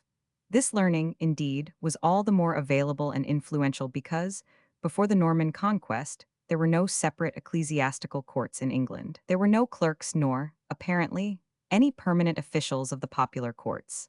Their judgments proceeded from the meeting itself, not from its presiding officer, and were regularly preserved only in the memory of the suitors. A modern student 211, or man of business, will at first sight wonder how this rude and scanty provision for judicial affairs can have sufficed even in the Dark Ages. But when we have reflected on the actual state of Anglo-Saxon society, we may be apt to think that at times the hundred and the county court found too little to do rather than too much. The materials for what we now call civil business practically did not exist. There is now no doubt among scholars that the primary court was the hundred court. If the township had any regular meeting, which is quite uncertain, that meeting was not a judicial body. The king, on the other hand, assisted by his council of wise men, the Witan 37 had a superior authority in reserve. It was allowable to seek justice at the king's hands if one had failed, after due diligence, to obtain it in the hundred or the county court. Moreover, the Witan assumed jurisdiction in the first instance where land granted by the king was in question, and perhaps in other cases where religious foundations or the king's great men were concerned. Several examples of such proceedings are recorded, recited as we should say in modern technical speech, in extant land charters which declare and confirm the result of 212 disputes, and therefore we know more of them than we do of the ordinary proceedings in the county and hundred courts, of which no written record was kept. But they can have had very little bearing, if any, on the daily lives of the smaller folk. In important cases, the county court might be strengthened by adding the chief men of other counties, and, when thus reinforced, there is hardly anything to distinguish it from the Witan save that the king is not there in person. 38 The king might act as arbitrator, or give advice to his immediate dependents to compromise their suits. But there was no regular way of appealing from the judgments of the popular courts. Some considerable time before the Norman conquest, but how long is not known, bishops and other great men had acquired the right of holding courts of their own and taking the profits in the shape of fines and fees, or what would have been the king's share of the profits. My own belief is that this began very early, but there is no actual proof of it. 20 years after the conquest, at any rate, we find private jurisdiction constantly mentioned in the Domesday Survey and common in every part of England.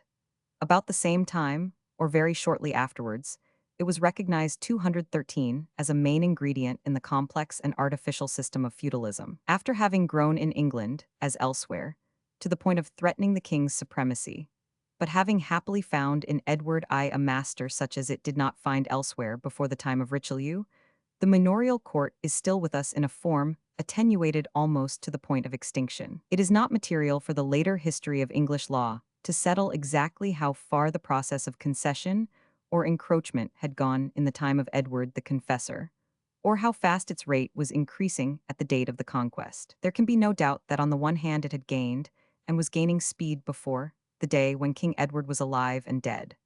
39, or on the other hand that it was further accelerated and emphasized under rulers who were familiar with a more advanced stage of feudalism on the continent. But this very familiarity helped to make them wise in time, and there was at least some foreshadowing of royal supremacy in existing English institutions.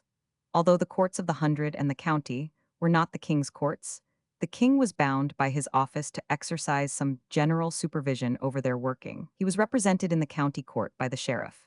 He might send out commissioners to inquire and report how justice was done, though he could not interfere 214 with the actual decisions. The efficiency of these powers varied in fact according to the king's means and capacity for exercising them. Under a wise and strong ruler like Alfred or Thelston, they might count for much.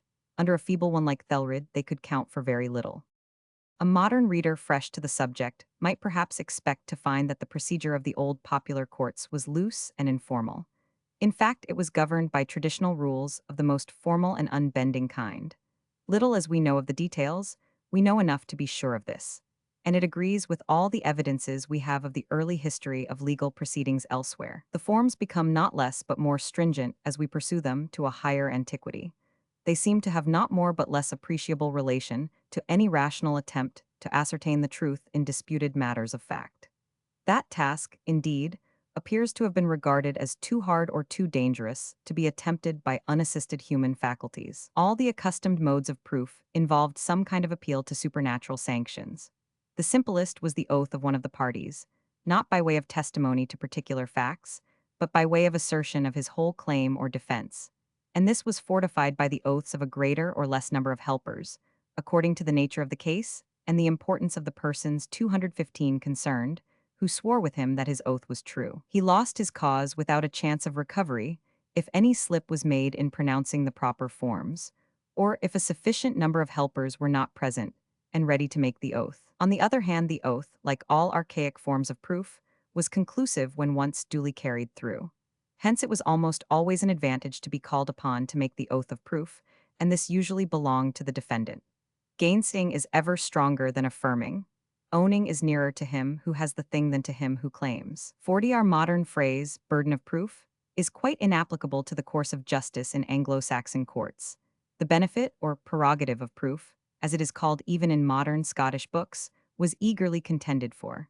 The swearer and his oath helpers might perjure themselves, but if they did, there was no remedy for the loser in this world, unless he was prepared to charge the court itself with giving false judgment. Obviously, there was no room in such a scheme for what we now call rules of evidence. Rules there were, but they declared what number of oath helpers was required, or how many common men's oaths would balance a thane's. In the absence of manifest facts, such as a fresh wound, which could be shown to the court, an oath called 216, the fore-oath was required of the complainant in the first instance as a security against frivolous suits. This was quite different from the final oath of proof. Oath being the normal mode of proof in disputes about property, we find it supplemented by ordeal in criminal accusations. A man of good repute could usually clear himself by oath, but circumstances of grave suspicion in the particular case, or previous bad character, would drive the defendant to stand his trial by ordeal. In the usual forms of which we read in England, the tests were sinking or floating in cold water 41, and recovery within a limited time from the effects of plunging the arm into boiling water or handling red-hot iron. The hot water ordeal at any rate was in use from an early time, though the extant forms of ritual, after the Church had assumed the direction of the proceedings, are comparatively late. Originally, no doubt, the appeal was to the god of water or fire, as the case might be. The Church objected, temporized, hallowed the obstinate heathen customs by the addition of Christian ceremonies, and finally, but not until the 13th century, was strong enough to banish them. As a man was not put to the ordeal unless he was disqualified 217 from clearing himself by oath for one of the reasons above mentioned, the results were probably less remote from rough justice than we should expect, and it seems that the proportion of acquittals was also larger. Certainly people generally believed to be guilty did often escape. How far accidentally or otherwise we can only conjecture. 42. Another form of ordeal favored in many Germanic tribes from early times, notwithstanding protest from the Church, and in use for deciding every kind of dispute, was trial by battle. But this makes its first appearance in England and Scotland, not as a Saxon, but as a distinctly Norman institution. 43. It is hard to say why, but the fact is so. It seems from Anglo-Norman evidence that a party to a dispute which we should now call purely civil sometimes offered to prove his case, not only by oath or combat, but by ordeal, as the court might award. This again suggests various explanations of which none is certain. 44. Inasmuch as all the early modes of proof involved large elements of unknown risk, it was 218 rather common for the parties to compromise at the last moment. Also, since there were no ready means of enforcing the performance of a judgment on unwilling parties, great men supported by numerous followers could often defy the court, and this naturally made it undesirable to carry matters to extremity which, if both parties were strong, might mean private war. Most early forms of jurisdiction, indeed, of which we have any knowledge, seem better fitted to put pressure on the litigants to agree than to produce an effective judgment of compulsory force. Assuredly, this was the case with those which we find in England, even after the consolidation of the kingdom under the Danish dynasty. Rigid and cumbrous as Anglo-Saxon justice was in the things it did provide for, it was, to modern eyes, strangely defective in its lack of executive power. Among the most important functions of courts, as we know them, is compelling the attendance of parties and enforcing the fulfillment both of final judgments and of interlocutory orders dealing with the conduct of proceedings and the like. Such things are done as of course under the ordinary authority of the court, and with means constantly at its disposal. Open resistance to judicial orders is so plainly useless that it is seldom attempted, and obstinate preference of penalties to submission, a thing which now and then happens, is counted a 219 mark of eccentricity bordering on unsoundness of mind. Exceptional difficulties, when they occur, indicate an abnormal state of the Commonwealth or some of its members. But this reign of law did not come by nature. It has been slowly and laboriously won. Jurisdiction began, it seems, with being merely voluntary, derived not from the authority of the state, but from the consent of the parties. People might come to the court for a decision if they agreed to do so. They were bound in honor to accept the result. They might forfeit pledges deposited with the court, or put their neighbors who had become sureties in an awkward position. But the court could not compel their obedience any more than a tribunal of arbitration appointed at this day, under a treaty between sovereign states, can compel the rulers of those states to fulfill its award. Anglo-Saxon courts had got beyond this most early stage, but not very far beyond it. The only way to bring an unwilling adversary before the court was to take something of his as security till he would attend to the demand. And practically, the only things that could be taken without personal violence were cattle. Distress in this form was practiced and also regulated from a very early time. It was forbidden to distrain until right had been formally demanded, in C. Nutt's time to the extent of 3 summonings, and refused. 220 thus leave of the court was required, but the party had to act for himself as best he could. If distress failed to make the defendant appear, the only resource left was to deny the law's protection to the stiff-necked man who would not come to be judged by law. He might be outlawed, and this must have been enough to coerce most men who had anything to lose and were not strong enough to live in rebellion. But still, no right could be done to the complainant without his submission. The device of a judgment by default, which is familiar enough to us, was unknown and probably would not have been understood. An elaborate system of never trusting one man without 2 or more sureties, to describe it roughly, was used to supplement these defects, and we may suppose it to have been more or less effective, though clumsy and tedious.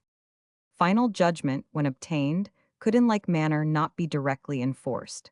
The successful party had to see to gathering the fruits of judgment, as we say, for himself. In case of continued refusal to do right according to the sentence of the court, he might take the law into his own hands, in fact wage war on his obstinate opponent. The ealdorman's aid, and ultimately the king's, could be invoked in such extreme cases as that of a wealthy man, or one backed by a powerful family, setting the law at open defiance. 221, but this was an extraordinary measure, analogous to nothing in the regular modern process of law. The details of Anglo-Saxon procedure and judicial usage had become, or were fast becoming obsolete in the 13th century, which is as much as to say that they were already outworn when the definite growth of the common law began. But the general features of the earlier practice, and still more the ideas that underlay them, have to be borne in mind. They left their stamp on the course of our legal history in manifold ways. Many things in the medieval law cannot be understood without reference to them, and even in modern law their traces are often to be found. While the customary forms of judgment and justice were such as we have said, there was a comparatively large amount of legislation, or at least express declaration of law. And, what is even more remarkable, it was delivered in the mother tongue of the people from the first. Thelbert, the converted king of Kent, was anxious to emulate the civilization of Rome in secular things also, and reduced the customs of his kingdom, so far as might be, to writing. But they were called dooms, not legs. They were issued in English, and were translated into Latin only after the lapse of some centuries. Other Kentish princes, and afterwards Ine of Wessex, followed the example.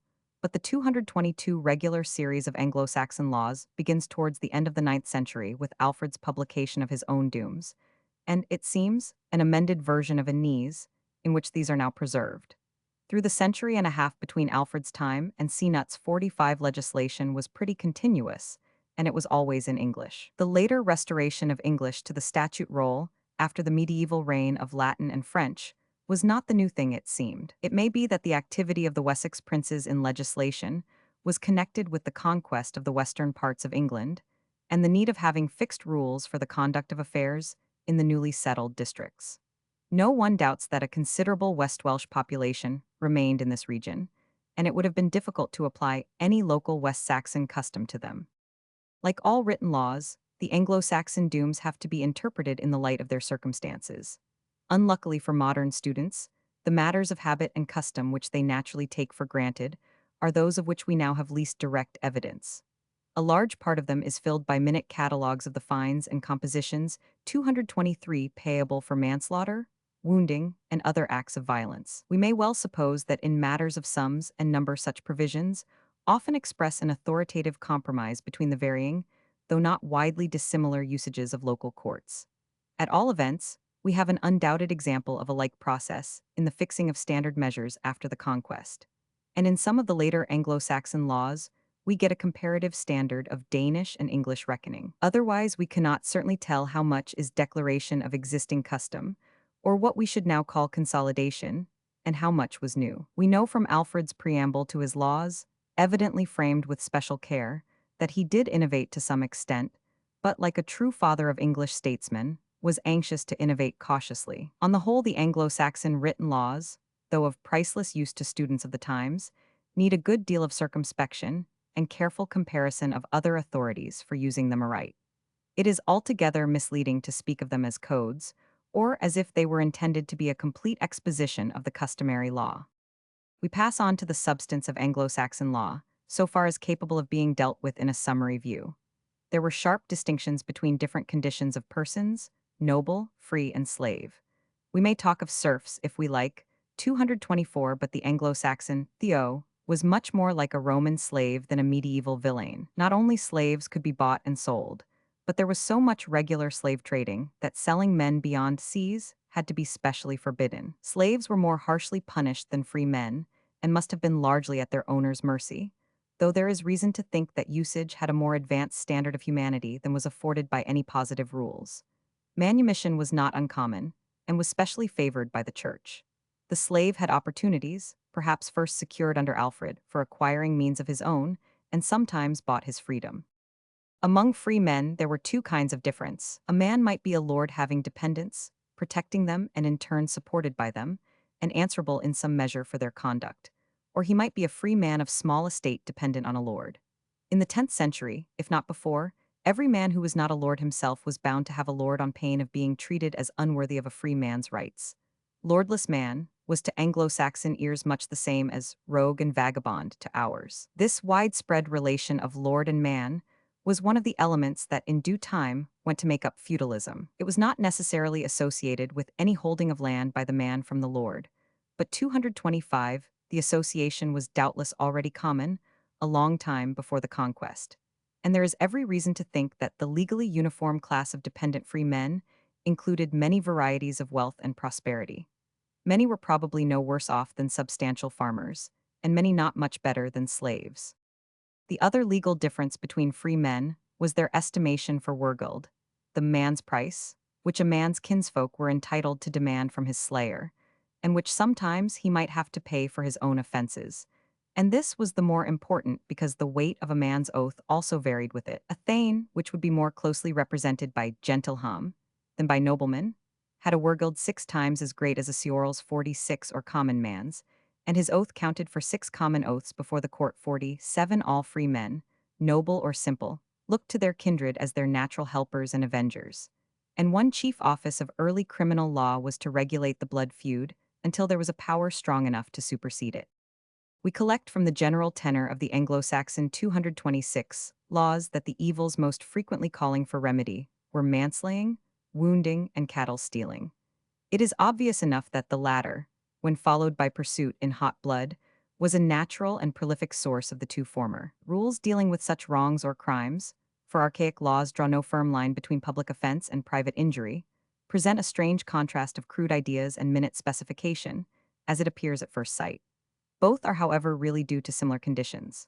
A society which is incapable of refined conceptions, but is advanced enough to require equal rules of some kind and to limit the ordinary power of its rulers, is likewise incapable of leaving any play for judicial discretion. Anglo-Saxon courts had not the means of apportioning punishment to guilt in the particular case, or assessing compensation according to the actual damage, any more than of deciding on the merits of conflicting claims according to the evidence. Thus, the only way remaining open was to fix an equivalent in money or in kind for each particular injury. So much for life and so much for every limb and member of the human body. The same thing occurs with even greater profusion of detail in the other Germanic compilations of the Dark Ages. In the latter days of Anglo-Saxon monarchy, treason was added to the rude catalogue of crimes, under continental 227 influence ultimately derived from Roman law. But the sin of plotting against the sovereign was the more readily conceived as heinous above all others by reason of the ancient Germanic principle of faith between lord and his men. This prominence of the personal relation explains why down to quite modern times the murder of a husband by his wife, of a master by his servant, and of an ecclesiastical superior by a clerk, secular or regular, owing him obedience, were specially classed as petty treason and distinguished from murder in general. 48. Secret murder, as opposed to open slaying, was treated with special severity. This throws no light on our later criminal law, nor has it much to do with love of a fair fight, though this may have strengthened the feeling. Rather, it goes back to a time when witchcraft, and poisoning as presumably connected therewith, were believed to be unavoidable by ordinary caution, and regarded with a supernatural horror, which is still easy to observe among barbarous people. With these exceptions, and a few later ones of offenses reserved for the king's jurisdiction, crimes were not classified or distinguished in Anglo-Saxon custom, save by the amount of public fine 49 and private composition 228 required to redeem the wrongdoer's life in each case. Capital punishment and money payment, or rather liability to the blood feud redeemable by money payment, and slavery for a thief who could not make the proper fine, were the only means of compulsion generally applicable, though false accusers and some other infamous persons were liable to corporal penalties. Imprisonment is not heard of as a substantive punishment, and it is needless to say that nothing like a system of penal discipline was known. We cannot doubt that a large number of offenses, even notorious ones, went unpunished. The more skilled and subtle attacks on property, such as forgery and allied kinds of fraud, did not occur, not because men were more honest, but because fraudulent documents could not be invented or employed in a society which knew nothing of credit and did not use writing for any common business of life. Far more significant for the future development of English law are the beginnings of the King's Peace. In later times, this became a synonym for public order maintained by the king's general authority. Nowadays, we do not easily conceive how the peace which lawful men ought to keep can be any other than the Queen's or the Commonwealth's. But the king's justice, as we have seen, was at first not ordinary but exceptional, and his power was called to aid only when other means 229 had failed. To be in the king's peace was to have a special protection, a local or personal privilege. Every free man was entitled to peace in his own house, the sanctity of the homestead being one of the most ancient and general principles of Teutonic law. The worth set on a man's peace, like that of his life, varied with his rank, and thus the king's peace was higher than any other man's. Fighting in the king's house was a capital offense from an early time. Gradually, the privileges of the king's house were extended to the precincts of his court, to the army, to the regular meetings of the shire and hundred, and to the great roads. Also, the king might grant special personal protection to his officers and followers, and these two kinds of privilege spread until they coalesced and covered the whole ground. The more serious public offenses were appropriated to the king's jurisdiction. The king's peace was used as a special sanction for the settlement of blood feuds and was proclaimed on various solemn occasions. It seems to have been specially prominent, may we say as a frontier regulation, where English conquest and settlement were recent. 50 in the generation before the conquest it was, to all appearance, extending fast. In this kind of development, the first stage is a really exceptional right. The second is a right which has to be distinctly claimed, but is open 230 to all who will claim it in the proper form. The third is the common right which the courts will take for granted. The Normans found the king's peace nearing, if not touching, the second stage. Except for a few peculiar provisions, there is nothing in Anglo-Saxon customs resembling our modern distinctions between willful, negligent, and purely accidental injuries. Private vengeance does not stop to discriminate in such matters, and customary law, which started from making terms with the avenger, could not afford to take a more judicial view. This old harshness of the Germanic rules has left its traces in the common law down to quite recent times. A special provision in Alfred's laws recommends a man carrying a spear on his shoulder to keep the point level with the butt. If another runs on the point so carried, only simple compensation, at most 51, will be payable. If the point has been borne higher, so that it would naturally come in a man's face, this carelessness may put the party to his oath to avoid a fine. If a dog worried or killed anyone, the owner was answerable in a scale of fines rising after the first offense. 52. The indulgence of the modern law which requires knowledge of the dog's habits was unknown, but it may be doubted whether these 231 rules applied to anything short of serious injury. Alfred's wise men show their practical sense by an explanatory caution which they add. The owner may not set up as an excuse that the dog forthwith ran away and was lost. This might otherwise have seemed an excellent defense, according to the archaic notion that the animal or instrument which does damage carries the liability about with it, and the owner may free himself by abandoning it, nox a caput sequitur. 53. We have spoken of money payments for convenience, but it does not seem likely that enough money was available, as a rule, to pay the more substantial wergulds and fines, and it must once have been the common practice for the pacified avenger to accept cattle, arms, or valuable ornaments, at a price agreed between the parties or settled by the court.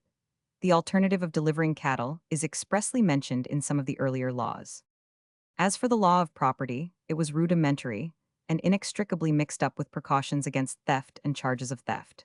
A prudent buyer of cattle had to secure himself against the possible claim of some former owner who might allege that the beasts had been stolen. The only way to do this was to take every step in public and with good witness.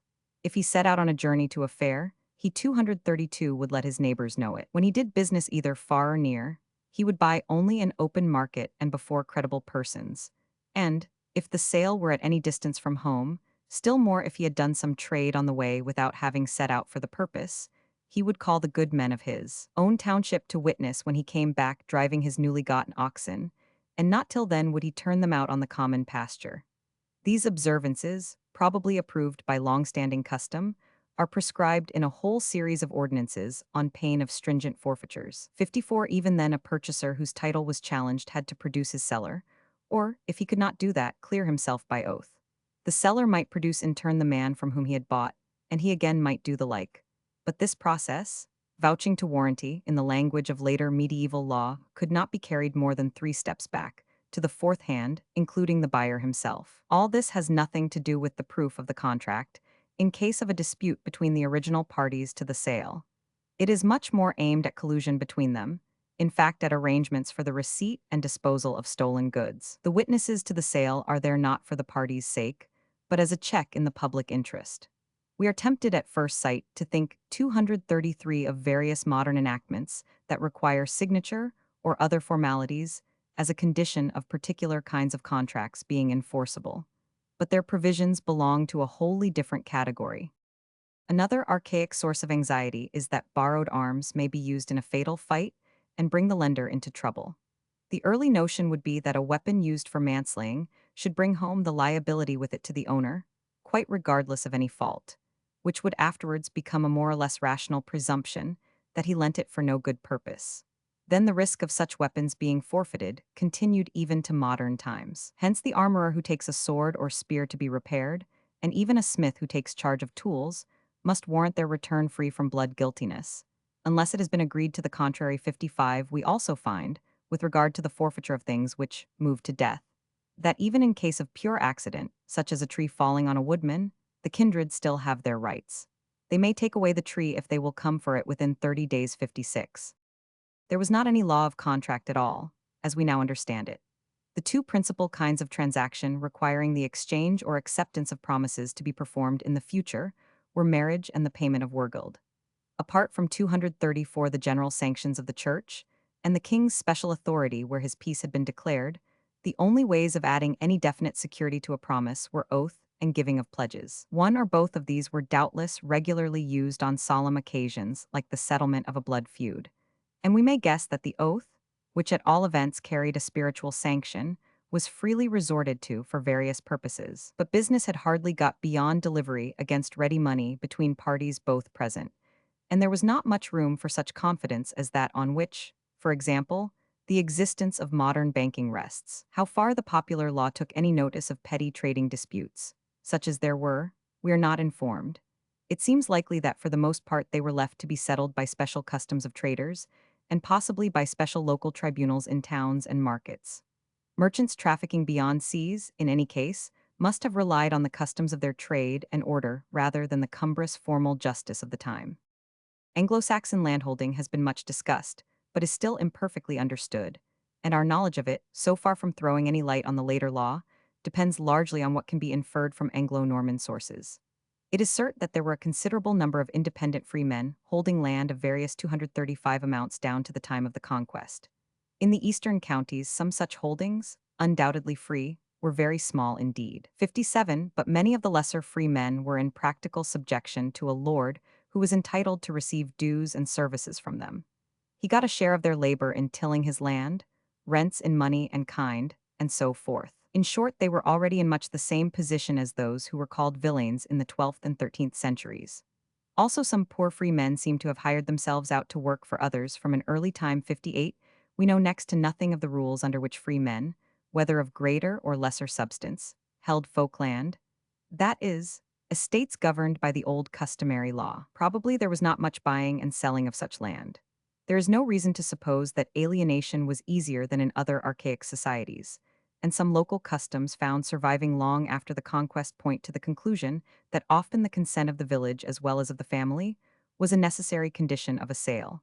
Indeed, it is not certain that folkland, generally speaking, could be sold at all. There is equally no reason to think that ordinary free landholders could dispose of their land by will, or were in the habit of making wills for any purpose. 236 Anglo-Saxon wills, or rather documents more like a modern will than a modern deed, exist, but they are the wills of great folk, such as were accustomed to witness the king's charters, had their own wills witnessed or confirmed by bishops and kings, and held charters of their own, and it is by no means clear that the lands dealt with in these wills were held as ordinary folkland. In some cases, it looks as if a special license or consent had been required. We also hear of persistent attempts by the heirs to dispute even gifts to great churches. 59. Soon after the conversion of the south of England to Christianity, English kings began to grant the lordship and revenues of lands, often of extensive districts, to the church, or more accurately speaking to churches, by written charters framed in imitation of continental models. Land held under these grants by charter or book, which in course of time acquired set forms and characters peculiar to England, was called bookland, and the king's bounty in this kind was in course of time extended to his lay magnates. The same extraordinary power of the king, exercised with the witness and advice 60 of his witan, which could confer a title to princely revenues, could also confer 237 large disposing capacities, unknown to the customary law. Thus the fortunate holder of bookland might be, and often was entitled not only to make a grant in his lifetime, or to let it on such terms as he chose, but also to leave it by will. My own belief is that the land given by the Anglo-Saxon wills which are preserved was almost always bookland even when it is not so described. Indeed, these wills are rather in the nature of postponed grants, as in Scotland, a trust disposition had to be till quite lately, than of a true last will and testament as we now understand it. They certainly had nothing to do with the Roman Testament. Long before the conquest, it had become the ambition of every man of substance to hold bookland, and we may well think that this was on the way to become the normal form of land ownership. But this process, whatever its results might have been, was broken off by the advent of Norman lords and Norman clerks with their own different set of ideas and forms. The various customs of inheritance that are to be found even to this day in English copyholds, and to a limited extent in freehold land, and which are certainly of great antiquity, bear sufficient witness that at least as much variety was to be found before the conquest. Probably the least usual of the typical customs was primogeniture, preference of the youngest son, ultimogeniture or 238 junior, right as recent authors have called it. The Burt English of our post-Norman books was common in some parts. Preference of the youngest daughter in default of sons, or even of the youngest among collateral heirs, was not unknown. But the prevailing type was equal division among sons, not among children, including daughters on an equal footing as modern systems have it. Here again, the effect of the Norman conquest was to arrest or divert the native lines of growth. In this country, we now live under laws of succession, derived in part from the military needs of Western Europe in the early Middle Ages, and in part from the cosmopolitan legislation of Justinian, the line between the application of the two systems being drawn in a manner which is accounted for by the peculiar history of our institutions and the relations between different jurisdictions in England, but cannot be explained on any rational principle. But the unlimited freedom of disposal, by will which we enjoy under our modern law, has reduced the anomalies of our intestate succession to a matter of only occasional inconvenience. Small indeed, it is easy to perceive, is the portion of Anglo-Saxon customs which can be said to have survived in a recognizable form. This fact, nevertheless, remains compatible with a perfectly real and living continuity of spirit in our legal institutions. If we do not nowadays observe King Alfred's dooms, or anything like them, still we owe it to the work of Alfred and his children that England was saved to become an individual nation, and that our fundamental ideas of justice have survived all external changes. Those ideas may be summed up very shortly. Justice is essentially public. The business of parties is to conduct their cases according to the rules of law. The business of the court is to hear and determine between them, not to conduct an inquiry. Judicial interpretation of the law is the only authentic and binding interpretation, and in particular, the executive has no such power. These principles appear obvious to most of us, but there are many civilized countries where they are not admitted. We can trace them back to the rudest beginnings of our jurisprudence. They are as vigorous as ever in all the complexity of modern affairs, wherever the English tongue is spoken. Alfred and the Arts. By Rev. W. J. Lofty. Alfred and the Arts. The story of the life of King Alfred connects his name with the practice of three arts. He was an architect, a writer, and a musician. We so often hear of the art of war that when we remember his proficiency as a soldier, we are inclined to forget that fortification, fighting, fishing, and hunting, if they may be called arts, are not fine arts. Alfred's noble defense of England against the Danes has ever since his day been an example to his countrymen of later generations. He first taught them the negative virtue that consists in not knowing when they are beaten. But our concern, in the particular chapter that has fallen to my lot, is with Alfred and the fine arts. And as you cannot enjoy painting or music without a house, it behoves us to inquire first as to the state of architecture in the 9th century and as to the part taken by Alfred in building houses, churches, and cities. We must remember that though, as we know, writing and the illumination of manuscripts had 244 attained a very high pitch of excellence, Alfred had no maps to guide him. His workmen may have been able to scratch their diagrams on stones, and in other similar ways to obtain guidance in carrying out such buildings as the king required. But he had traversed all that part of England over which he reigned, and was as well acquainted with the marshes of Somerset as with the wooded valley of the Lea and the chalk cliffs of his southern shore. He knew how to build and how to handle the ships of his time, and was able to defeat the Danes on what might be called their own element.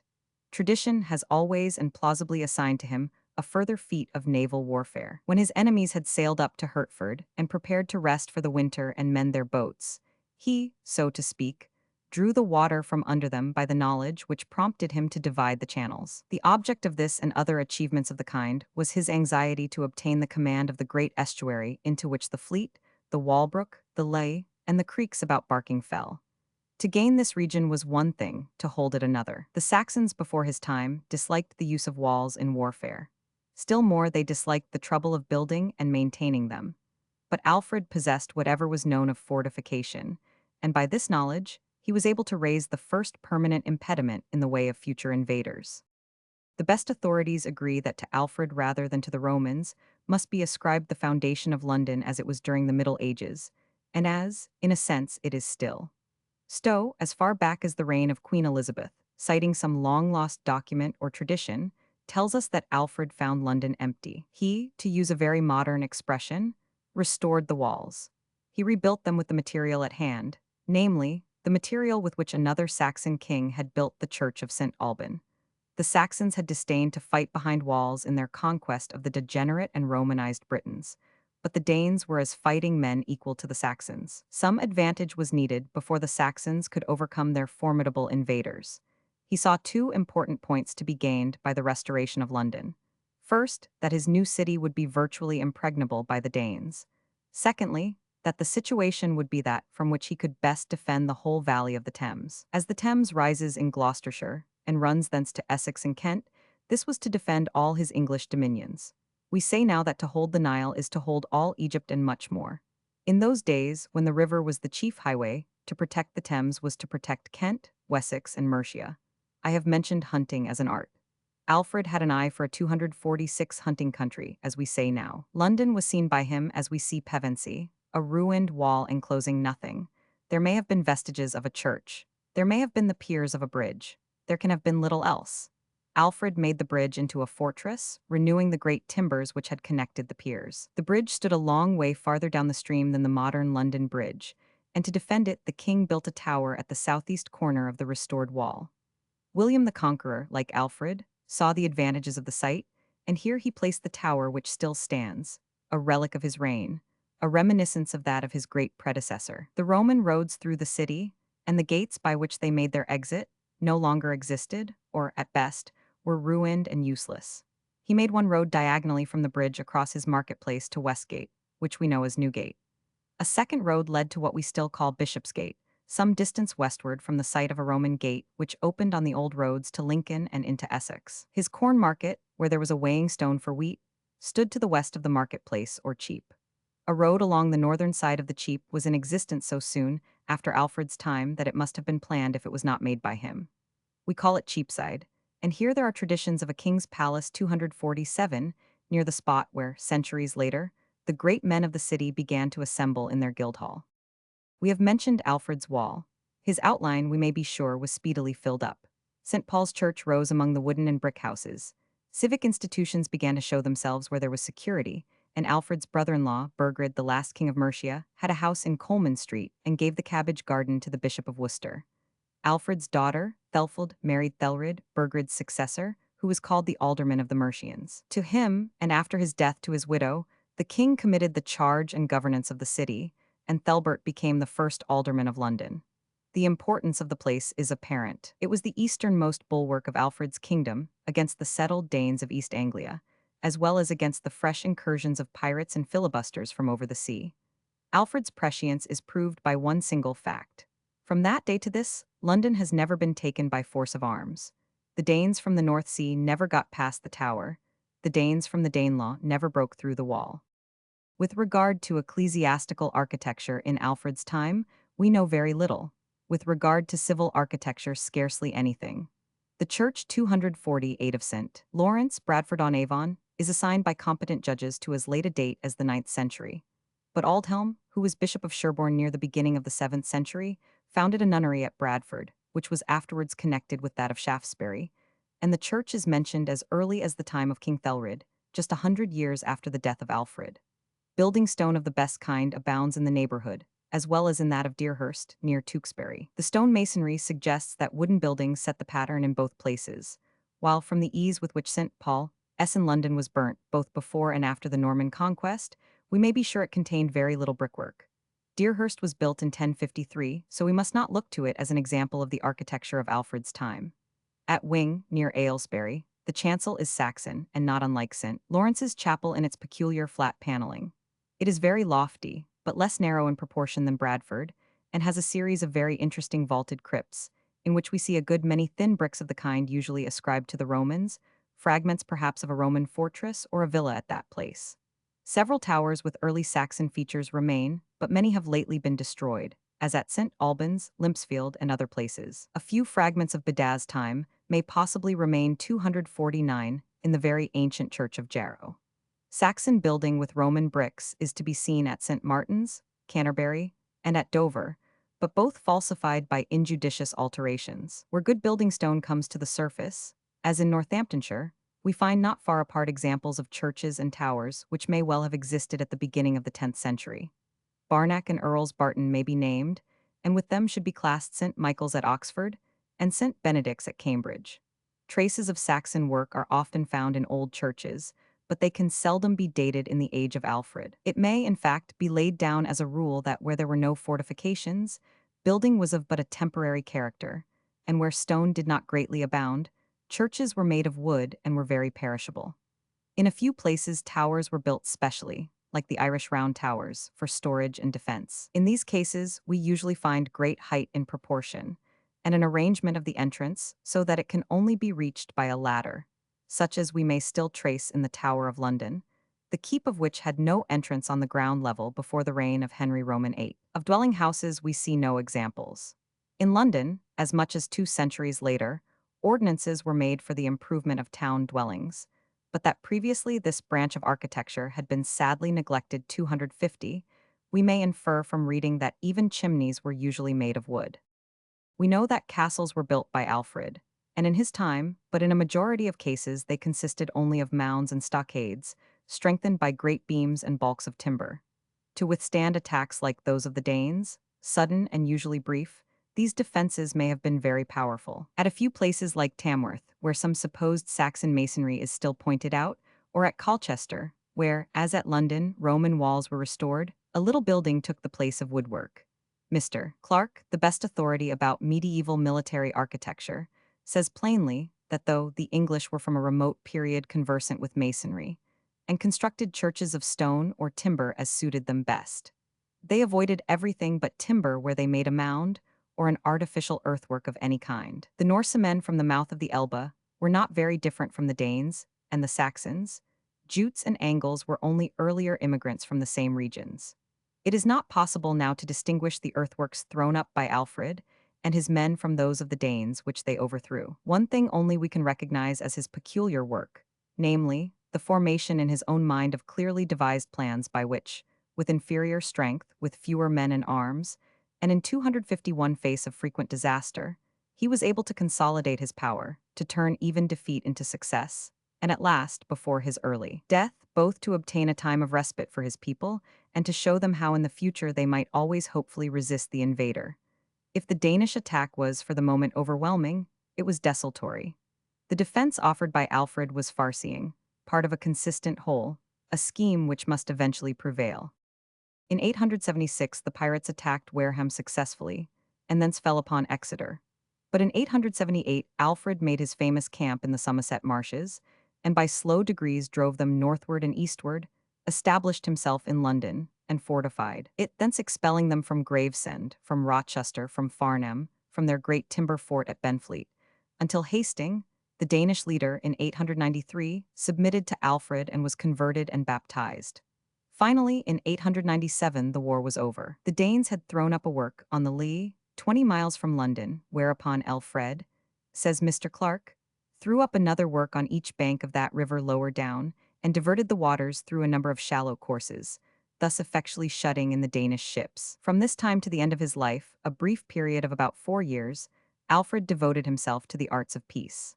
Among 252 them he reckoned shipbuilding and the codification of the laws, but we chiefly remember his love of books, his establishment of schools, in which writing was practiced as a fine art, and his encouragement of skillful work in gold, enamel, and inlay. Many examples remain to show us that art of this last kind, as well as poetry and music, were largely and successfully practiced among the Anglo-Saxons. The great discoveries in grave mounds in Kent, of which the results may be seen in the Mayer Museum at Liverpool, prove that from a very early period there were among the people skillful designers and artificers, not only in jewelry but in glass. The well-known ornament preserved at Oxford, probably a royal badge which bears his name, is perhaps the most familiar object which can be connected with him. We may remember of Alfred, as well as of King Edwin of Northumbria and of other law-loving monarchs, that he hung up gold bracelets by the wayside, and that none dared to steal them. Unfortunately for another story connecting Alfred with the fine arts, it is not older than the 12th century. The fact that such a legend existed shows us what was the popular estimate of the king's character. We are glad, therefore, to observe that Freeman finds nothing impossible in the story that Alfred, wishing to know what the Danes were about and 253 how strong they were, set out one day from Athelney in the disguise of a minstrel or juggler, and went into the Danish camp and stayed there several days, amusing the Danes with his playing, till he had seen all that he wanted, and then went back without anyone finding him out. Alfred's dealings with the Danes, whether in disguise or otherwise, led to the defeat and conversion of Guthorm, to the peace of Wedmore, and to 2 incidents in which pictorial art has a place. the capture of the Raven standard, and the cutting of one of the figures of a horse on the side of the chalk downs. There are two such white horses, one near Eddington, which has been restored, the other near Shrivenham, which has not been altered at all, but is very old and rude, so that you might hardly know that it was meant for a horse at all. The pretty story of Alfred's youth, as to his learning to read, will not, unfortunately, bear critical examination. That it should have been so long believed and so often told is, however, eloquent as to the reputation he acquired as a boy. Some have even doubted if he could read, but in his journey to Rome he learned Latin. At least it is more probable that he knew Latin than that he was ignorant of it. He was certainly desirous, during his scanty leisure from warfare, to further the cause of learning by all means in his power. His monks at Athelney and his nuns at Shaftesbury, 254, were expressly devoted to the labors of the scriptorium, and when we observe the number of the books which, in spite of the Danes, were produced in England in the course of the 8th and 9th centuries, we are forced to the conclusion that the powers of the time were unanimously in favor of the art of writing.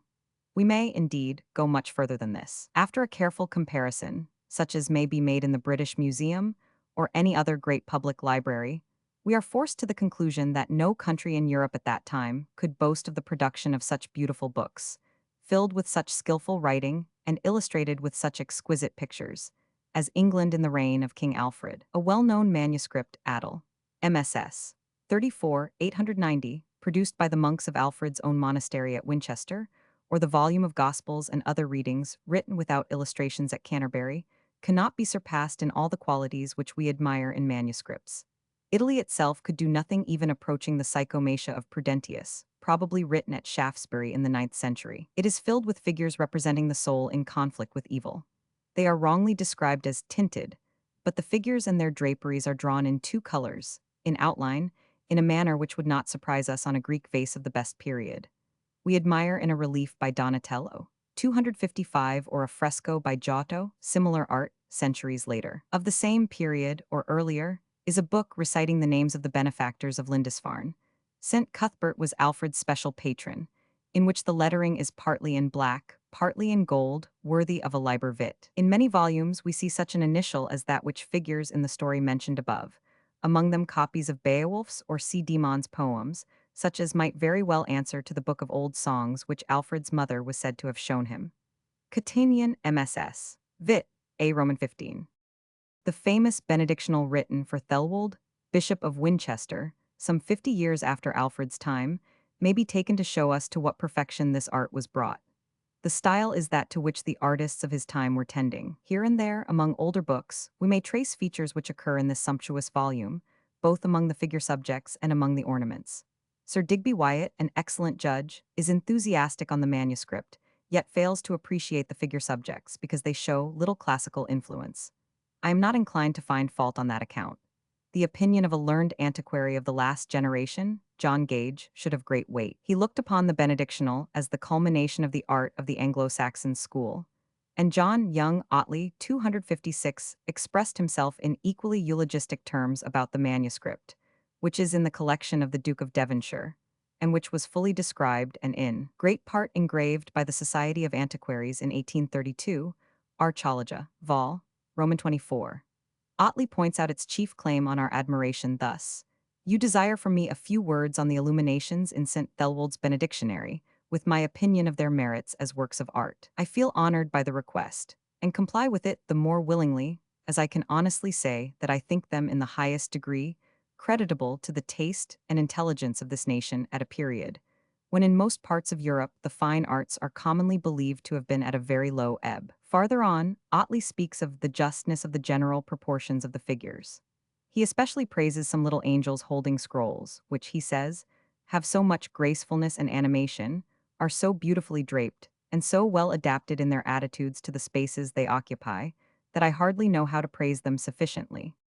The mechanical part of the work should be carefully examined. It shows, and not it alone, but many early books as well, that in the time of Alfred artists could command the help of artificers who knew how to make vellum fit for the most delicate painting and writing, that colors were produced worthy of the vellum for which they 257 were prepared, that gold beading and gilding with the leaf had been carried to a perfection never since surpassed. Goedman, the monk, afterwards in 970, abbot of Thorney, who wrote the book, must have been born during the reign of Alfred or soon after, and learned his art from the writers of the great king who, in his English translation of the Pastoral of Gregory, remarks feelingly on the destruction wrought by the Danes, and how before their incursions, the churches throughout Britain were filled with treasures and books.